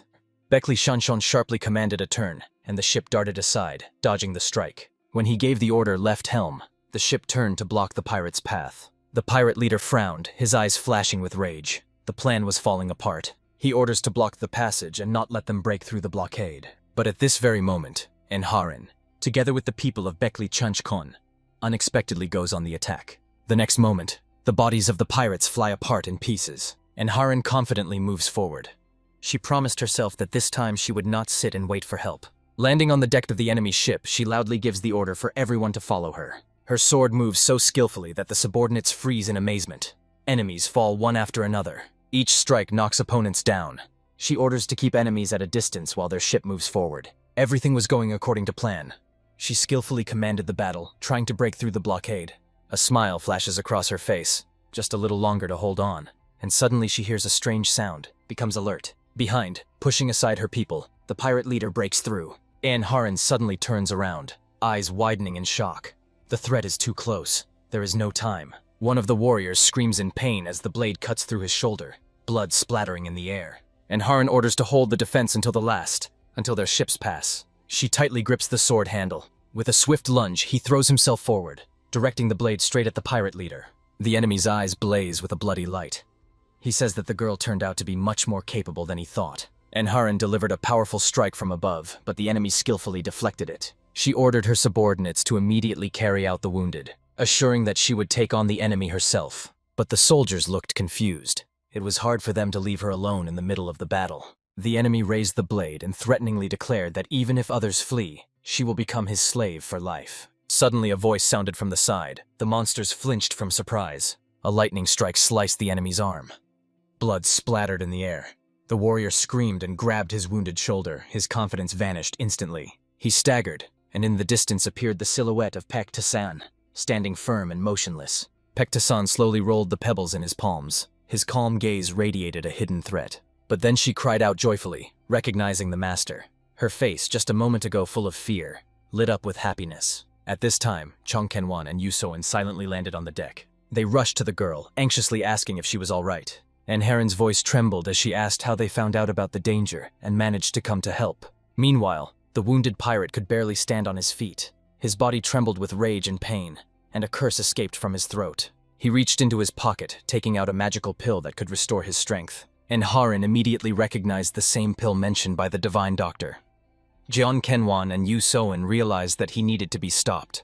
The pirate leader was burning with anger and brought the pill to his mouth, saying he would tear all the enemies to pieces. The magical pill almost touched his lips, but a sudden blow cut off his hand along with the pill. She rolled on the bloodied floor. The shadow of someone's foot approached her. It was Paek Tae-san who mercilessly crushed the pill, and said that one should not use hidden power so irresponsibly. He stood over the fallen enemy in the glow of a purple aura and declared that there were no healers among them, so it would no longer be possible to save him. The enemy writhed in pain and rage, for he had lost both hands. Paek Tae-san only mocked him and said that he was too noisy. He leaned even closer to the enemy. With his foot, he pressed his mouth shut. With a defiant smile, Paek Tae-san said that from now on, without his permission, the enemy will not even be able to die. Paek Tae-san gives the order to tie up the enemy with a cold look, and the subordinates immediately rush to carry it out. Yuson and Jeon Kenwan grab the pirate leader by the hands and press him to the deck to tie him up. A crooked smile appears on Paek Tae-san's face. He realizes that the sought-after elixir was hidden right here. Standing on the ship's deck, he orders the others to stay in their places. In his eyes burns a cold determination, for there is one more task to complete. A dull roar rises from the crowd of pirates. Anxiety appears in their eyes because they have not yet realized what storm is approaching. Tassan's leg sharply pushes off the deck. The sound of the impact echoes. His body soars into the air like a predatory beast in a leap. The faces of the pirates are distorted with panic when they see Paek Tae-san above them. A group of pirates with burning red eyes freeze in hesitation, their throats emitting a hoarse growl. Tae-san's foot thuds down on the wooden deck. The sky flashes with purple glimmers. Black spheres of energy fall around and explode, while Paek Tae-san stands at the very center of the chaos. The pirates fail to react in time. Their bodies are blown to pieces, and the purple flames incinerate everything around. On the sea surface, ships explode one after another, shining with purple light. Horror freezes on the faces of the pirates. They see all this but cannot believe their eyes. Paek Tae-san slowly and confidently approaches them. His fingers snap in the air. This move makes the pirates understand that they all must bow before him. Their bodies bend downward, and electric flashes burst from their chests.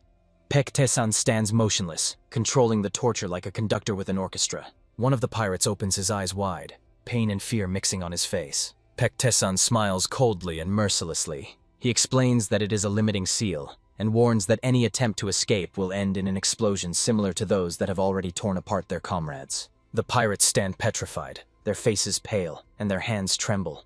Fear grips the chest of each one. Paek Tae-san orders them to respond properly during the interrogation, or else he will blow them up.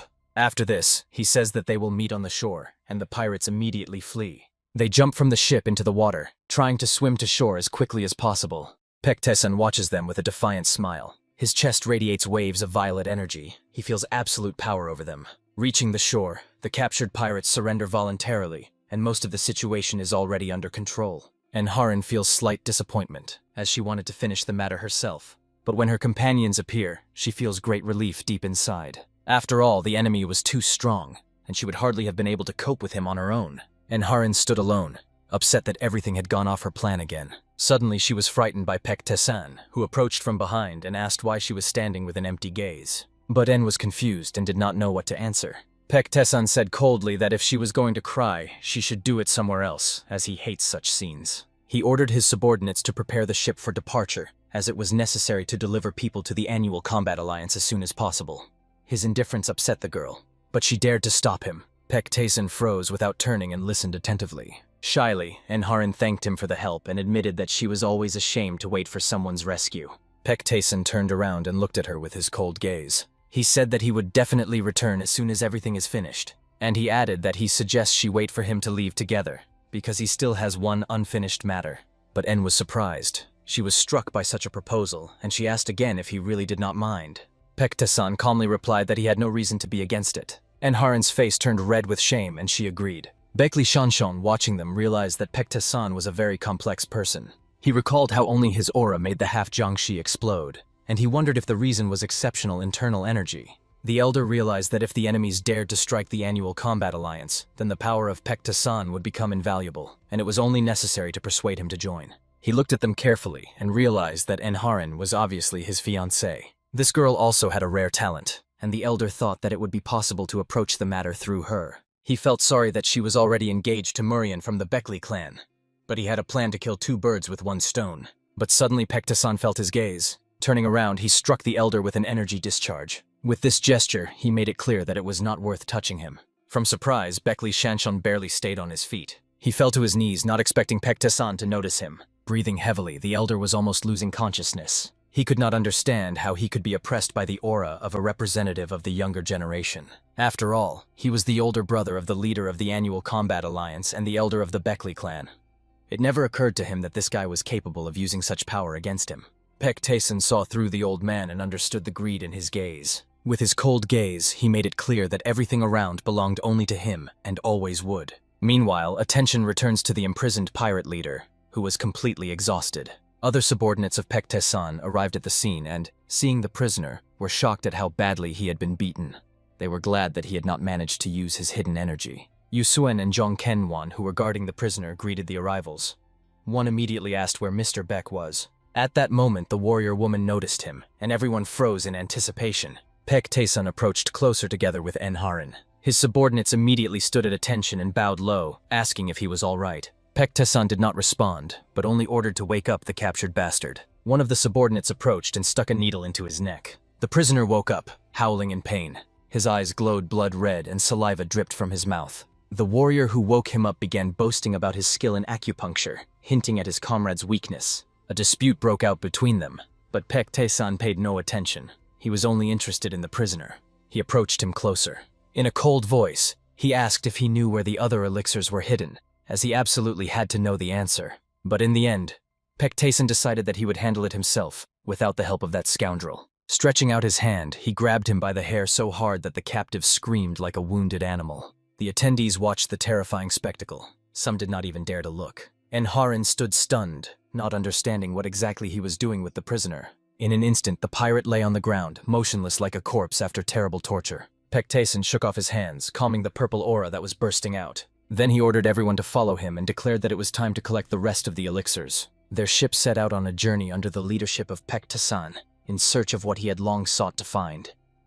The atmosphere was tense. The mistress of the House of Golden Jade reported that after the interrogation, it was revealed that the attackers belonged to the group of 4 thieves from Guangdong. The main attacker was tied up on the deck, and the rest were to be found at the place they were heading to.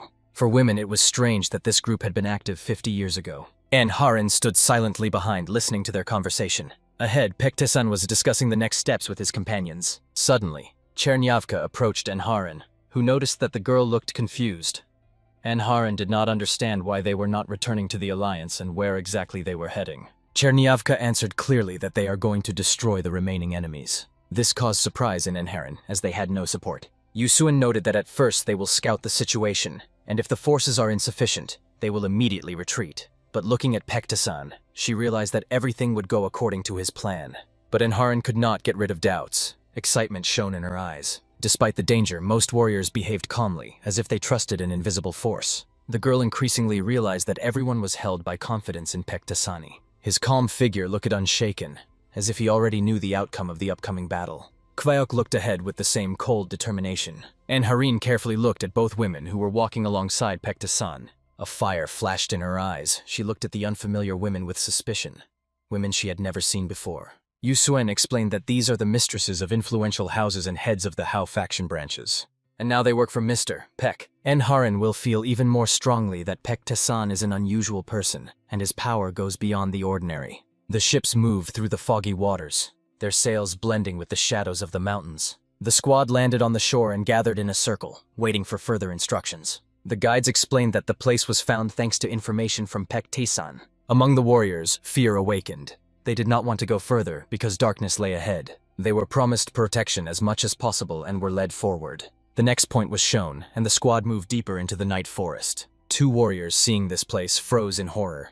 It seemed eerie. They did not hide their irritation and reproached the younger ones for their audacity and disrespect towards the elders. Their silhouettes were lost among the trees, and the journey was becoming increasingly exhausting. The mistress of the House of the Golden Jade assured that there was very little left, and the goal was already near. Kvyok informed Pek Tesan that they have been pursued by Bekli Chanchon for some time and suggested losing him from their trail. In the depths of the forest, a solitary silhouette was indeed visible, moving behind them like a shadow. But Pek ordered not to touch him, because he knew that Bekli Chanchon was just waiting for the right opportunity to take the glory for himself. Kvyok humbly agreed, but doubts remained in her eyes. Meanwhile, the older warriors grumbled, tired from the long journey and uncertainty. In response, they heard Hwaok's firm assurance that the direction was correct, and the enemy awaited ahead. The warriors wondered where she got such confidence. And finally, the doubts disappeared when Hwaok said that the mistress of the House of the Golden Jade has a rare sensitivity to auras. Pek Taesun walked silently ahead and without even looking back felt everything that was happening behind him. Suddenly, he turned around and glanced at Enharin. When his eyes met hers, the girl shuddered. That familiar feeling pierced her again. She had felt it before. The mistress of the House of Golden Jade noticed this and realized that Enharin had felt something again. She decided to ask about it later.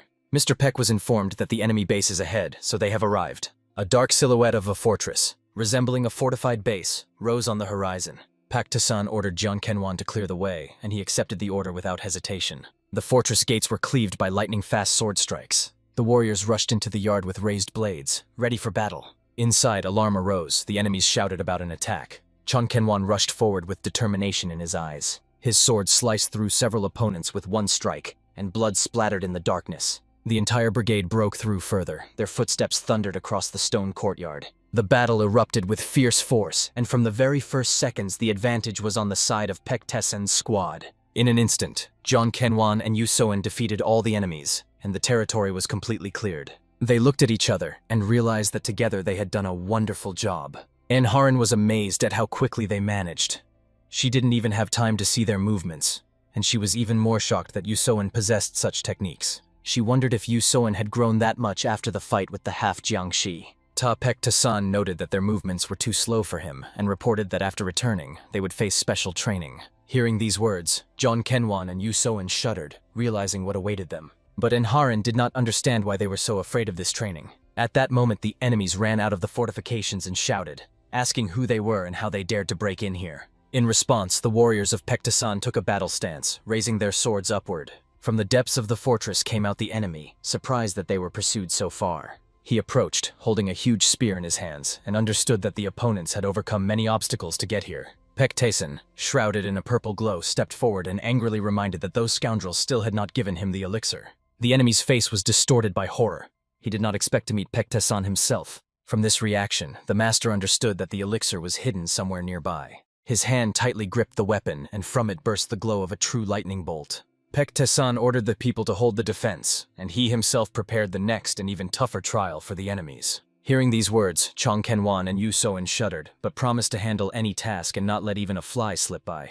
Mr. Peck replied coldly that this still needed to be checked, and his body dissolved into the darkness. The enemy was confused and shocked when he saw that Pek Taesun disappeared simply out of sight. Their faces froze in anxiety as a flash of purple fire tore through the air. A powerful beam struck one of the buildings, breaking the silence around and pointing to a hidden source of power. In flight, Pek Taesun felt that the elixir was very close, and his eyes ignited with a fanatical fire. He reached out his hand and easily opened the door. Terrible creatures with burning red eyes emerged from the darkness, like undead guardians. A single strike of violet energy covered them and turned them into a hellish glow. The silhouette of Pek Taesun stood in the clouds of dark flame, like a demon descended into the world to destroy everything in its path. He took several confident steps, leaving the darkness behind, and continued moving toward the goal. His eyes flashed with purple light, and a smile appeared on his face because he realized that he had finally reached his main goal. The enemy looked around angrily, not understanding where Pek Taesun had gone. He set off in search, but behind him Yu Soen and Jian Kenwan had already raised their swords, preparing to distract him.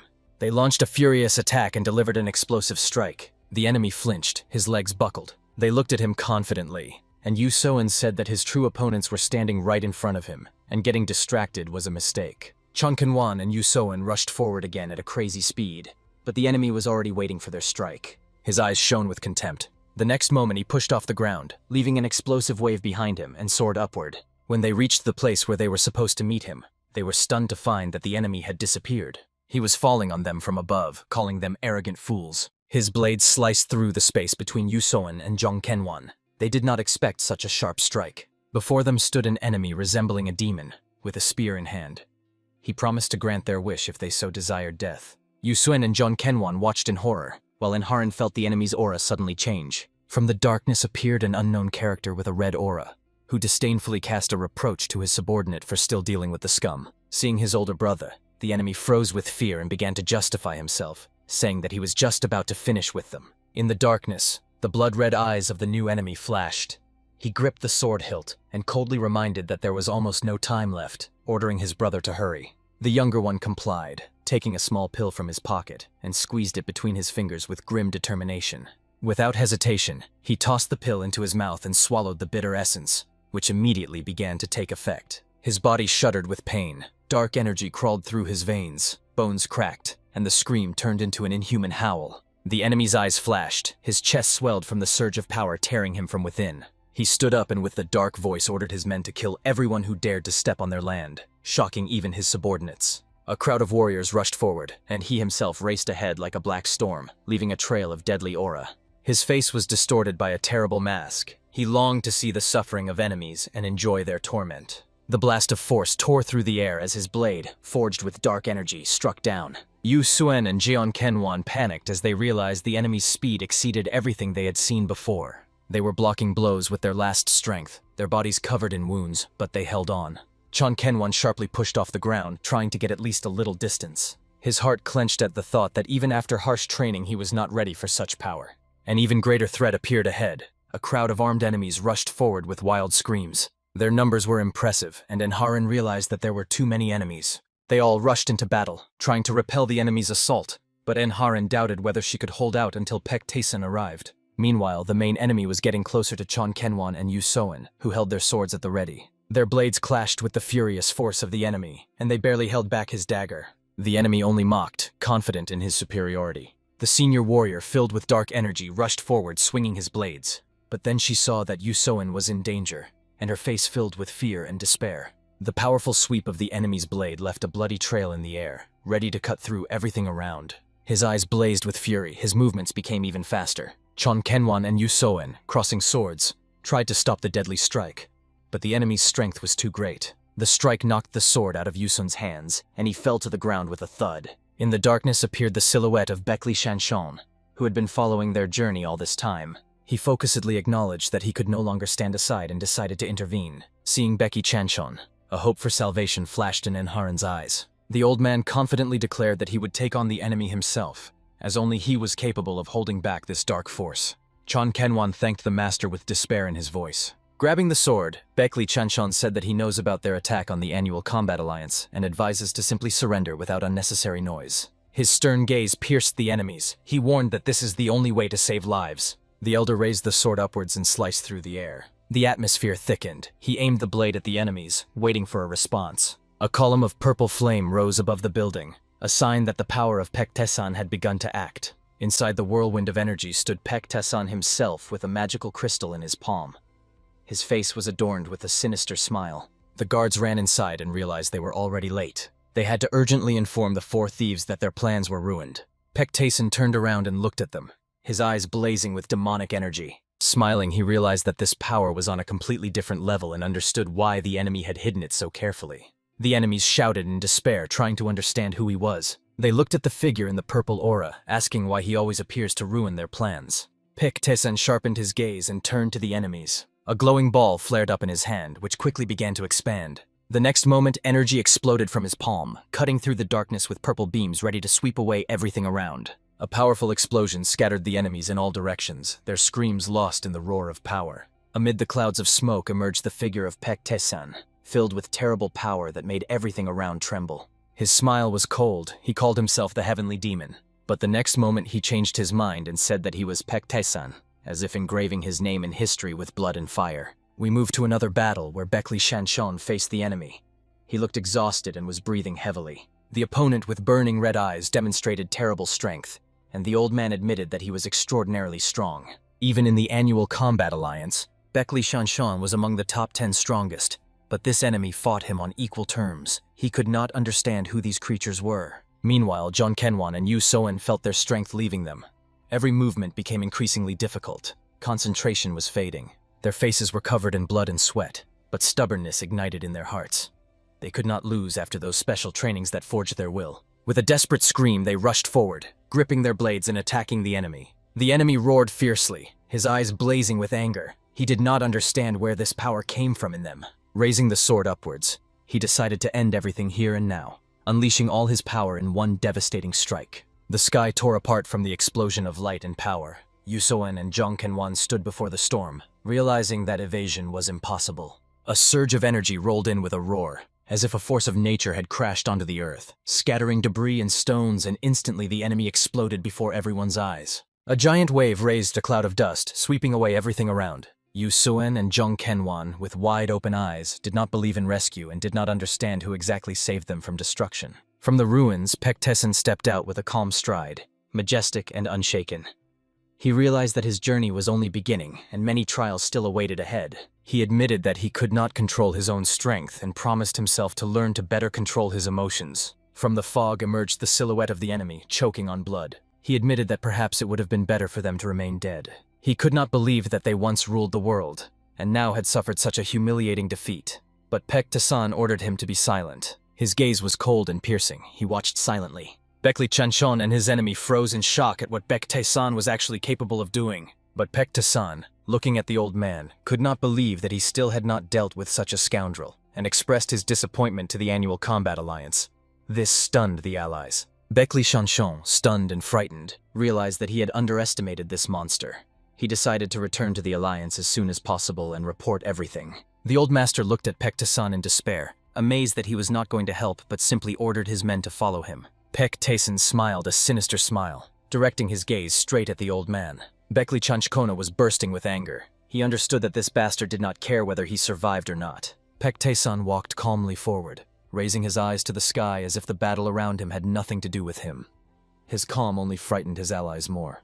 The old master, blocking the enemy's strikes, gritted his teeth and cursed, not believing that Taesan would simply abandon him. The enemy, with a mad gleam in his eyes, understood that if Paek Taesan intervened, there would be no chance of victory left. He decided to use this moment. The blades of swords clashed again in a flash of sparks. Baekli Chanchon shouted in anger, feeling that he had just been betrayed. But Paek Taesan did not even look back. His steps sounded cold and relentless, and Haran, shocked, asked if the master really was not going to help Baekli Chanchon. But the cold look of Paek Taesan made her understand everything without words. Suddenly he raised his hands and let out a powerful scream that shattered the night silence. Baekli Chanchon, hearing this scream, did not understand what it meant. He thought maybe Paek Taesan was using some technique or hidden weapon and still hoped for his help. But in the end, he only heard Paek Taesan shout to him that he has to manage on his own. The old warrior froze at what he heard, his heart pounding wildly. He had never seen a madman like Paek Taesan. Other observers stood stunned, not understanding whether it was support or outright mockery. Their faces expressed confusion. Meanwhile, the enemy attacked with furious rage, trying to break through the old man's defense. But Paek Taesan did not even look back. The air was torn apart by red flashes of strikes. The ground trembled from the force of their confrontation. Baekli Chanchon tried to remain calm, understanding that haste would only harm. Their forces seemed almost equal, but he felt that the enemy must have a weakness. The opponent, confident in victory, unleashed a wave of hatred and prepared the final blow that was meant to decide everything. His eyes suddenly filled with shock, as if he had seen something unexpected. Baekli Chanchon's face became serious, and a sudden flash of blue energy cut through the darkness, making the enemy wary. The next moment, Baekli Chanchon's blade sliced through the enemy, delivering a fatal blow. Blood splattered in the air. The old man realized with relief that the most dangerous moment was behind him. The squad ahead moved behind the master, but some allowed themselves contemptuous words, assessing the master's strength. But Paek Taesan said coldly that the old man was up to foolish nonsense again. One of the subordinates timidly explained that the old man's death could cause big problems and dared to ask why Paek Taesan did not help him. Taesan replied coldly that he simply does not like his face. The next moment, he warned Jong Kenwan and Yusoen to be ready to answer for their actions when they return. Both of them were thrown into a cold sweat, and their faces were covered with sweat because they understood what cruel punishment awaited them. And Haran stood behind, unable to understand why they were so afraid of him. She realized that it could no longer continue like this and dared to ask the master something important. Looking at Paek Taesan, and Haran realized that she had spent her whole life only receiving help from others. And Haran decided that she no longer wants to be a burden to Paek Taesan. From now on, she sought to stand beside the master as an equal. Finally, the girl dared to stop his steps. She confidently ran closer, trying to attract his attention. Her hand involuntarily reached forward, as if wanting to hold him and not miss the opportunity. The heart was pounding, and she confessed that she wanted to become part of his journey. Baek Tae-sun did not immediately understand what she was talking about, but Haran firmly stated that she wanted to undergo the special training with which he scares his students. He stopped and looked at her with a cold gaze, in which surprise and silent agreement were mixed. A faint smile touched his lips. He accepted her desire. Baek Tae-sun said that after returning, he would teach her the technique of the endless step. These words shocked and frightened Jeon Kenwon and Yoo So-in. He explained that this movement technique hardens the body and energy, but warned that the pain would be unbearable. But En-haran looked determined and confident, despite the shouts of Jeon Kenwon and Yoo So-in, who yelled after her that she would regret it. Yoo-sun sighed bitterly, for she knew that her friend had always been stubborn, and now Haran will endure any pain to become stronger. In the darkness of the mountains, a group of students followed the master, while some argued whether the pursuit of power was worth such sacrifices. Two of them sighed with relief that they would not have to master endless technology, but one warned that even a careless word could turn into disaster. During the argument, Hwaok, who was walking ahead, suddenly felt something strange. She sharply turned aside and realized that someone unknown was approaching them.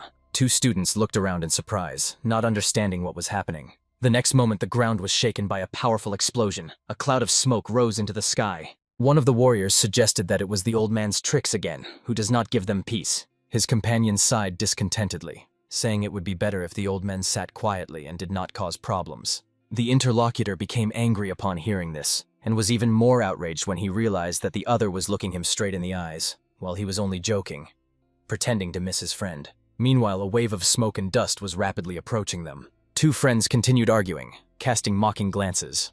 One remarked that the old warrior resembled their comrade, instantly provoking his indignation. Their argument only escalated until suddenly Baek Shanshan appeared before them, angry and nervous. His eyes blazed with anger, his face flushed with blood. He barely restrained his fury, gritting his teeth. The next moment, the old man saw the one he hated the most. Baek Tae-sun stood before him.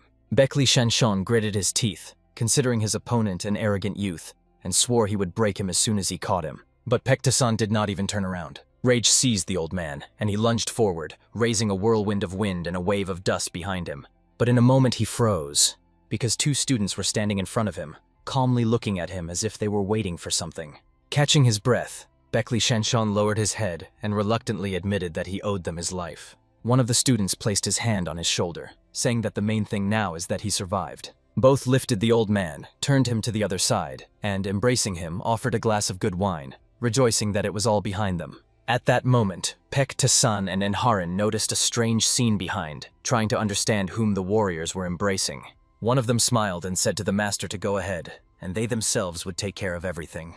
But Baek Tae-sun looked closely and immediately recognized Baek Shanshan in the figure, deciding that something could still be gotten from him. Meanwhile, we moved to the residence of Hekran Bigwan, where an unknown man in a black cloak was heading. When he approached the entrance, the way was blocked by two giant guards, and from the depths of the residence came a commanding voice, ordering to let the stranger in. Drops of sweat appeared on the guest's face. He was seized by fear when he looked up.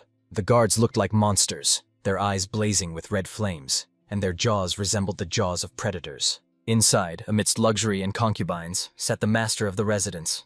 He cast a cold glance at the stranger and said that he was late. The master's concubines closely scrutinized the newcomer, examining him from head to toe. He stood silently, embarrassed, afraid to utter even a word. But the owner himself was the first to speak. His voice was cold as he reminded about the failure in Ihani and ordered to explain what went wrong. The alien fearfully replied that they managed to capture the black iron blacksmith. But after that, everything turned into a disaster, and he lost everyone. Hearing this, the owner froze, shocked. He did not expect such a complete failure. The unknown man fell low to his knees, begging for death and acknowledging his sin as unforgivable. The master watched silently, his gaze piercing through.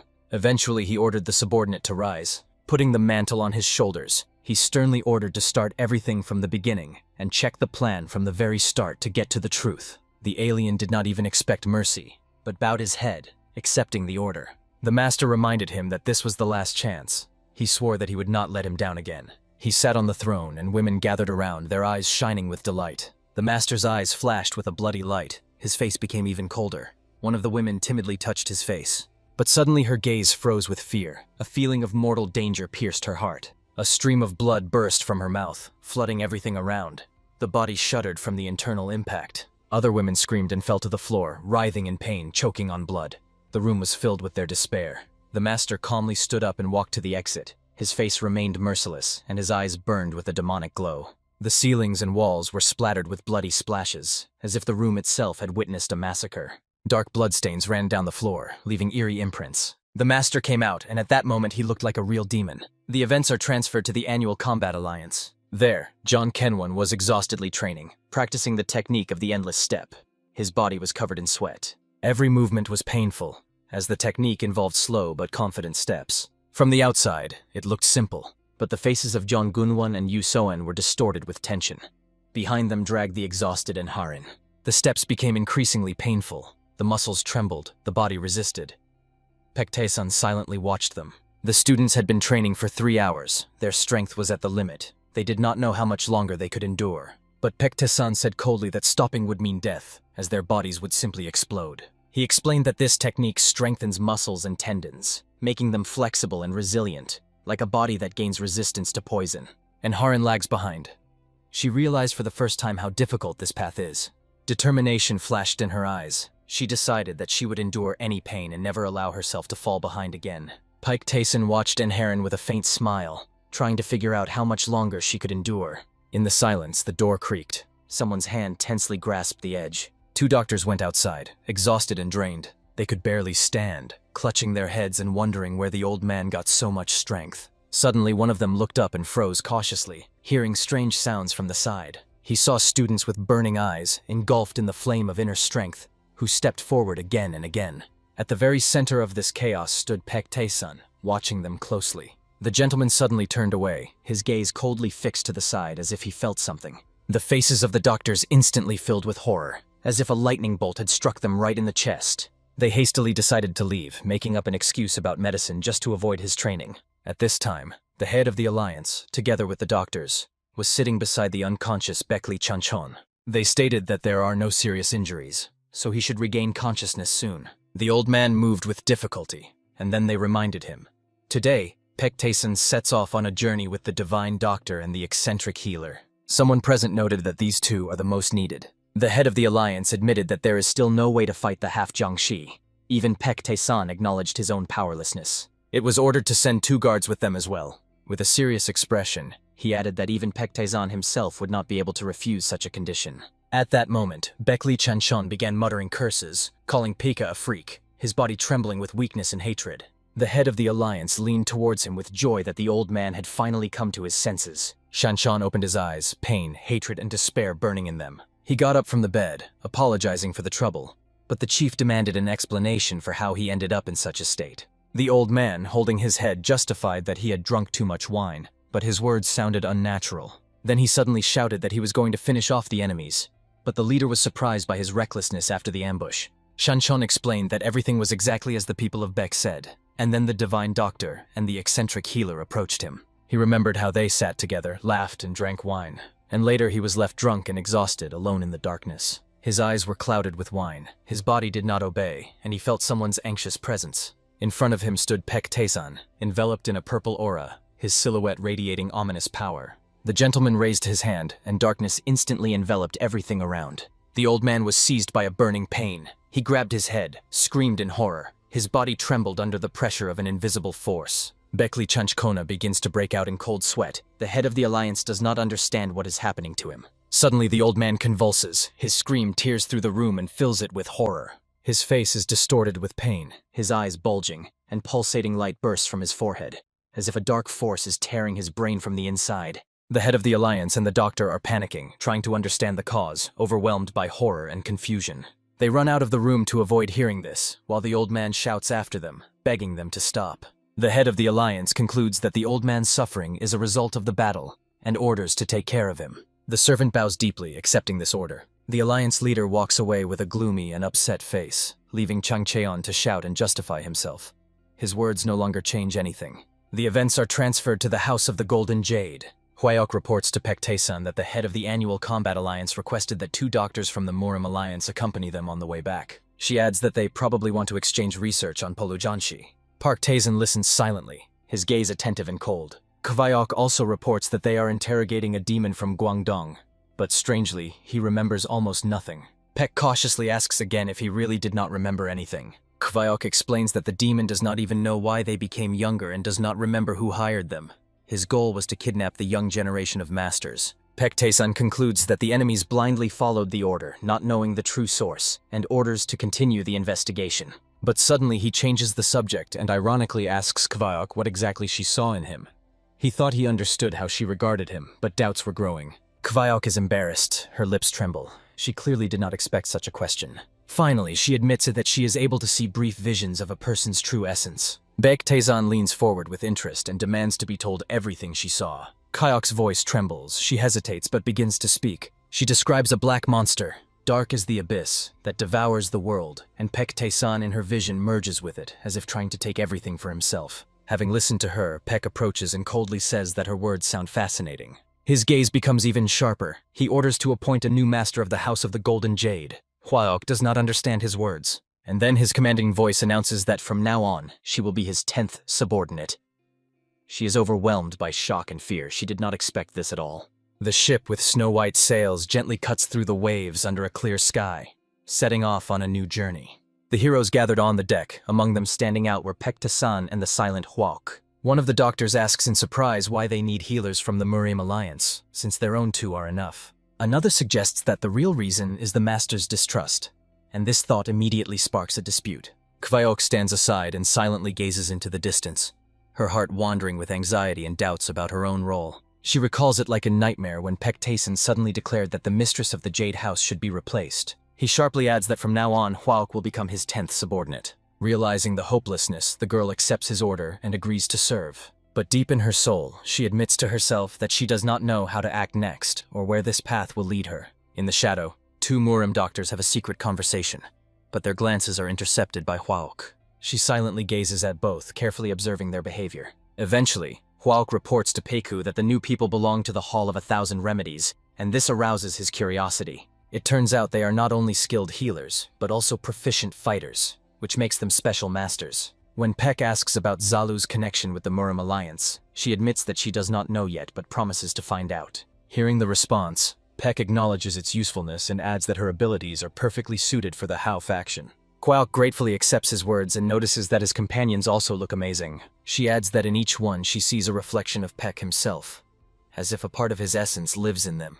Remembering their faces, Hwaok quietly sighs, realizing that once they all still knew how to smile before they became his servants. Peck only smiles interestedly, and the girl realizes that even more secrets lie ahead of her. Meanwhile, on the deck, two doctors begin to argue, drawing the attention of others. Peck approaches and harshly grabs them by the hair, demonstrating power. They tremble with fear, and Hwaok watches with dread, noting their difference from the others. One of the subordinates bows and apologizes for the interruption, reporting that the ship is approaching the base where the pirates are holed up. The woman replies coldly that she is no longer the mistress of the house, and asks where he got this information from. The man admits that he was once a pirate and knows their habits well. He adds that some managed to escape. Peck asks suspiciously if anyone really managed to escape alive. The former pirate confirms. The security was serious, but the escapees said they were just lucky. The divine doctor mockingly notes that the reason is not luck, but that the guards simply failed in their duty. He looks closely at the man and adds that there is something suspicious in his words, so it is better not to trust him. The frightened man begins to justify himself, assuring that there was a lot of security, so there really could have been Polo Chanchi there. Peck narrows his gaze and coldly asks why he speaks as if he has seen everything with his own eyes. The man, in despair, swears that he is only passing on rumors and has never witnessed the events. The tension rises. Peck silently watches him, making him break out in a sweat from fear. Suddenly his gaze sharply falls on Hwaok. At that moment, the girl bursts out, pleading for forgiveness for not checking this man earlier, wondering if Peck himself suspected her. With a sudden movement, she grabs the man by the hand, showing readiness to act, skillfully blocks his movements, proving that he is hiding the truth. The man falls to the floor, holding his broken arm, and in despair asks why this is happening to him. In response, he hears coldly, "Why did he betray?" They grab him by the neck, but he panics, trying to prove that he would never do that. The next moment, he is thrown against the deck so hard that a dull sound spreads over the sea. The divine doctor grabs his head in amazement at how the spies managed to sneak so close and how far their connections extend. Kvaok reports that this man was in the Hao faction for over 5 years, and she could not have imagined that all this time he was a spy.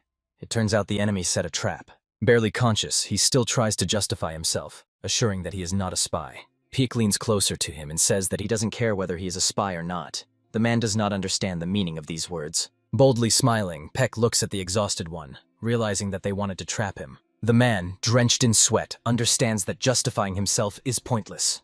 There is no more sense in it. Peck's eyes flash with demonic light, a red aura rising around him. His voice commands to speak everything until he erases the soul to dust. Some time passes, and the ship almost reaches the enemy base. A huge base appears before the heroes. It is much larger than they expected, and it is clear that its leader is far from weak. The ship approaches the majestic tower near the pier. Peck feels that this is a trap, but such games are familiar to him. He has encountered similar ones more than once. Back when he was the Heavenly Demon, entire alliances of clans built traps hoping to catch him. A smile touches his face. He remembers that all those attempts were in vain. It is interesting what the enemies have prepared this time. In the depths of the building, someone in the shadows smiles sinisterly, and behind his back, green energy flashes. A powerful stream of green light bursts from the top of the tower, and Peck does not understand the nature of this force. He takes a few steps forward. Peck informs his companions that he will go alone from now on, and orders them to hold the rear. They refuse. It is too dangerous. He only throws a cold glance over his shoulder with a slight smile. For someone, this is danger, but not for him. Chon Kenwan will still try to stop him, but in vain. Peck says that if he is really threatened by something, then Chon Kenwan and Yu Soan must try even harder. And he adds, he does not think that the future enemy will be within their power. Above the sea rises a gloomy tower of enemies. From it emanates threat and cold. Inside, someone is the first to notice movement and raises the alarm about an invasion. Peck Tasan raises his hand covered in dark energy, preparing to unleash his power. The guards raise an alarm and rush into battle, trying to stop the enemy. But in a moment their enthusiasm changes to shock and confusion. The figure of Peck Tasan dissolved in the purple glow which they could not have anticipated. The satellites silently watched, realizing that this was the beginning of a real battle. Doctors understand. There is no retreat. Action must be taken quickly and decisively. Peek approaches closer to the tower illuminated by green light, and feels that this energy is on a completely different level. Looking up, he acknowledges that the opponent surpasses everyone he has met before. The baker touches the heavy doors with his hands. With a decisive movement, he opens the massive door and enters the hall filled with tension. A confident voice echoes from the shadow. He was already expected. The baker walks forward, carefully climbing the stairs. His figure appears in the light of the door, and the tension in the air becomes even more palpable. By the window stands the enemy, calmly looking outside as if everything is under his control. He contemptuously speaks about the weakness of his people, calling them worthless for failing to hold the defense. Peck's gaze becomes cold and serious. He catches every word of the enemy. The opponent with a smile notices how Peck's allies are skillfully fighting below. He acknowledges their strength and suggests that it was Peck who made them so desperate. A sly smile appears on his face, hiding a dangerous intention. His gaze flashes with a red glow, and he calls the hero by name, recognizing Peck Tasan. Peck meets him with a cold and calm gaze, without uttering a single word. The enemy turns to him, solemnly calling himself Gok Yandon and issuing a challenge. Peck presses his lips, focuses, and determination burns in his eyes before the inevitable confrontation. The pirate leader was named Gok Yando. He possessed extraordinary energy. Tayson had never heard anything about him and did not know what to expect from a probable opponent. Yando was confident. He said that he was not one of the top 10 and was not the leader of the sect. Tayson envied the fact that this master lived in silence and peace all the time. Peck asked who all these soldiers were and what kind of base this was. Yando said that their organization had no name, and they hid under pseudonyms. The young man thought that the pirate leader did not look like someone who just follows orders. The bandit seemed to guess what the opponent was thinking. He assured that he was raised to be a chained dog. Peck doubted. For an ordinary pawn, he knew too much and behaved freely. A strange energy swirled in the room, which Peck saw when they were approaching the fortress. The young man felt that Yando had released a lot of energy, but still could not determine his strength and level. Peck did not lose composure. He ordered to attack the opponent because they had very little time and he still had something to eat. Yando carefully watched his opponent. It was difficult for him to determine the level of the enemy's skills. He attacked swiftly and very fast. Tesson's reaction saved the young man's life. The boy jumped back in time, increasing the distance to the opponent. The hall was buzzing with energy. Tesson began to guess the level of training of this expert and his combat technique. Yando rushed at the opponent. Around his figure, energy was still emanating. The young man once again avoided the enemy's attack. He skillfully dodged every strike and jab. The boy ended up above the opponent and looked at him carefully. Yando's sword was a Bulya Podogji. The leader of the bandits tried to guess how the young man was going to attack him in such a stance. Taeson's leg was rapidly approaching Yando Gok's face. He barely managed to defend himself. The boy attacked strongly and wisely. He relied not on strength, but on skill. Gok Yando was impressed. He did not expect to meet such a strong opponent. The fighter tried to lure the young man into a trap to attack with full force according to the situation. Taeson quickly oriented himself to what was happening. Knives flew at him swiftly and from all sides.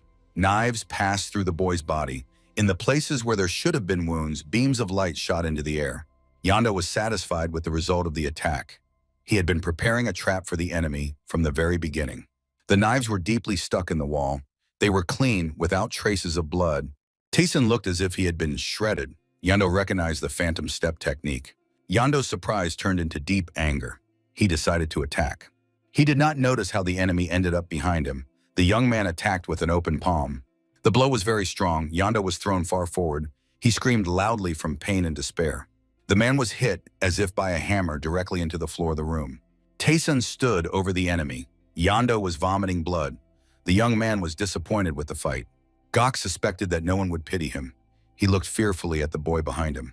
He forcefully struck the enemy's face with an open palm. The man's head was thrown back. Taeson felt himself falling into a battle frenzy. The boy's blood boiled right in his veins. He struck the enemy once more, enjoying his strength and power. The young man looked at the body of the defeated enemy lying on the floor. Taeson felt good. He threw the enemy's body over his shoulder and went to look for the half-Jiangshi. Taeson Peck was glad that he finally had the chance to fight a worthy opponent. His men, who had finished the fight in the yard, were running to meet the boy. They looked at their leader in surprise, who was carrying the body of a stranger on his shoulders. The boy did not answer the subordinates' questions. He asked if they were all intact. Taeson was surprised at himself. Previously, such questions did not bother him at all. He recalled the times when he was a heavenly demon and what he was like then. Even before becoming a heavenly demon, he had to go through a lot. However, even then he did not worry about the condition of his fighters and their feelings after the battle. The young man addressed his people. They silently prayed that Taeson would not make their training more intense. Taeson praised them for their good work. Surprise and amazement appeared on the faces of the subordinates. The young man carelessly threw Yando to the ground. He ordered the subordinates to take care of themselves first, and then of the prisoner. The man and the girl from Peck's squad promised that they would do everything in the best way. Night came. The prisoner was fine, and the squad decided to rest, waiting for Peck's leader. The girl medic promised that the prisoner would be fine and would live for quite a long time. This time would be enough to interrogate and find out all the necessary information. Peck was satisfied with the work of his people. He told that now their target was the Jiangshi. The girl offered to help search for them. Taeson refused her offer. The young man explained that there was no need for that. He determined the enemy's location through aura. He felt the aura of the Jiangshi very well. It led him, leaving a trail of violet light behind. The path ended near a secret bow, which was hard to see in the floor. The young man looked at him for a long time, considering all the danger and all the possible options that could await them. Finally, he gave the order to his subordinate to cut the hatch. He used a sword, and soon the path was clear. In the darkness of the basement, rows of warriors were visible, waiting for the right moment to awaken. Peck's subordinates, and who peeked into the basement, were surprised by the presence of this room in the building, which seemed to have been built on water. The Jiangshi were very frightening in appearance. They looked more like living corpses. The group was seriously scared. They were frightened by the appearance of the Jiangshi. Fortunately, there were very few of them. Peck was less optimistic. Of the 300 Jiangshi, about 50 studied martial arts. No one except Peck himself could understand this, but for him, it was very good. The young man decided not to waste time and went down to the basement. Such a Jiangshi was not expected. They looked surprised at the sudden guest who dared to come down to them in the basement. The subordinates were nervous. They did not want their mentor to descend to that room alone. Taeson landed easily on the floor. He remained calm and collected. In the basement, the aura of Jiangshi was felt even more. It literally filled the space inside. The Jiangshi realized that they were in trouble. Their energy was slowly leaving them. The bodies of the Jiangshi remained lying on the floor. Taeson was saturating himself with their energy and draining it. The boy felt great. This spiritual energy of the Jiangshi was much better in quality than the one he had to consume before. Staying in the basement endowed the Jiangshi with even more energy and increased its concentration. Taeson was in ecstasy. He understood that now before him was a source of unprecedented energy. The subordinates did not dare to disobey Tayson's order and look into the basement. The sounds from there were quite interesting. The next day, the ship set sail from the fortress. Its passengers were glad that it was finally happening. In the River Combat Alliance, they had to endure a lot. The girls believed that their paths were diverging from Peck. One of them turned to her friend Soyeon with a proposal to continue studying martial arts. The girl refused. She recalled the hellish training and did not want to continue learning. One of the subordinates assured that the thread always followed the needle, so it was worth staying with Peck. The friend was glad that she would not have to part with Soyeon. Soyeon herself did not share the enthusiasm. Peck Tayson was not happy with this news. The subordinate immediately suggested organizing a group training session right after returning. Tayson stood on the ship's bow. He thought about himself and enjoyed the sailing. The boy recalled the type they had to face after that clash in the sea pirate's lair. The fighting skills of that guy were not impressive. The problem lay entirely elsewhere. The energy that was extracted from the enemy after the victory over him was very dark and evil. She resembled the energy possessed by 4 thieves from Guangdong, the corrupted energy of body and soul. A brief investigation indicated that this group had been engaged in this for the past 50 years. The abilities of these people clearly did not correspond to their age. It seemed that their souls had been transferred into new bodies. Even the current body of the heavenly demon with that strange combination required a lot of time for synchronization. Only the remaining energy of the celestial demon saved the new body from complete destruction and annihilation. It seemed that understanding was very close, but the assistant who was studying the drug called. The assistant explained that the pill, which revealed inner powers, was made from expensive components. Each of the pills cost a lot, and surely those who lost them are very angry and upset. Even Tayson himself did not expect that these pills were hidden in the pirate's fortress. The assistant explained that reproducing the pill's formula is difficult, but they have already created something of their own. The main secret lay in the skillful use of the blood drop flower to release energy. Other ingredients stop the flower's effect. Therefore, it is necessary to develop their synchronized complex. In that case, it will become the perfect weapon against enemies and force them to yield their positions. Tayson thought that if it is possible to release the energy earlier, then the opponents will become very weak before the battle. The assistant agreed. Twin, they can make the enemy manifest their strength earlier and tire faster in battle. If everything is done very well, then the strength will start to be spent even before the battle begins. Tayson ordered to start research immediately after returning and improve the formula if possible. The assistant bowed and promised to do everything in the best way. He was proud of this assignment. Yando suffered in the ship's hold from seasickness. In addition, he had a terrible dream as if someone had stolen his recipe. The assistant explained that he would create the same drug, but cheaper and more effective than the original. The ship was approaching Wuhan. However, Tayson still did not consider this place his second home. There was hustle and bustle in the residence of Do-Sogun. The pirate fortress Yichang was completely neutralized. The servant reported that part of the troops had been wiped out, other soldiers were captured, including Gok Yando. The master considered all the Jiangxi missing. Additionally, the disappearance of Gok Yando gave no peace. The servant reported suspicion that Peck Tayson and his people were involved in this matter. The trap for the boy did not work. The biggest problem was actually the disappearance of the Crimson Wrath pills.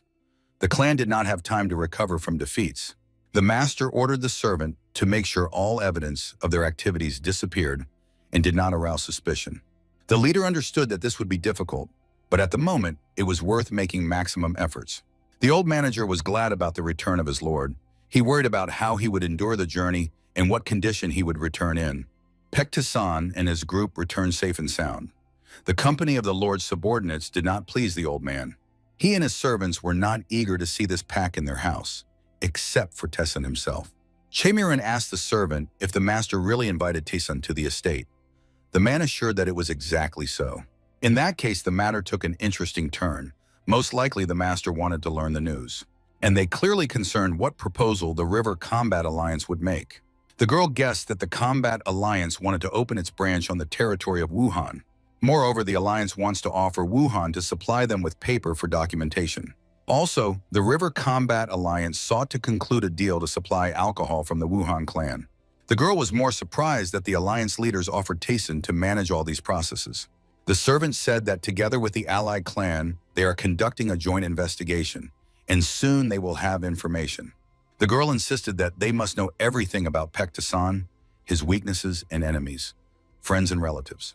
Next was supposed to be the drafting of a plan to intercept the profitable deal by Jehek himself and his subjects. The mistress gave the order to find out everything about the trading organization Golden Wall. It was a way to get rid of competitors. Thus, Pek Sanil and Pek Ukon will be removed. Then it remains to take the position of the pavilion head. The servant bowed. He explained that he would do everything as it should be. The girl had no doubt about it. Myron thought about the fact that all the time the poor Tayson was almost ignored because he was a cripple. Now he began to stand out too often, and this could not be allowed. The boy could take an important position. Soon disputes began among the very representatives of the Combat River Alliance. They each wanted to lead before the other. Tayson immediately guessed the reason for such a warm reception. It turned out that the Alliance had offered something even before the young man set sail. He remembered the words of the old man who talked about some affairs with the Golden Wall organization, and many affairs after that. The boy got tired of listening. He ordered the envoys to be silent. Tessin turned to the manager regarding his opinion. The man thought and advised to first meet with the head and then make decisions regarding the agreement and the branch manager. The young man did just that. The envoy shouted after him and asked him to consider their proposal and advice. The boy was quickly separated from them by a detachment of Tayson's students. The contenders did not dare to pursue the boy and his escort. The looks of the students promised nothing good for those who would try to hinder their master and mentor. All the contenders promised to wait and not interfere with resolving matters. They seemed to think that the young masters could kill with a glance. Pek Tayson ordered his people to go to the White Flower House and find out everything about the clan and its activities. He explained that it does not matter how large the organization is. There will always be an accumulating burden in it. Finally, he asked the masters not to stop in their searches before anything or anyone, not even the head. For the heavenly demon, it remained a mystery what motives guided his behavior and decisions. Now he was receiving him with a joyful expression on his face. The man praised his younger brother for his diligence.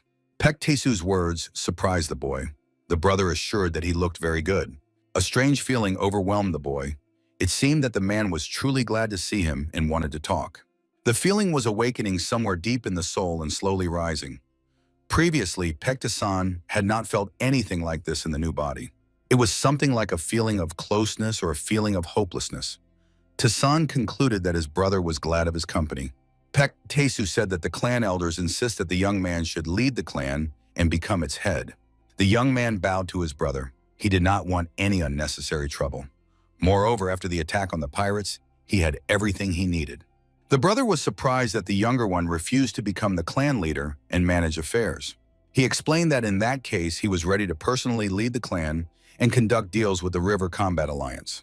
Pektes praised the younger brother for his modesty, but the lack of ambition could play a cruel joke on him. Tison understood that even a share of the profit from dealings with the River Alliance could be quite significant. The brother asked at the end whether his brother intended to act on his own. Tasan wondered what that could mean. Pek Tayson guessed that the elder brother was giving him permission to do as he saw fit, even to absorb the power of others. The head of the enemy clan was walking through the cursed lands. There was a lot of negative energy there because the place was called the Palace of the Supreme Demon. Just one mistake in this place could cost a man a lot, and he was currently taking an incredible risk. Before him stood the Supreme Master. The man asked the guest to behave carefully and keep his distance. His next question was why the guest kept so far away from him. Silence fell. The host turned and raised his hand. Around it, energy mixed with blood. He beckoned to come closer. The guest resisted. Tentacles of mana in the pavilion host's blood entwined the man. He did not want to approach. The tentacles tightened more and more around the man's torso. He begged for mercy and not to be punished. The master quickly approached the guest and looked into his eyes. The man asked if the guest was really such a joker. The guest's body hung above the ground, held by bloody tentacles. Along with those tentacles, the master took out a strange pot. Regarding it, the master explained that in fact a bloody demon once lived in this pot. The man pointed to a shelf with similar jugs. They shone with bright light. The master assured that demons had returned to these pots, but the bloody mad demon never could. Inside it was actually empty. There was a possibility that the demon could still be alive. But the master did not believe this. He got angry and struck the wall with force. The demon died, the light changed. The man ordered the guest to search for a more suitable body for himself, one that could withstand his aura and power. The servant promised to definitely take up the search for a body, but first he asked to be freed from the strange bonds. The master was in no hurry to do this. He promised to punish the servant for trying to deceive him. The guest was seriously frightened. He could not believe that the old master had found out that something had been fabricated by order. The man tried to shout to the master, but he tightly squeezed the tentacles around the poor man's body. Tayson's assistant inquired with the servant about how the event preparations were going. The servant assured that the security agency and the secret market were working together. The servant strongly doubted that it was worth acting independently. If someone found out, they would be expelled from the cult. However, the assistant assured that he had become a person without whom Tayson Peck could not manage, and he possessed the secret of the elixir. According to the assistant, the game was about to begin, as a result of which he would become the head of the secret cult. The assistant was convinced that Peck Tayson was actually the son of the heavenly demon, who was now dead. 2 days had passed since the return from the mission to the River Alliance. Tayson spent them training. All this time he thought about what he had managed to learn. The spiritual energy of the Jiangxi helped him recover. The effect was simply amazing. The concentrated energy of the Jiangxi allowed him to strengthen himself and recover. Tayson realized that in this way, he would be able to restore his body to good condition very quickly. A young girl entered the room and bowed. She asked if the young master would no longer rest. The girl told that while he was resting, many guests had come to see him. But the servant ordered them to go and not to disturb Tayson. The young man inquired who the guests were. The first guest was the head of the River Alliance Patrol, Somondok. He and Tayson were supposed to be acquainted. 3 times a day, 2 doctors and healers from the Hall of 1,000 Medicines tried to reach Tayson. There was also a man unknown to the girl from the security agency, Donhee. This guest surprised the boy the most. The girl could not explain the purpose of that guest's arrival. He only said that Mr. Tayson's matter was resolved. This made the young man think. Donhee was a security organization of the sacred cult of the heavenly demon. In this organization, whose purpose was the destruction of the Chunli clan, acting without higher approval was forbidden. The visit of a representative of the organization indicated that someone suspected the boy's connection with the heavenly demon. Peck thought that only 3 people knew about his connection. Suddenly, an armed boy flew past the door in the yard. Tayson thought that his student could not know about the heavenly demon. Soyeon was also cleared of suspicion. The young man did not want to think about it, but there was only one person left who could be suspected. He was upset. Tayson began to guess why lately everything had been going so easily for him. He ordered his masters to stop and do nothing more. A more important task arose for them. Tayson explained that they had to visit the one who pretended to be a messenger of the Donkey security firm. But the mentor ordered not to rush. They must take the divine Dr. Chonshu with them. The girl felt an evil aura from the master. She began to worry about the condition of the divine doctor. The master looked at his students. He thought about their loyalty and devotion to his will. The group led by Tayson arrived at the hotel. It was there that the one they were looking for was supposed to stay. Tayson asked his close associate if he remembered the order and if the boy was ready to carry it out. The healer and partner looked at Tayson and his ward. He was interested in since when Peck had been giving secret orders. But the suspicion and tension were eased by the thought that Tayson began to act before the healer himself started to act. And right now they were going to the Donkey security department. It was there that the plan was supposed to take place. Tayson and his people entered the premises. The young man led a group of masters subordinate to him. Immediately, a servant of this place jumped out to Tayson. He greeted Tayson on his arrival and asked him to come further. The man's name was Mu Chu Sam. He was the chief guard of the organization, who protected the clients. Behind him stood his subordinates, and the man ordered them to greet the main guest, Donghae. The men's faces indicated that they did not respect the guest much and were not happy about his visit. Tayson recognized these guys. They were from the secret market. That was why their appearance was so tense. Tayson's assistant was nervous. He tried to calm down and believed that the situation was still under control. The chief guard paid more attention to what was happening with Mr. Tayson's assistant, whom he was dealing with. The owner of this place suggested going to a more decent place for conversation. Tayson insisted on starting right now. The assistant tensed up even more. His plan began to get out of control. The fighters from the secret market realized they had been exposed. They did not know how to act because no one had given orders yet. Tayson's assistant attacked first. The boy's eyes burned with a blue glow and he switched to combat mode. With a strong right blow, he pushed the opponent back. The latter fell to the floor. The chief guard tried to calm the people gathered here. The girl could not understand what was happening around. Tessin calmly observed. The companion guessed that it was intended that way. Tessin glanced at his assistant. The boy wondered if he now guessed why he was taken along. The man was clearly nervous. Sweat was running down his face. He guessed that his plan had been uncovered. The master of the place was confused. He could not understand what was happening around and what exactly was part of the plan. Tessin explained that his student has a rather low level of preparation and additional training awaits him. The young man was confused. He was right in the thick of the battle, and the mentor's words seemed unfair. The girl understood what danger her comrade's hesitation posed. She warned that if he couldn't manage, they would simply die during training. The boy's attack became even more furious. He did not look at who his enemy was. Everyone except Tessin and the girl were opponents. With a skillful kick, the young man sent the opponent to rest for an indefinite period. Tessin stood over the chief guard of the organization. He asked if he wanted to tell him anything. The man was clearly nervous. The young man could finish off all the fighters specially selected for such a mission. The guard could not stand it. He begged to stop and promised to tell everything he knew about the coup. Tessin's assistant bowed. He explained that the entire plan was aimed at the benefit of the young man. The leader in the Donkey organization thought, however, that the allies surrendered so easily. Their cause was under threat. Almost all Donkey warriors were defeated by the young man. He paid no attention to fatigue and the overwhelming number of opponents. They all soon lay on the ground and awaited what would happen to them next. The young man proudly stood over the opponent. He ignored what was happening. He was filled with a sense of dignity. Tessin explained to the assistant that he wished to speak with him alone. A special room was prepared for this purpose. Already in the room, kneeling before Tessin, the assistant explained that the young man was considered the son of the heavenly demon. The silence of Tessin made it clear that they were all mistaken in their assumptions. Tessin assured that they all thought incorrectly, although there was some truth in it. The assistant dared to ask why, in that case, he looked so much like the heavenly demon. The man explained that from the very beginning, he did not pay attention to this. But the aura, manner of speaking, appearance, and character are very similar. The young man feigned anger. He asked if this meant that he resembled some kind of scoundrel. Anger began to rise inside him. The celestial demon could not allow himself to be compared to someone lower than him.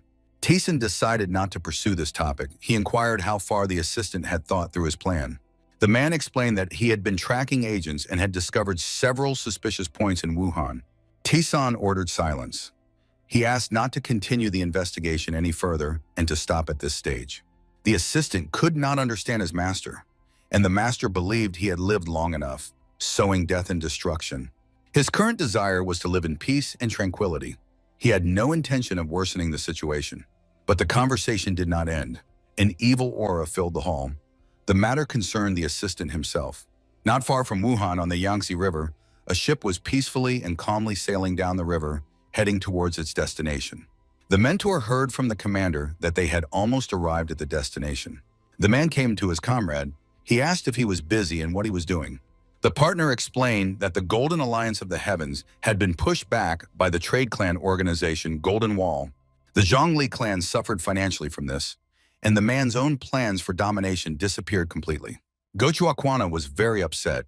Someone had completely absorbed the Wuhan gang groups and their allies. The guest understood that although there was hostility between them, in this extreme situation it was worth joining forces.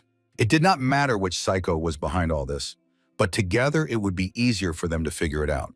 It was necessary to find a strong enough body so that it could hold the spirit of a mighty warrior. An ordinary person could not do this in Wuhan. Among the unknown, there had to be someone who could withstand the spirit's possession. The first thing that came to mind was to use the Golden Wall trading clan. Among its members, there had to be someone suitable. The events moved to the estate of the Golden Wall clan. Tessin sat in a chair and carefully examined the purple sphere in his assistant's palm. The man said that these were divine medicines into which he had put all his soul and skill. The assistant called it the divine elixir Cheonchu. Tessin did not approve of this. 2 days ago, the attempt to overthrow Tessin's influence failed. The Danhu agency gained nothing from this. The assistant himself was also pulled back to the trading clan, and his activities were restricted. As a punishment, Tessin ordered the assistant to create an entirely new drug. Chonshu had only 2 days, and doing such work was impossible. The young man carefully examined the pill. He asked if the healer had just thrown in various ingredients. The assistant became angry. He explained that this elixir was the result of his many years of work even before meeting Taesun. The man asked his lord to believe in his sincere intentions and to have no suspicions about him. Chonshu still could not understand whether this young man was really a descendant of the heavenly demon. But the aura of this boy was absolute. It was simply impossible to withstand it. Such monstrous power for a boy his age was impossible. He had to be much older. According to the doctor, there had to be some familial connection between Taesun and the Great Lord. The healer knew that under no circumstances could he lose the good favor of his master. Taesun tried the elixir. He was satisfied with what he felt. The result was good. The energy and essence pulsating in the body after taking the drug released colossal power. But for that, whoever practiced demonic techniques was unnecessary and brought no results. Taesun praised Chonshu. The preparation would become very necessary and useful for the boy's own students. Taesun ordered the healer not to delay and to start preparing 700 portions of the preparation. The man was confused. He simply could not believe that he had to prepare such a quantity of portions. Taesun began to lose patience. He inquired why the healer was delaying. Chonshu could not hope for forgiveness. The doctor knelt down. He felt the master's power and promised to put his strength and soul into the new preparation. Taesun ordered to involve a hall of 1,000 medicines or an eccentric needle doctor who was supposed to help. The idea pleased Chonshu. He now had the opportunity to lead the doctor and become a leader in this field. Beck looked at the man who had recently tried to betray him. The young man was truly becoming softer. The previous Taesun could easily kill for a lesser offense. The boy's attention was drawn to a group of girls. He especially took a liking to one girl. She almost left his mind and returned again. The girl suddenly turned towards Taesun. She did not expect to see him here and seemed to be glad. The young man approached her and placed his hand on her shoulder. He asked her to come to his room tonight. The poor girl's friends looked at her attentively. They could not hold back their emotions. Fear and amazement mixed. The sun was setting. The girl was preparing to visit Taesun. She tried to recall the events of the previous night. Although everything then seemed so bright and shining, she could not remember anything specifically. The image of Taesun with his hand extended toward her, in which something brightly shone, emerged in her memories. Then she felt somehow strange. It seemed that someone valued and protected her. Taesun was careful and gentle. Something inside her cracked that night. Her true self almost broke free, but instantly froze. Since childhood, she had to hide her true nature. But with Taesun, all barriers disappeared completely. The girl felt very good in the morning. She had never been so light and full of strength and energy. She decided that from this day on, she would do everything her master needed. Now she dressed to visit the Palace of White Flowers and settle her important matters there. Taesun watched her from around the corner. He smiled and rejoiced that his plan had succeeded. A glowing orb shone in his hand. The young man thought that the soul in the girl's body was not ordinary. Taesun was glad that he had once learned to see the true side of a person's soul. Moreover, everything in the girl had changed. The abilities that Taesun possessed had changed since then, and they had a positive directional vector. The master of the Palace of White Flowers greeted the girl. He inquired what exactly had brought the former branch head. The man appreciated the girl's beauty. He asked if she had really been so spoiled while they tried to frame Taesun. The man's name was Cho Taeju. He was the son of the leader of the Hao faction. The girl regretted that she had left so lightly. Most of all, she did not want to meet Cho Taeju. The man asked what had brought her to this place. She no longer belonged to the Hao faction. The girl passed by. She understood that Taeju himself would become the future leader of the faction, but she still ignored him. The man himself considered the girl and the current branch head to be upstarts and arrogant trash. Taeju could not lose to this girl. He promised himself to deal with her and bring her down to earth. The girl showed no aggression. She said that the purpose of her visit was to get a report on affairs in Wuhan for Mr. Peck. Taeju pointed to the table on which the scrolls lay. He explained that the needed information was exactly in them. In fact, he wanted all this data to be unnecessary for Taesun and for the girl to be embarrassed. She anxiously read the writing on the scroll. She clearly did not like what she read. The girl threw a scroll on the table. She explained that this information was just trash for her master, the chief. She also expressed suspicion that her informant was trying to deceive his chief. But the man assured that the question was not about truthfulness. The question was actually about the price of the service. Good information costs a lot. He believed that a good price would be the beautiful body of a maiden or the technique of the shadow step. The girl looked suspiciously at the interlocutor and asked if he really wished to ruin the nerves of the whole clan. He replied that he simply wished to bring positions closer with Pektason, and she was a good step towards that. The man also emphasized that he wished to personally meet the young man in order to discuss the information. The girl understood that her interlocutor's gift was to convince his opponent by the power of words. The man was clearly trying to drive a wedge between her and Pektason. There was no doubt about that. With his poisonous tongue, this scoundrel will make it so that only he remains next to Tison. Their conversation ended there. The man promised to meet her at the estate of the Golden Wall clan. The girl could not allow Tejo to get there and speak alone with Tison. She rushed to run up the stairs very quickly to prevent this conversation. The girl sought to stop the opponent and save her positions near Tison. But soon she came across a huge crowd. People and animals were walking through the square. Tejo disappeared. She did not want to believe that all this was planned by Tejo to disappear without a trace. Tejo used the help of agents from the How organization to stop the girl and prevent her. The poor girl was running at full speed. She was trying to escape from the pursuers. Behind the girl, a herd of pigs was rushing with loud squeals. It is unknown how pigs could have ended up in the middle of the city. The fugitive gathered her strength and jumped high into the air. She jumped over the herd and decided to save herself this way. Finally, the herd ran past and she landed heavily on the floor, hitting her knee. The girl could only guess the purpose of the How clan, as she had been its warrior for a long time. New obstacles appeared on the way. Soon a large carriage stood before the girl. Two men with axes on their shoulders were rafting timber. It was difficult for the girl to understand where Tejo was actually heading and what he wanted to tell Tison. Meanwhile, the servant reported to Tison about the arrival of a guest from the How clan. Tison was confused. Hua was supposed to be there. The young man ordered the servant to let the newcomer into the room. An unfamiliar youth stood on the threshold. He asked for permission to address the great lord and tell everything he personally knew. Tison was surprised when he realized that the son of the head of the How clan was standing before him. What could have brought this boy here? Meanwhile, Tejo reported that he had arrived to Tison as a master of the How clan with important information. In addition, he promised to tell interesting information about the former leader of How and Yuchan. Tison was confused when he heard the guest's advice that Hua Oak could not be trusted and relied upon. Meanwhile, Hua was tired. She had completely lost her orientation in the city and was confused. Fatigue was knocking her down. Finally, she did arrive at Tison. The young man carefully studied the scroll. Tejo stood before him and waited. The girl realized that he was really trying to detain her and use the valuable information on his own. Va could not believe that her master would so easily fall for tricks and manipulation. Tejo saw the girl first. He looked at her and greeted the former head on arrival. The girl smiled modestly. She was thinking about what to do next and how to get out of the situation. Ka gathered her thoughts. She said that she came just in time and managed to catch the young gentleman. Tison disrupted this idyll. He inquired how everything went in the Pehua pavilion. The girl faltered. She did not expect such a question and was confused, pondering the answer.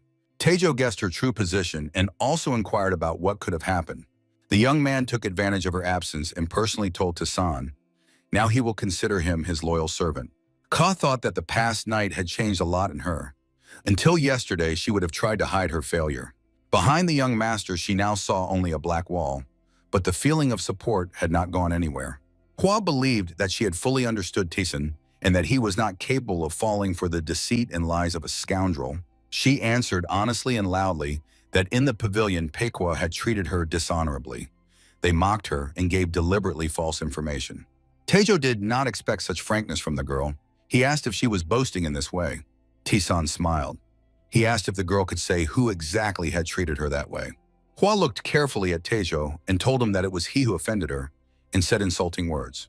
The young man gathered himself very quickly. He asked the former leader Uichan what she was talking about. He explained that he had not seen her at all today. If it were true, she would have arrived before him. Tison thought that they were trying to deceive him, therefore he did not pay attention to Tejo's words and his attempts to convince him. The girl tried to defend herself, but her partner continued to speak about why they were ordered to keep silent. Tison looked at Hua and asked the girl if she noticed anything strange around. Hua asked what exactly Tison meant and in turn looked at him carefully. Tejo stood silently. Taesun addressed Taejo and asked how the stranger dared to break into his house and talk nonsense about the girl. Taejo tried to talk his way out. Meanwhile, Taesun decided to test the boy's strength and why he was so brave. The young man was amazed that his skills had no effect on Taesun. His specialty did not work at all. The girl explained that she had a unique gift, which was to see the hidden thoughts of others. Taejo was frightened. Hua correctly told about the secret meaning of his thoughts. He was afraid of Taesun's reaction. In fact, Taejo tried to subjugate everyone to his will and mocked Taesun, who was supposed to believe him. Taejo's face showed indignation, but it was feigned. The young man began to fear for himself. And another vector of his thoughts was lust, which he felt for the girl Kava and the desire to possess her. When all this was voiced, Taejo tried to loudly deny what was said. He insisted that it was all absurd. Taesun stretched out his hand towards his opponent. Purple mana glowed around the palm. Taesun's hand touched the boy's forehead, causing him to scream loudly and ask for help. Taesun did not accept the hand. He was drawing life force from the scoundrel who came to his house with such dirty thoughts. Hua asked the young lord to stop. After all, he could kill the son of the head of the Hao clan. Taesun held the boy and promised not to kill him, but to make it very painful. Taejo shouted loudly. His gaze became empty and he no longer wanted to do anything to save himself. When the body of the son of the Hao leader fell to the floor, Hua asked Taesun what he had taken from the scoundrel's body. Taesun looked carefully at the girl, still holding his hand high. The young man asked if she really saw his actions. The young master seemed to rejoice. He asked how the girl felt about the idea of improving her demonic art. The girl assured that this proposal was very unexpected for her, but first, it was worth dealing with that boy. The sun was setting beyond the horizon. Two men carried Taejo under the arms. He barely stood on his feet. Taesun watched the trio carefully. He believed that with such a successor, the Hao clan would come to an end. When the people went out the gate, Taesun explained that his goal now was to change the Hao heir. The girl was confused. At first, she thought she had misunderstood what she heard, but Taesun did not repeat himself. The boy looked at the girl and explained that he even knew the future candidate for the head of the Hao clan. Hua immediately became confused. She asked if he personally knew the one they were talking about. Taesun assured that they both knew this person very well, and he would soon return to Wuhan. After 2 days, a huge ship arrived at the port town. A carriage awaited the guest. The girl, whose name was Lu Chu Niem, looked around carefully, expecting to see the procession that was supposed to meet her. One of the servants who brought the carriage bowed to the lady and assured her that her visit was a great joy for all of them. Lu Chu asked for less ceremony. It was necessary to hurry as quickly as possible to the Pequea pavilion. Soon the girl arrived at the estate where Taesun was staying. The young man listened to the guest. The girl explained that she should have reacted more quickly to the situation, but she was forced to do everything slowly. Taesun assured that preparation could not solve anything. Therefore, it was necessary to concentrate efforts on something else. Instead, Taesun's attention was more drawn to information about the clans that were to enter Wuhan and attack.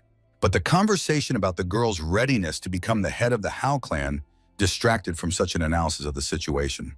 Lu Chu was confused. She was not against it, but she realized the seriousness of the clan's position and her responsibility. Hua was surprised. Although their clan had become weak, it was not appropriate to trade it as if in a market. Luxu bowed low. She assured that if it were the will of the young master, she was ready to become the leader. But Taesun was in no hurry. He asked if the girl was ready to fight for the clan's place with minimal losses. If Luxu spends all her reserves fighting for power, she will become a problem for him. The girl assured that she needed help to achieve the task set before her. Taesun got down to business. He asked how many fighters were needed for a successful operation and its further deployment. Luxu, with expertise, explained that ordinary clan fighters were weak. The main opponent was the personal guard of the clan leader. Some of them had once been powerful fighters who over time managed to defeat higher-class opponents. Hua conducted the analysis very quickly and very timely. Taesun praised the girl for her cleverness and ability to process information. The girl looked at her opponent. She guessed that Luxu was ambitious, but not that much. Taesun felt tension in the air. The girls could clearly quarrel. The boy tensed up. Someone knocked on the door. In the gap between the doors appeared a servant who asked permission to enter. Taesun himself did not understand whether he was glad about the servant's appearance. He asked both girls to wait until he resolved the matter. The young man decided to write a letter and send it to the Donkey Security Agency. That's all for now. Meanwhile, Luxu celebrated her triumph. She thought that today's meeting could elevate her to the pedestal. The girl believed that Tayson's support for her was to become the key factor for her appointment as the head of the clan. The servants brought boxes with things. They asked to forgive their impudence, but they finally had to deliver the packages. Chonchu greeted Taesan and joyfully reported that 700 special pills had been made. Taesan asked his assistant if he had thought to deceive him and sacrifice quality for quantity. Luchu was skeptical about the special pills. Chonchu hurried to assure that this was his best creation. The girl asked to be told about the special pills and to explain the principle of their action. After these words, Chonchu tensed. The guest was skeptical about what the healer said. After all, there should be no analogs in the whole world then. Taesan saw the girl's interest. He promised that when she became the head of the clan, he would give her a magic pill. Finally, he ordered the assistant to make 200 more pills. Chonchu almost died from what he heard. The healer himself did not like such a story. He believed that it was too much of a burden. The girl was grateful for such generosity and promised to fulfill everything and justify the expectations of the chief. Taesan himself was tired of negotiating. He ordered everyone to get out and leave him alone. The bearded servant was almost blown away by the wind. He looked at his master in amazement, who had mastered the technique of heavenly capture. Chonchu was holding a box in his hands. The girl also looked confused at what was happening in the hall. The bearded servant and the healer thought that soon their master would enter the top 10 leaders. Taesan finally threw everyone out the door and ordered them not to bother him with trifles anymore. When the young man was left alone, he thought that he could finally rest in silence and peace. Hua stayed in the room. She reported something troubling in the report about the Baehua pavilion. Taesan tensed. He realized that despite thorough study, he still missed some information. The girl reported that they still did not know the size of the army in Cheonggyeomren. Hua told that there should be great mighty warriors there, and the organization was huge in scale. Moreover, they noticed what seemed to be the already dead Bonmu Ok, who was one of the 4 monsters of Guangdong. Bonmu Ok was a powerful and strong master. But his return indicated that the dead walked the lands of the living. But an even more dangerous opponent was Li Yanju, Nim, whom everyone around had called the Black Moon Sword. Ujin Danasigen. One of the leaders of their organization jumped out to meet the sudden guest with fear and interest. Behind the guest stood an old acquaintance. He asked the host if he was angry about the long absence. One of the guests asked if Cheonggyeomren was glad to meet the invited guests. He assured that he expected nothing less. The man was frightened by the prospect that both dangerous guests would destroy his estate to the ground. So Do-gun stood next to the powerful warrior. He calmed the host, promising not to touch anyone. The man explained that he was not the type to kill indiscriminately. So Do-gun came just to talk. But the man was more interested in the fact that they wanted to make him an offer he could not refuse. When they were alone with the host, Do-gun revealed his cards. His ally was losing hope. Moreover, the Cheon clan itself was on the brink of collapse, and very little remained for it. The host had to prepare his man, a skilled fighter, and send him to the Black Lotus organization. The same needs to be done over time with the Namgun and Jalal clans. The master did not immediately understand what was being talked about. The guest explained that the matter concerns clans that also intend to break free from control and expand in Wuhan. The Lord realized that he was responsible for organizing a suitable pretext to consolidate the group. So Do-gun emphasized that he must become the victim of the attack himself. Thus, he will have a reason for aggression in response. The guest continued to tell that for the union of the Golden Heavenly Union, there was no longer a future. It was necessary to bring the Celestial Alliance into order, and then turn to the Black Alliance in the Murim Union. Meanwhile, So will unite his forces with the Golden Wall, and then they will take advantage of the chaos on the battlefield and take everything for themselves. The master of the house understood that this was a very dangerous plan, but at the moment they had no other way out. After a brief hesitation, the master So praised him for the right decision. Soon Tesanupek and the Golden Wall will come to an end. At the estate of the Golden Wall, Taesan still could not believe that what his friend said was true. Lunju informed the master that from this day she would live in this estate close to Taesan. The boy was not delighted. He said that such a decision cannot be made spontaneously. But the guest decided everything. Lunju added that if she had listened to her father, then she would probably have regretted this act. These words did not touch Taesan's heart at all. Now he was more worried about the healer's special pills. The girl misinterpreted the words. The girl smiled slyly and assured that she was ready to do anything Taesan commanded her. She took a seductive pose, which she had practiced for so long in order to be able to tempt with it. The young man's reaction was unexpected. He ordered her not to slouch but to keep her back straight. When she heard that Taesin would take her as his apprentice, the girl became even happier. The training for her would be identical to that undergone by the warriors Chon and Soyeon. Lunju explained that she had long aspired to this. Then she would feel very confident. The girl added that she would always want to protect Taesan. The young man pondered her motives. At the time when he was the heavenly demon, he was guarded by a special squad. It was a strange time. Warriors much weaker than him gave their lives for their master. One can protect someone not only by using force. The spirit is often much stronger than the flesh. Taesan pondered. He realized that this girl reminded him of Son Haren. She also tried to sacrifice her life for her boss. Taesan allowed the girl to stay. Lunju wished at such moments that Taesan would come to her and hug her gently and carefully. She decided to touch him herself. However, this time she also failed. Lunju ran out into the street. She saw a training ground in front of her. On the rope bridges, two men were training and trying to fight even in that position. Their movements were refined and precise. No one was really as skillful as they were. Finally, when they decided to take a break, it became clear that one of the fighters was a girl. The guest was surprised. She saw for the first time people training on such a ground. Taesan explained that for complete happiness, the fighters' vessels were specially constricted. He asked if the girl was ready to continue training. It was still possible to refuse now. The girl fighter asked Lady Heron not to do this. Every training session was torture for them. But the guest could not be stopped. She considered herself also a master of martial arts. After a few days, Heron also trained at the level of masters. She had the same weights on her legs as they did. Every movement of hers was accompanied by severe pain. And now she was training on the ground, not risking to move to the bridge. The girl just watched the masters mastering the bridges. She understood that she would soon have to move there herself. Taesin was pleased to see with what conscience and zeal his subordinates trained. The young man understood that it was time to set out on a search. Besides, he was still thinking about Sohoren. The appearance of a servant distracted him from thoughts about the flying squad. This very servant was to provide valuable information. The servant turned out to be a man who was the chief guard of the Ma Chunsam Donho agency.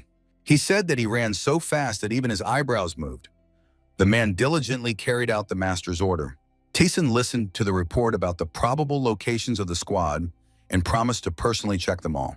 A few days ago, the young man listened to Hua's report that the Golden Heavenly Alliance and the people who revived the dead were one and the same.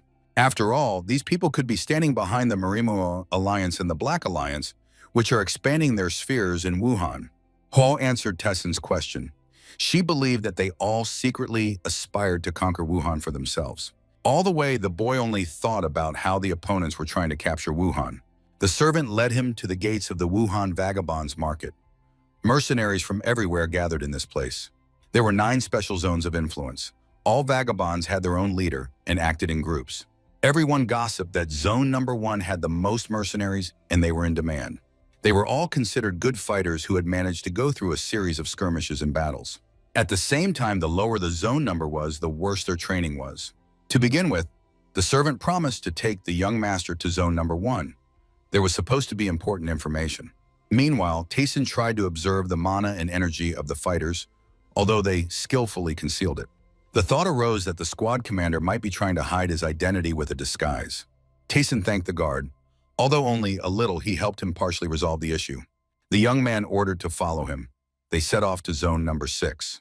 Taesin thought that the servant might actually have withheld a lot from him. Therefore, it was worth squeezing everything else out of him. The servant clearly did not want to go to Sector Number 6. There were quite few mercenaries there, and the quality was questionable. Taesin knew that it was in this sector that the veterans of the flying squad used to gather. And now they were there. One of the mercenaries looked carefully towards the direction from which the strangers were coming. He informed the commander. The commander ordered to bring to him everyone who came with an order to discuss it personally. Taesin started with the main point.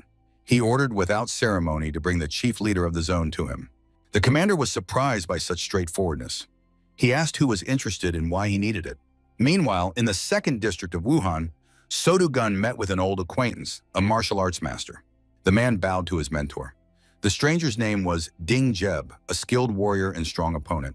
The guest thought that if he had such a soldier under his command, he definitely would not have been defeated in Yichang. Behind Ding Jeb stood a man. He was holding an open box with unknown contents. The master said that the mentor and elder Go Jungwon conveys this as a sign of his respect. So Do-gun was impressed by what he saw. Before him were full pills of bloody explosion. The man rejoiced. Their plans were going as they should. The alliance leaders were gradually contacting each other. The leader of one of the clans was kneeling before such powerful vassals of the elder himself. So Do-gun told that he was establishing connections with the guild Golden Wall to regain the underground groups for himself. Ding explained that with the help of the Dark Moon swordsman, he would conquer the Wuhan market of vagabonds. They did not yet know that Taeson and his assistant from the Danho agency were currently operating there. Evening came. Taeson and the assistant were strolling through the vagabond market, examining this strange place. The young man sought to find the secret clan of flying warriors outside the Danho agency. Next, he was interested in the question of whether the head of the guard's agency had returned and whether he had completed his mission. The question caught the man by surprise.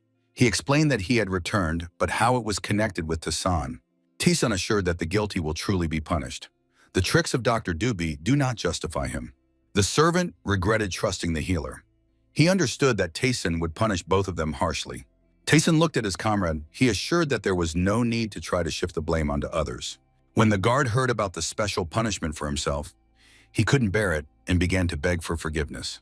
He fell to his knees and loudly begged to punish only him and not to touch anyone else. Taeson silently watched the man who stood before him on his knees and was trembling. Finally, the young man got tired of listening to him and assured that the guard had lived too long outside the sect. Taeson stretched out his hand and angrily asked if the guard was deliberately saying things that angered the boy. He assured that he would no longer desecrate the cult of the great celestial demon with his words. The man forgot the main tenet of the cult, namely the prohibition on using the word death. Life could belong only to the supreme demon. Everything else could be considered nonsense and foolishness. Taeson emphasized that if the man found life so unbearable, he could go and die on the battlefield. But under no circumstances could a follower of the celestial demon ask someone to kill him. Taeson did not hesitate and conducted a disciplinary talk with the servant. Therefore, he ordered him to get up. The young man ordered to show him the troops of the underground factions. It was necessary to establish what was really happening. The man told about a strange rumor that began to spread after the underground forces joined efforts. The servant reported about allegedly fantastic pills, after taking which the strength of the one who used them became much greater. Taeson learned that a similar drug is given by the Golden Sun Alliance for loyal service to their people. A few days later, something happened at the Danho Guards Tavern. Uninvited guests arrived there. So Do arrived accompanied by his soldiers. His assistant explained that this place is considered the headquarters of the underground fighters. The agency leader and his faithful assistant Chung-sum carefully examined the uninvited guests. So, Do carefully studied the chi energy and understood that they had entered the lair of fighters and masters. The man rejoiced. After all, when they manage to take control of this place, he will immediately dominate the underground groups. He ordered to take the pills for releasing strength and stimulation as soon as possible. After taking the drug, the men became as if mad. The desire to fight was spreading in the air. So Do led the group of attackers. He gave the order to his men to attack and deal with the scoundrel. The soldiers attacked the young man. He did not expect such a turn, but was preparing for battle. The enemy was going to attack with bare hands and weapons in general. So Do watched carefully. The elder could not understand what was happening around, but his soldiers were preparing for battle. The man wanted to ask who the attacker was. The man's powerful aura surprised and made one think. The old man gave the order to the guard to call Taeson. They would not cope with this enemy on their own. The head of the security organization was already about to jump down and restrain the uninvited guest until Mr. Taeson arrived. The elder attacked suddenly. He used a special agent that he sprayed around. The enemy's soldiers were momentarily in the middle of the smoke and coughed loudly. They did not expect this. But this act, this unexpected gas attack, inflamed them even more, and they wanted to attack even more. So Do covered his face with his hand himself. He could not understand what strange powder the old man used during his attack. So Do's soldiers became more like the living dead. The men looked around and thought about where the enemy was. When the smoke cleared, So Do saw an elder and many silhouettes behind him. The man brought his guards, the most desperate soldiers, to carry out a full-scale attack. So Do realized that the head of Danho had prepared for the visit of an uninvited guest. This was payback for the lost base in Ichani. To the question of who this pack of losers was, the elder proudly assured that they belonged to the Danho clan. With a quick move, So-do knocked several opponents to the ground. He still doubted who was in front of him. So-do only asked if such a powerful warrior as Baektaesun really stood behind them. In response, he received silence. He ordered his men to attack the enemy. A crowd of half-mad soldiers attacked. The soldiers attacked their former leader. The elder's powder had strange effects. So-do guessed that he was in a difficult position and the trap had turned against him. Yet the great master easily dealt with the influx of his opponents. The elder was surprised. He guessed that So-do was not putting everything into one scenario. So-do attacked the enemy. He was expecting the appearance of Taesin himself and his subordinates. Warriors from Donko could not withstand such a powerful enemy and fought him desperately bravely. The fencing speed of So-do and his lunges always hit the target, yet the master himself was waiting for Taesin. He attacked the elder himself. Now the man realized that it was the leader who should have been killed first. The elder held on with his last strength. He tried to show his courage and endurance. The elder managed to hold out. Behind So-do stood Taesin, accompanied by his entourage and guard. The attacker was surprised when all the soldiers around bowed to the youth and recognized his supremacy. Taesin finally saw the one who personally stirred the waters in Wuhan and tried to sow chaos among the region's clans. So-do tried to scorch his opponent with his gaze. He decided to talk to him. The humiliating tone of address outraged the healer, who promised that he would pay for his ignorance. The doctor began to mock So-do himself, who so quickly lost the army he had come with. The guest guessed that the healer was the author of the method by which he neutralized So-do's entire army. Chon-chu continued to speak. According to him, an unpleasant surprise also awaited the enemy at the mercenary market. Jin arrived with the swordsmen of the Dark Moon at the market. They were accompanied by a squad of warriors who constituted a serious force. The mercenaries did not fully understand what was happening. They could not even guess the purpose of the visit. Taesin ordered So-do not to hesitate, but to attack in response and fight, since he himself had already arrived at this place. The healer behind the boy believed that it was not worth continuing to fight. So many had already been killed. The courage of So-do himself began to melt right before his eyes. He felt danger from his probable opponent. Dean Jeb believed that he was being listened to attentively, and he continued to speak confidently and boldly. The mercenary commander ignored the newcomer. He inquired what exactly the guest could offer. Dean showed a box full of magical elixir. This was exactly the price for obedience and alliance with his squad. The men were very outraged. They cannot believe that they will be paid for the job with medicine. The mercenaries did not want to see scoundrels from the Golden Heavenly Alliance on their territory. Altogether, they laughed loudly and suggested the scoundrels go away. Dean listened to all the mockery. Now he emphasized that he would use pills with his people. His words were misunderstood by the mercenaries. The attackers struck first. The mercenaries had no chance.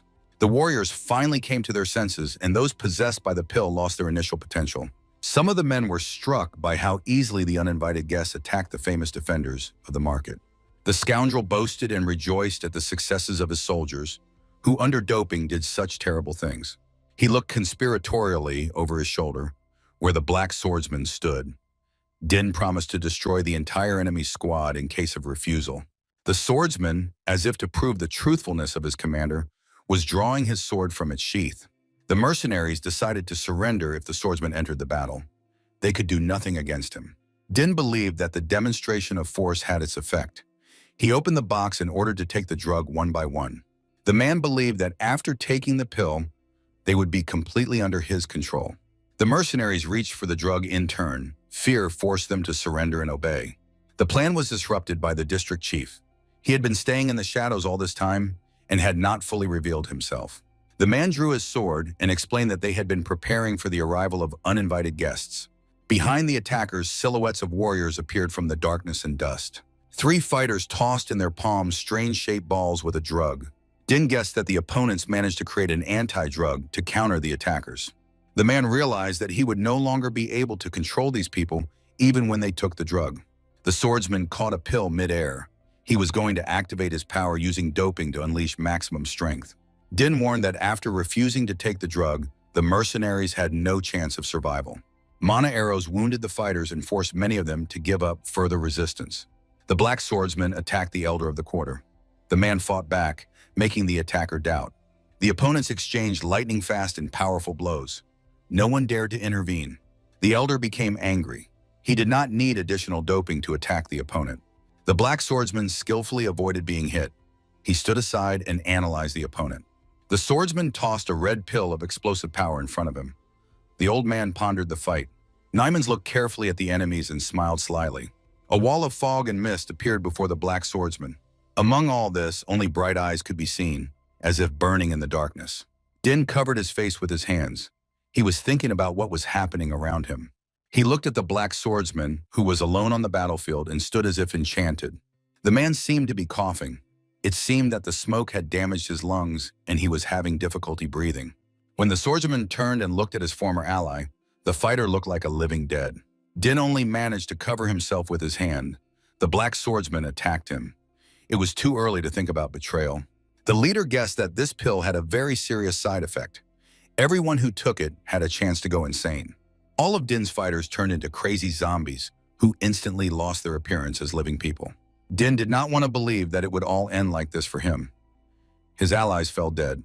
The elder appeared behind Din. The old man promised to destroy the enemy's energy core. The blow turned out to be very strong, and Din simply had no chance to hold on. His energy was leaving him. Finally, he found himself on the ground. The elder stood as a triumphant victor over the defeated enemy. At this moment, Din's cunning and well-thought-out plan was completely and absolutely destroyed. Meanwhile, Sodu was talking with Taesan. The man accepted his fate and asked if he would really not come out alive from this confrontation. The healer assured that not everything is as simple as it seems at first glance. Those who know a lot are killed slowly. Sodu guessed that they would simply disassemble him into parts so that he would confess to something and tell the whole truth. For honor, the man was not going to give up just like that. He promised that he would take someone with him. The healer looked at Sodu. Shonshu was behind the warriors' backs and decided to joke with Sodu. The attacker struck swiftly. His sword was lowered to the ground. It was hard to determine whom he would attack first. Taesan's disciples unanimously stood up to defend the healer. They could not allow the doctor to be killed. Sodu's movements were lightning fast. His technique was impeccable, and he easily passed by two disciples. Sodu was rapidly approaching the healer. Shonshu began to suspect that he was on the edge of life. An open palm struck directly into the attacker's face. Sodu thought he had made a fatal mistake. Taesan personally stood up to defend his doctor and healer. He managed to get in the way of the attacker. Sodu flew head over heels far away. He lost control of the situation. Still, soon he managed to gather himself, regroup, and stop in one place. Sodu wondered what would happen to him next. He spat out bloody saliva and awaited the final blow. Taesan stood over the opponent. He gave him time to come to his senses and reconsider. The young man's attention was drawn to the opponent's soul. The mana emanations were very strong. Sodu looked at his victor. He was curious where a master of such a level could have come from. Receiving no answer and feeling that his strength had not yet completely left him, Sodu attacked. The man grabbed his sword and made a lunge toward the opponent. Taesan did not move from his place. Taesan defeated this enemy with his bare hands. He again repelled the attack with a strong blow. The beating continued. The boy's hand thudded against Sodu's cheeks, and he simply endured it. Taesan's movements became lightning fast and rained down on the poor fellow like hail. Elder Donko and all of Taesan's vassals arrived to thank the boy for his timely reaction and rescue. The face of Sodu turned into a bloody mask. Taesan was taking revenge on the one who was following his tracks and threatening his loved ones. Finally, Taesan delivered the decisive blow. Sodu was simply thrown away. The man fell. The young man threw him far away because he did not want to get his hands dirty with this guy. Taesan was simply burning with anger. He did not want to kill, but he wanted to teach the scoundrel a lesson and punish him. The men loaded the bodies of the attackers onto the cart. The victors were grateful to Taesan for the information and preparation. The 6th district was a little delayed. He was carrying Danin's body on his shoulders. The old man reported that he had finally dealt with the dark swordsman and his chief. Everyone around understood that the head of the 6th district had become the new commander of the flying squad. The youth considered this old man a unique person and an outstanding fighter. After all, he had dealt with the dark swordsman himself. Taesan calmly listened to him. He assured that he knew about the district head's skills and that he would manage. In the end, he praised everyone present for a job well done. It was truly pleasant to hear from him. Everyone around was moved by the praise. They respected their master even more. The young man was impressed by how sentimental his students and partners turned out to be. He was now sitting and looking at his defeated opponent, who was still coming to his senses. Now Tayson began thinking about everyone else. He could kill them, but decided to swallow their souls. The young man entrusted this task to Yugtegu. He was to personally interrogate and obtain information. The old man assured that he would tear out the thoughts and memories of the scoundrels from their very birth. So Du came to his senses. He began to curse Tassan and his entourage. The old man could not stand it. He kicked the scoundrel and threw him away. The aggressor's body flew far away. The old man deliberately tossed him to put him on his shoulders. Soon he was carrying both leaders of the attackers on his mighty shoulders and went to settle matters with them. Tayson only asked him not to do anything foolish and not to kill them. They would be needed later. The old man promised to do it, and he soon set off on his way to attend to the matter. One of Tayson's disciples asked the healer when Master Peck managed to tame this beast-like man. Meanwhile, Tayson thought about how his problems had been solved by his comrades and allies. Yet the young man still felt some discomfort in the presence of all these people. He was not used to the company. It all started from the moment of the clash with the four thugs of Guangdong, from Hokkien-dun up to this moment. Tayson convinced himself to show his aggression and put everyone in their place. Still, now he was struck by the inaction of his disciples. They did not manage to protect the healer. His next question was how they allowed important guests to be wounded. By this, they lowered his honor. The elders tried to protect the youth, but Tayson assured that they simply had not achieved the harmony of a warrior. Tayson promised that from tomorrow he would personally lead their training and teach them the technique of the quick step. The words concerned everyone present, and Peck promised not to spare anyone, although some would prefer to die. Tayson saw the reaction to his words. He thought that he had not personally taught anyone for a long time. After a few days, the training at the Golden Wall estate was in full swing. Tayson personally drove his students hard. They had no chance to rest. The mentor was harsh. The girl demonstrated wrestling techniques, but this time she herself acted as a mentor for ordinary warriors. The men were more engaged in preparing their physical condition to use techniques that required more effort and greater physical endurance. From behind, a cart loaded with stones was pushed by a healer. He was losing hope of surviving until the end of the day. His comrade assured him that it was really not worth boasting in front of the enemy, attracting his attention.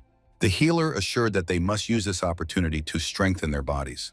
One of the soldiers felt powerless before the man. He even felt sorry for the poor fellow. Finally, the healer and his companion decided to speed up. Otherwise, they would not be able to finish the training on time. The only frightening thing was that lately the trainer had started to leave more and more and disappear from the training ground. Ka came to Tayson with an interesting book. She was curious why she had to study it. The book was called Shadow Demonic Art. The girl got scared. Tayson explained that it did not mean she had to drink blood or lie among piles of corpses.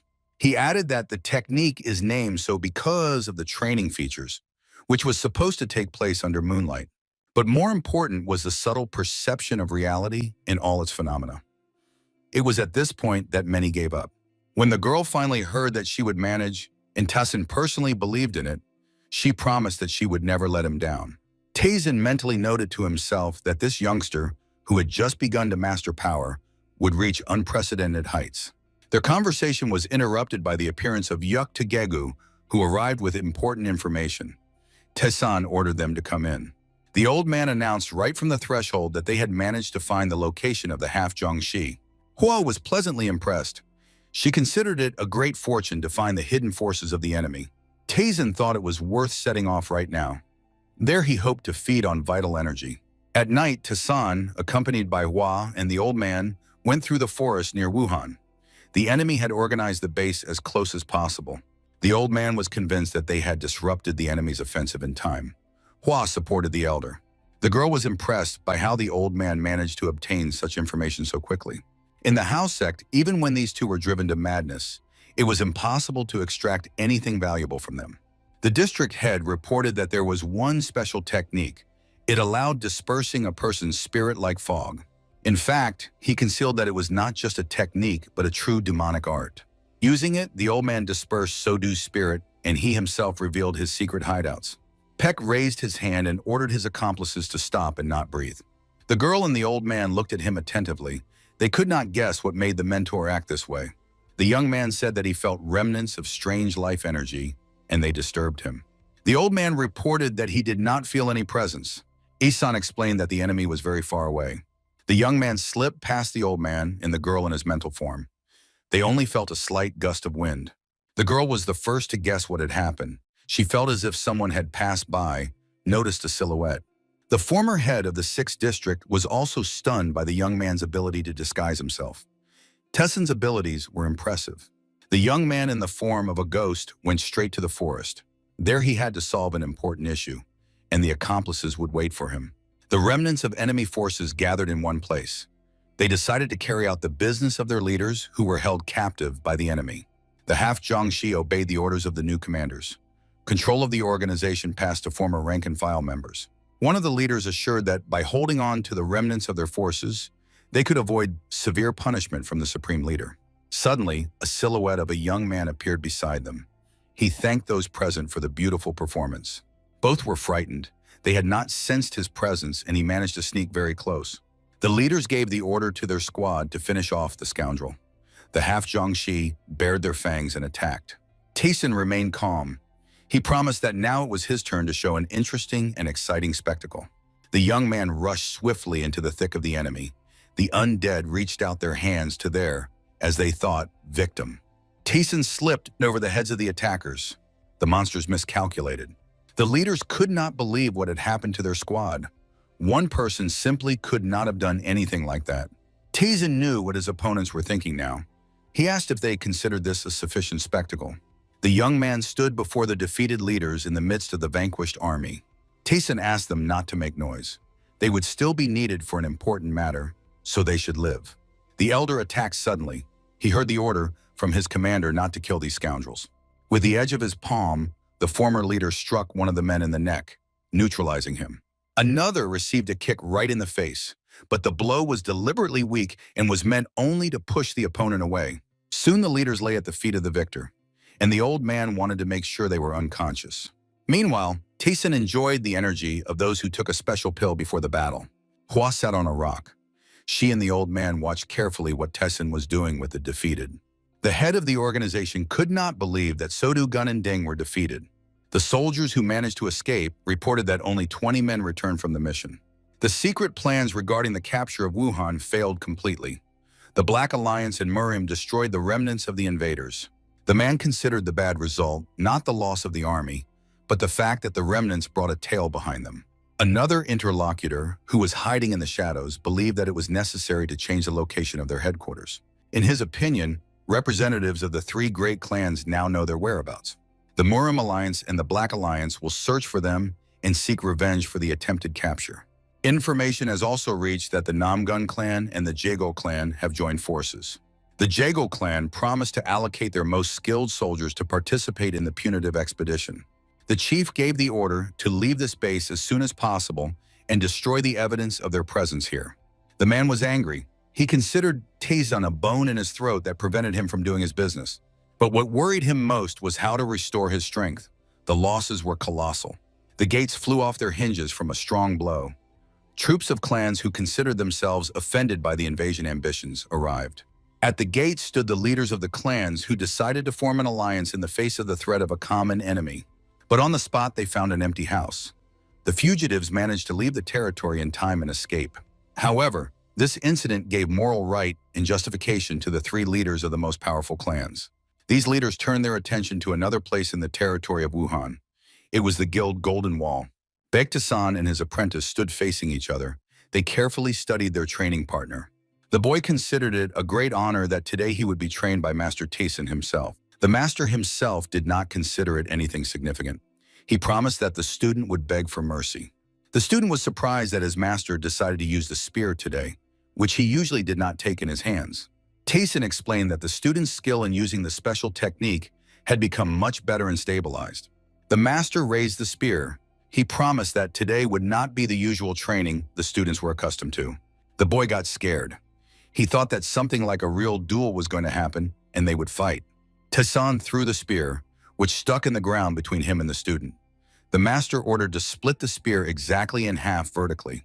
The student looked carefully at the spear and could not understand how the stepping technique could be needed here. Tason saw the student's confused face.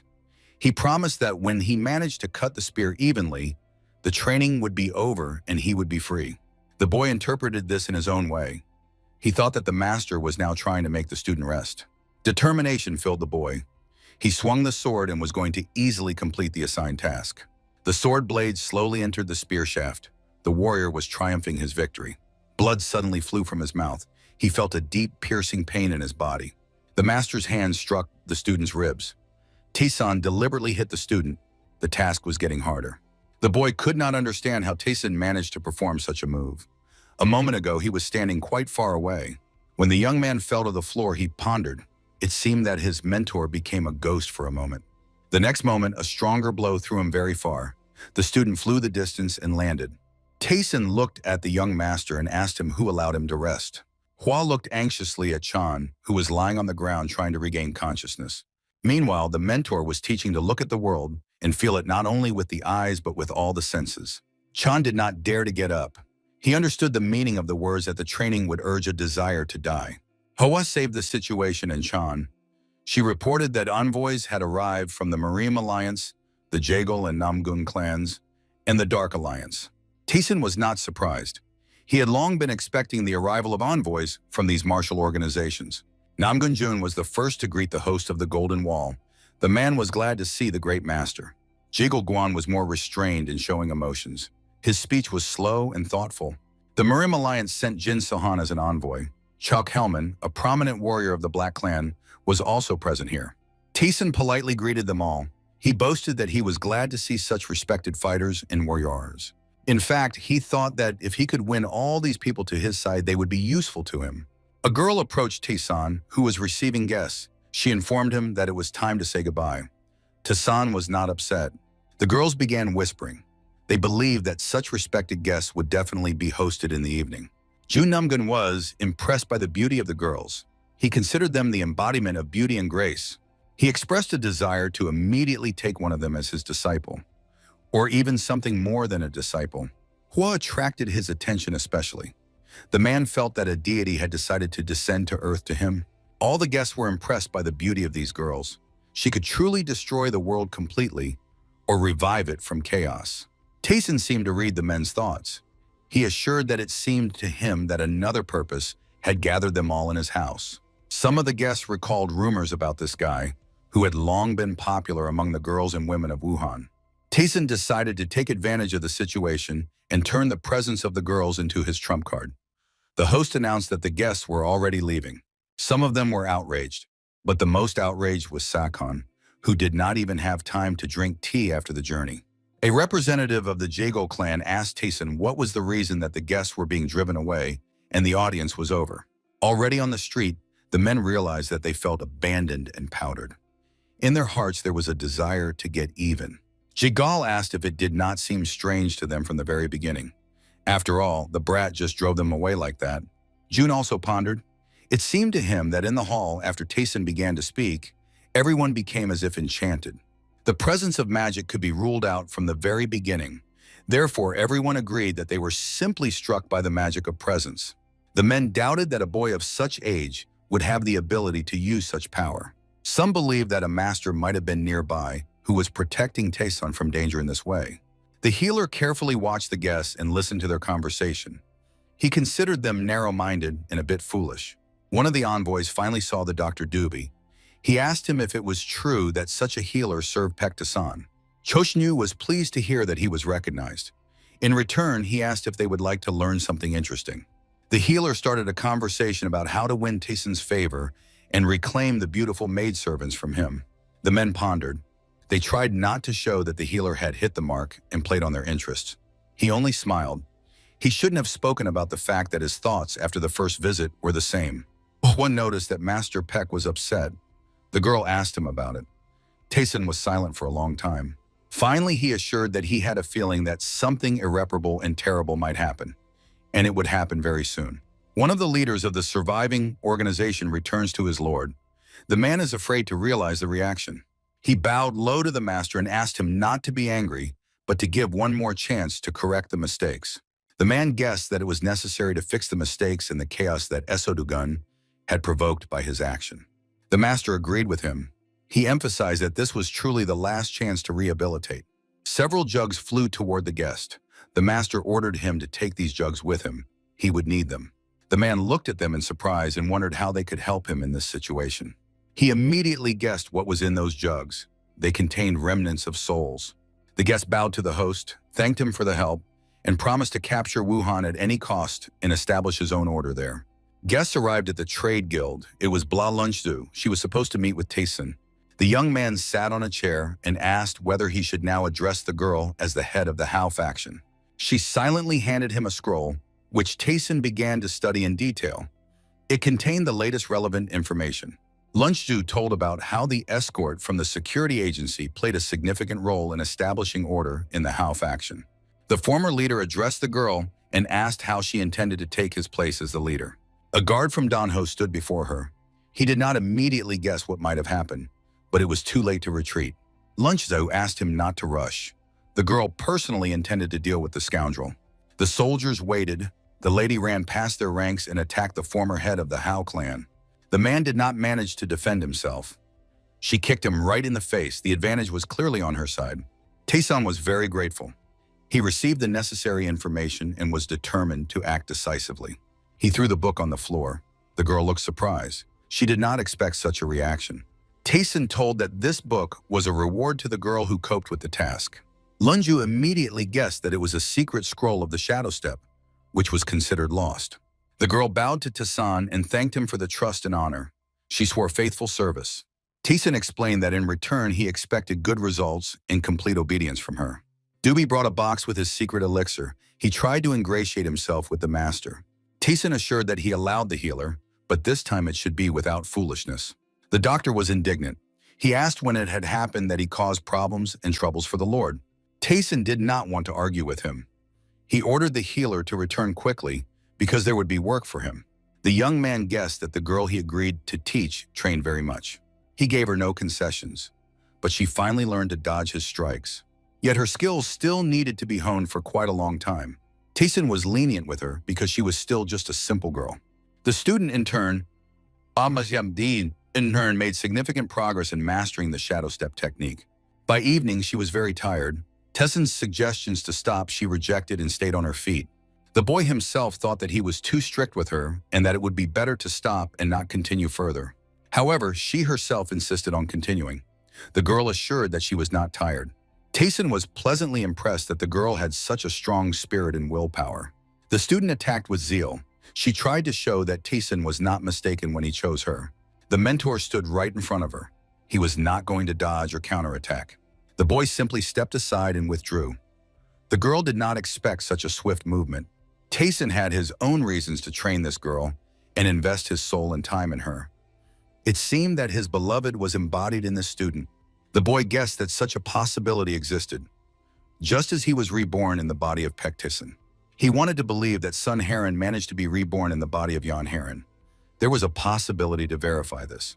He placed his finger right under the blade of the sword with which the girl was about to cut the spear shaft. Tayson inquired of her whether she had recently encountered death. The girl looked surprised. She did not immediately understand what was being discussed. The question seemed strange. Tayson felt as if he had simply imagined quite a lot for himself. Therefore, he ordered to continue. Meanwhile, the healer Doobie wove intrigues behind his superior's back to harm Pektisson. The doctor spoke about Tayson's supposed past illness, which had significantly affected his social skills. He added that noble people, who essentially are the guests, would understand the situation and sympathize with Tayson. The envoys, upon hearing about the illness of the Master of the Golden Wall, began to doubt the advisability of the visit. They also began to consider taking the maidservants, who they liked so much, for themselves. The envoys had spent their lives in training and battles, wars and fights, and now they had found something else: their love. One of the envoys asked Doobie if he really voluntarily served the brat, who considered himself a famous warrior. Jun Namgun proposed to be the first to leave his master's doctor and join the Namgun clan, which would reward him for his loyalty. Some of the men emphasized that Pektisson did not give the impression of a true master. Some even tried to scan the boy's inner energy, but they felt nothing extraordinary. Still, many spoke of him as a famous, renowned fighter, but now he did not look so famous. The envoys increasingly leaned towards the idea that these could be rumors and gossip, deliberately spread. The healer was glad. He understood that these fools had completely misjudged the powers of his master. There was nothing strange about this. All the current allies and vassals of Tayson initially considered him an ordinary nobleman. The envoy of the Dark Alliance surrendered first. He asked if he could take with him the girl who had brought him here. He believed that such a treasure should not be allowed to simply perish in such a bad place. The healer decided that his time had come to take revenge for everyone. He could not help but provoke these people. Chikonchu assured that this must not be allowed under any circumstances. Membership in the Black Alliance was a much worse prospect than serving Tucson. The men could not believe it. The healer was humiliating the Black Alliance, which was on the level of Marine, comparing it to a trade guild. The envoy of the Dark Alliance became angry. He asked if the healer really considered himself right in this situation. The man asked if it would not be a better option to ask the girl herself if she agreed to leave this estate. The healer immediately rejoiced. He guessed that the messenger was determined to see the matter through to the end. The healer's assistant tried to work and was just preparing the ingredients for making the elixir. Behind his back, the companion was simply walking around and not paying attention to what his colleague was doing, which was annoying. Finally, he couldn't stand it. He asked why the other was doing nothing and just wandering around causing trouble for himself. The man couldn't stand it. He scolded Chikonchu. He was curious about what had happened to the healer. The healer realized he had attracted attention. He shared his thought that perhaps he had gone too far. If he had deeply offended the Black Union, then their opponent could become Jock Helming, a famous master. The assistant got angry. He asked why the healer had gotten involved in all this at all. After all, he already had many orders. The healer replied that this was the only way to calm Tessin. Besides, the girls would not have left the Golden Wall just like that. Chikon asked if his partner could defeat a martial arts master. He assured that it was a difficult question for him. Lately, the man's internal energy flow had been blocked. Chikon asked if, in that case, he could take on students. Tessin stood behind him. He asked if he could then go together with the healer. The young man asked what the healer intended to do this time, and this time he would definitely pay for the miscalculation. The healer assured that he had no bad intentions, and this time he behaved calmly and deliberately. The mentor asked if perhaps it was worth pulling out special needles, and by this helped to recall a little. Tessin felt that they were trying to calm him down so as not to provoke anger. However, involving the eccentric here was unnecessary. Tessin gathered his thoughts. He wanted to agree to such conditions in order to observe what would happen next. The healer's assistant paused for a moment. Tessin inquired about the reason. The man explained that he had felt a very strange energy from Mr. Peck for a moment. The young man assured that the feeling did not deceive him. For a moment, he gathered a flow of chi energy inside himself as a test. The assistant asked if there really had been no flow inside before. All this time, they had assumed they simply could not comprehend it. Tessin released his energy. Mana swirled around. He was about to conduct a short demonstration. The two were impressed by what they saw. They understood the greatness of their mentor. He asked them if he had released too much energy. However, at any moment, he could take it back. The healer's assistant began to suspect what had constantly been hindering him when he cultivated power. At one time, he had to destroy all his progress in order to try to reach a new peak. Meanwhile, Tessin said goodbye to the healer and promised to constantly watch over him. The healer assured that there was no reason to worry. When the mentor left, Chikon watched him attentively and was glad that it did not come to needle extraction. He was about to scold his assistant, but the eccentric master was cultivating energy right on the spot. The man felt very strange. He was overwhelmed by sensations he had never known before. Energy was overflowing him. It seemed that not a sea but a whole ocean of energy was awakening inside, trying to break free. Finally, the wall blocking the achievement of his higher level was broken. He could develop further. When the eccentric returned to his normal state, he noticed Chikon nearby. He was trying not to fall asleep on the spot. The healer told that all this time he had been guarding the assistant, whose chi could have gotten out of control. The eccentric was surprised when he heard that he had been in a trance for about 2 days. It became strange since Chikon became so kind. Suddenly, he asked if he would be mistaken to ask if the day of the clash with Cho Hellman had come. The doctor smiled slyly. He asked if during these 2 days the eccentric had achieved sufficient cultivation reserves. The man felt a strange, powerful force within himself. He felt confident and was convinced of his victory. The girl, who was the cause of the quarrel, was walking accompanied by a healer and his assistant, the Needle Master. She felt protected. The disciple Cheon asked everyone to be focused and not to fall for enemy provocations. The Dark Alliance was capable of many things. Pectazin, meanwhile, was meditating in his estate. There was silence around, which the boy had not felt for a very long time. He took quite a few elixirs in order to engage in accelerated cultivation of energy. Now the boy was engaged in restoring damaged meridians and trying to strengthen his position. For some reason, he recalled the training that happened a few days ago, when it seemed that the soul of Sun Heron was present nearby. It was quite possible to assume this, since he was reincarnated in the body of the youth Pektasan. Therefore, the girl could also have been reincarnated. Tayson also thought about who he was at the moment. Was he Pek Tayson from his clan or the heavenly demon in person? Being a demon, he absorbed every soul in order to have a source of energy and accumulate it all. During his existence, the demon accumulated a large number of souls and could use them, keeping them inside. As a result, he reached a sphere that was hard to reach. No one could compete with him at that moment. But the great master's own body let him down. It could not withstand so much energy. Reborn in Tayson's body, the demon understood what it really meant to strengthen and improve his soul. Now he had a unique opportunity to correct the mistakes of his past life. He would bring this body to perfection. All this was thanks to the boy's body. And today the heavenly demon intended to fully heal the body and the torn meridians. It seemed that the heavenly demon and his new body were separated by an invisible barrier. The demon stretched his hands forward. The healing began. The young man felt a strange warmth in his chest that constantly intensified and gave him life energy. At the same time, an important meeting was taking place in the White Flower House before the clash and duel. The healer advised the girl not to be afraid, to behave naturally and to do as she saw fit. The girl warrior, who heard his instructions, asked the master healer to wipe his own sweat and calm down first. The doors began to slowly open, and the attention of those present was drawn to the newcomers, with whom they would have to deal. Chokelman was alone. He was surprised that his opponents came in such numbers and dared to challenge him. But what embarrassed the man the most was that Master Tayson himself did not come. The fighter considered this an insult to his dignity. He considered it unworthy that the great Master Tayson sent his people here, but did not come himself to resolve the issue. The man calmed down. He thought that the young man had angered him all this time because he was calm and balanced. The healer was the first to bow to the guest. He asked him not to be angry. After all, no one expected a guest of such high rank. The envoy was already sitting at the table and asked if there really was no need to bring assistants and warriors with him. The healer and his companion understood that the envoy was trying to provoke them, as he had done last time. They believed that the envoy decided to handle everything by himself and did not give them much importance. The girl suddenly joined the dialogue. She asked if it was true that the envoys of the Dark Alliance wanted to talk to her. Chalk carefully examined her. He thought that she should go with him because her beauty and health would allow him to pass on all the experience to her.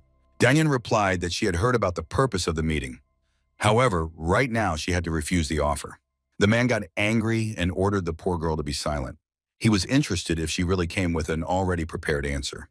The girl assured that this was exactly the case, and that she fully belonged to Master Peck and did not intend to give herself to another. Moreover, she was not going to leave her native home and the people she was used to for the whim of a barely known man. The eccentric was glad. He knew that was his girl and she was proud. The healer thought otherwise. The envoy, meanwhile, was getting more and more agitated. He grabbed the edge of the table and asked if that was really her final answer. He insisted that Denon think it over.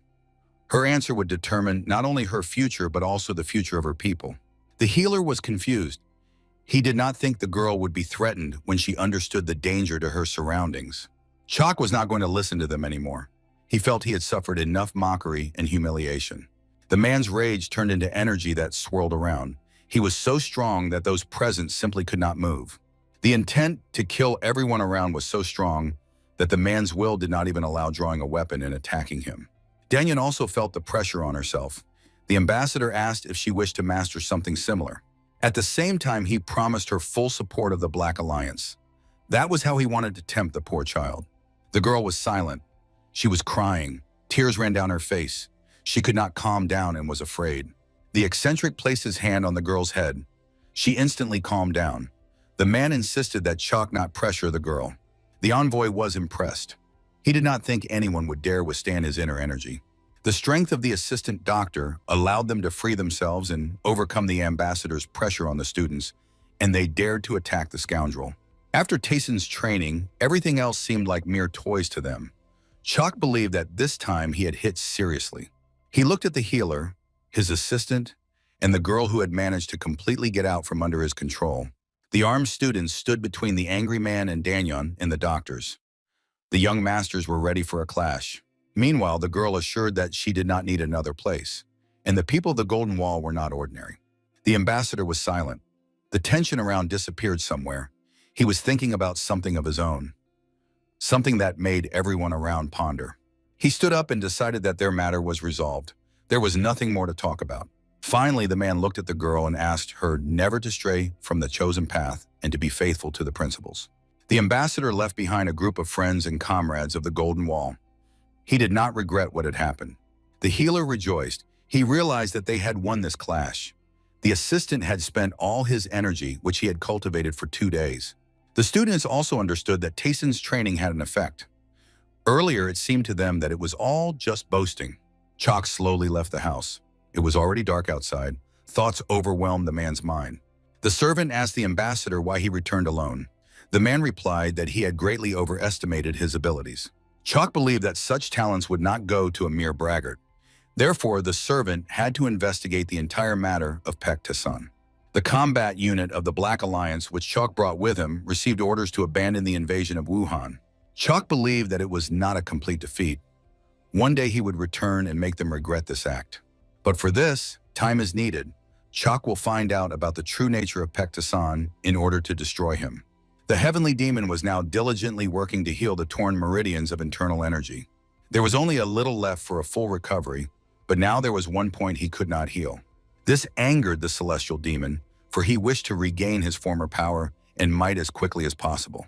Finally, his efforts were crowned with success. He felt the point he had never been able to reach. The hand of the heavenly demon slowly sank into the body of the young man. The boy's spirit was now at peace. The celestial demon felt quite serious tension in the boy's body. Despite everything, he had to cope. The demon felt that the more he restored the meridians and renewed the energy connections, the more he merged with the boy's body. The energy of the soul of the heavenly demon, which until now had been distributed chaotically, spread evenly throughout the body.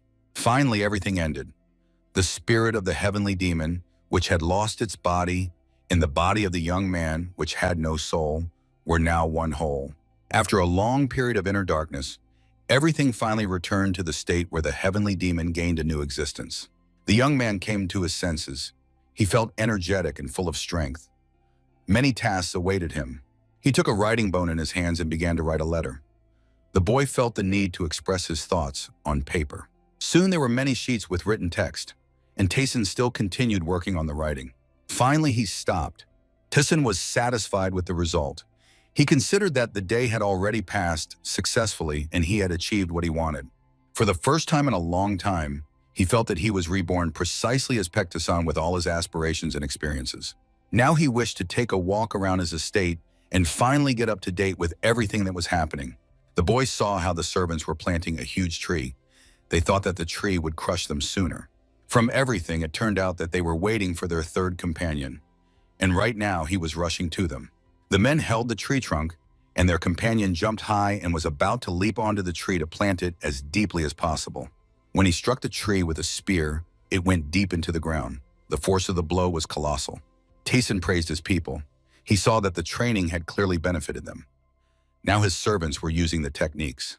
Therefore, the young man threw them a special book, which he had been writing all morning, and suggested mastering everything described there. The servants did not immediately understand what exactly their master had given them, and he explained that when they read the book, they would understand everything. The girls saw the young master and did not miss the chance to greet him.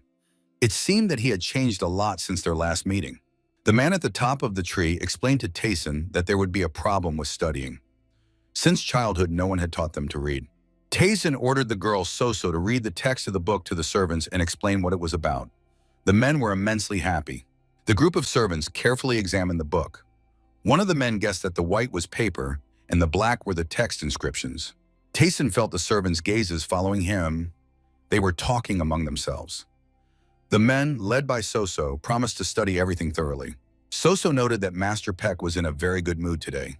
Today he even smiled at all of them. The girl thought to herself that the young man had become as handsome as he had never been before.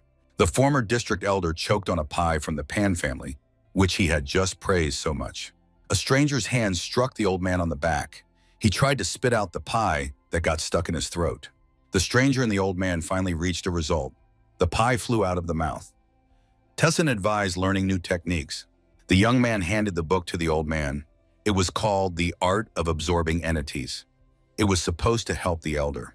Tessin explained that studying such a text helps develop and restore endurance and life force. It is worth practicing every night.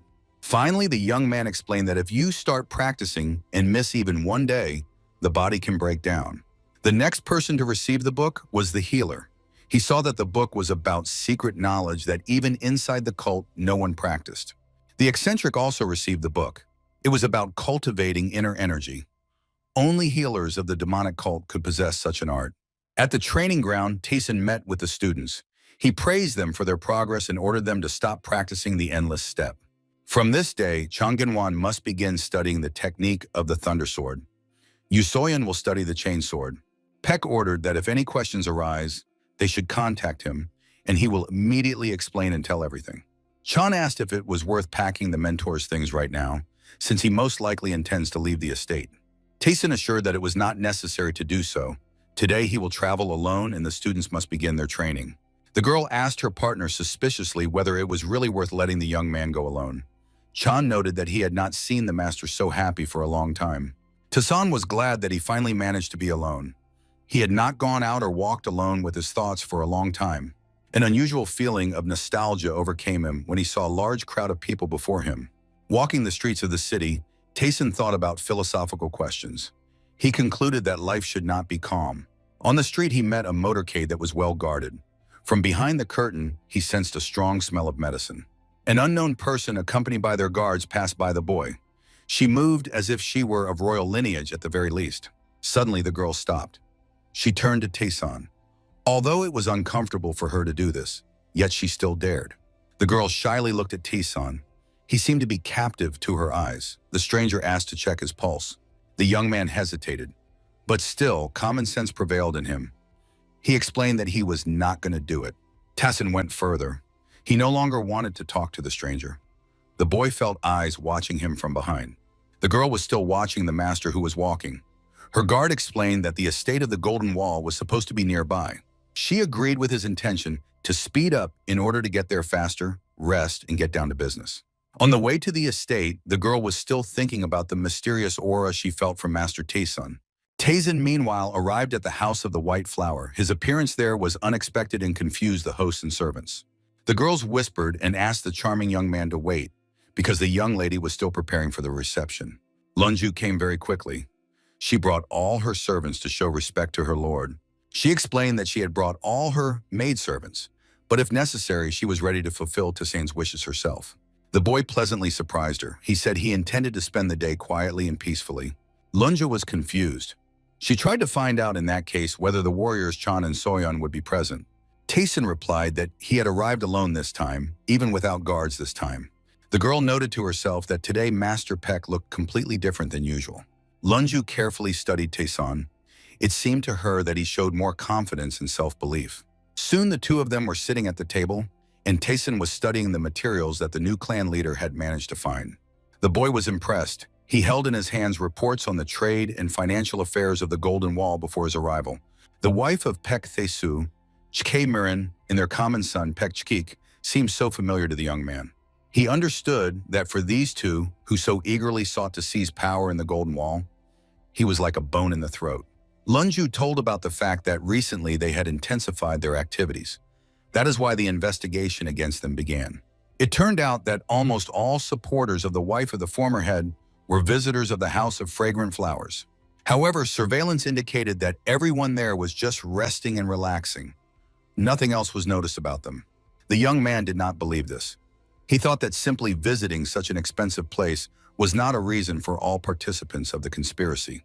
The girl explained that the House of Fragrant Flowers gives them quite good discounts. Only the reason for this is unknown.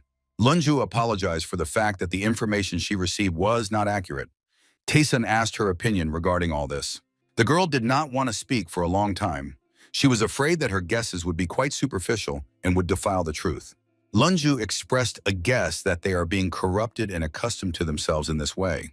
Perhaps the sums deducted from them will remain on the organization's debt accounts or on the personal accounts of these people. Merchants and members of the Golden Wall will just have fun, and the debt will be recorded on them and they will be considered guilty. It was precisely because of this that Lunchtzu ensured that a larger number of spies were currently working in the organization. Tayson was satisfied with her work. However, he was eager to find out who was really behind all the events in Wuhan. The girl assured that soon they would have all the necessary information. She explained that the House of the Fragrant Flower was actually a brothel. One should especially not underestimate the madam of the brothel. After all, she is capable of a lot. And perhaps she has protectors. Lunchtzu hurried to say that she had taught her people the shadow step technique so they would easily cope with the enemy. Tayson thought that the decision to leave the brothel alone was the right one. Now it would become a source of information. At the same time, it would help discreetly strengthen the positions of the Hao faction. And now he gave the girl a book with a secret technique. She pressed it to her chest and promised to use it as soon as she mastered it. In her opinion, Tayson was simply a wonderful mentor. Finally, the conversation was over. But the young man remembered something important. He asked to keep an eye on the messenger of the Dark Alliance. In his opinion, it was worth dealing with Hellman and everyone around him, and it should be done immediately. The girl ignored his last words. She watched as the boy moved the letter across the table with the power of his mind. Tayson emphasized that many had threatened the people of the Golden Wall, and therefore it was necessary to deal with the scoundrels. The young man emphasized that it was necessary for them to find out whose people they dared to touch, and what would happen to them. The conversation ended there. Peck decided to have breakfast at his estate with his people. Lunchtzu felt offended. Meanwhile, the healer was welcoming the great doctor, the ruler of the Hall of 1,000 Medicines, at the Golden Wall estate. His partner had not seen Chanshu in such a state for a long time. The assistant called Soren after him. He explained that until Tayson returned, they would be her company. Cho Soren was the stranger he saw in the city of Tayson, who asked to check his pulse. At the table, the healer was asking the girl if it was true that they dared to enter into an alliance with the Murim Alliance. The healer's assistant, an eccentric doctor, was surprised by what was happening. He considered the Hall of 1,000 Medicines strong enough as it was. Soren explained that circumstances had developed in such a way that she had to ask for an alliance with Murim. The healer could not believe that the Hall of 1,000 Medicines was currently experiencing an acute shortage of something. The girl explained that everything had become too complicated. Problems followed one after another. The situation was gradually getting out of control. The Hall of 1,000 Medicines was famous worldwide for its healers and remedies. Their skill in medicine was impressive. Once there was a whole queue lined up to them, and one had to wait a very long time to get help. Soren explained that rather difficult times had come. She had unofficially formed an alliance with Murim, so there was really nothing to fear. The healer looked carefully at the girl. He understood that no one would form an alliance just like that. Behind Soren stood Master Peck. He asked his people if they really knew this girl well. Both doctors were surprised. They did not expect Tayson to return so quickly. The girl looked carefully at Master Peck. She immediately recognized in him that eccentric stranger. When the master sat down at the table, he inquired whether all his people's affairs were already completed or if they were just loafing around. Chan suddenly said, to the surprise of everyone present, that the girl had come to the Golden Wall to make a deal between them. Tayson's reaction was rude. He asked the girl without respect or reverence if she was really a master of 1,000 medicines. Soren became angry. She had never heard anyone speak to her in such a tone. Without her permission, even doctors cannot move freely. The boy looked at the guest who was examining him so carefully. He asked if she wished to say something to him. She seemed to hesitate for a moment. Then she extended her hand and announced that she desired an alliance with the Golden Wall for mutual protection. The girl told about what she had heard, that Master Peck really had health problems. She wanted to help him with this. Although the two masters present here were indeed specialists in their field, they could have missed something. The girl considered it a great honor to personally examine Tayson. However, the reaction around them was even more surprising. But the young man surprised her. He replied that he did not need her help. He felt perfectly fine. The boy's reaction surprised the girl. She simply was not used to being spoken to in such a tone. The healer tried to imagine what could have happened next. In all of Murim, no one would have dared to respond to Soren like that. The girl, who was also called the Three Flowers of Murim, simply could not understand how she should react now. Tayson made it clear that their conversation was over. He no longer wished to speak with her. Soren tried to convince Tayson. He assured her that there was no need to treat what was already healthy. Chan came to the girl's aid. He explained that the master sometimes had a very bad mood and behaved very unpleasantly. The healer looked at the servants behind him and asked the girl why not dedicate some time now to discussing important medical topics. The eccentric doctor was impressed by how quickly his partner could change the subject and shift to completely different questions. The man asked if anyone wanted to take a look at the new elixir he was preparing right now.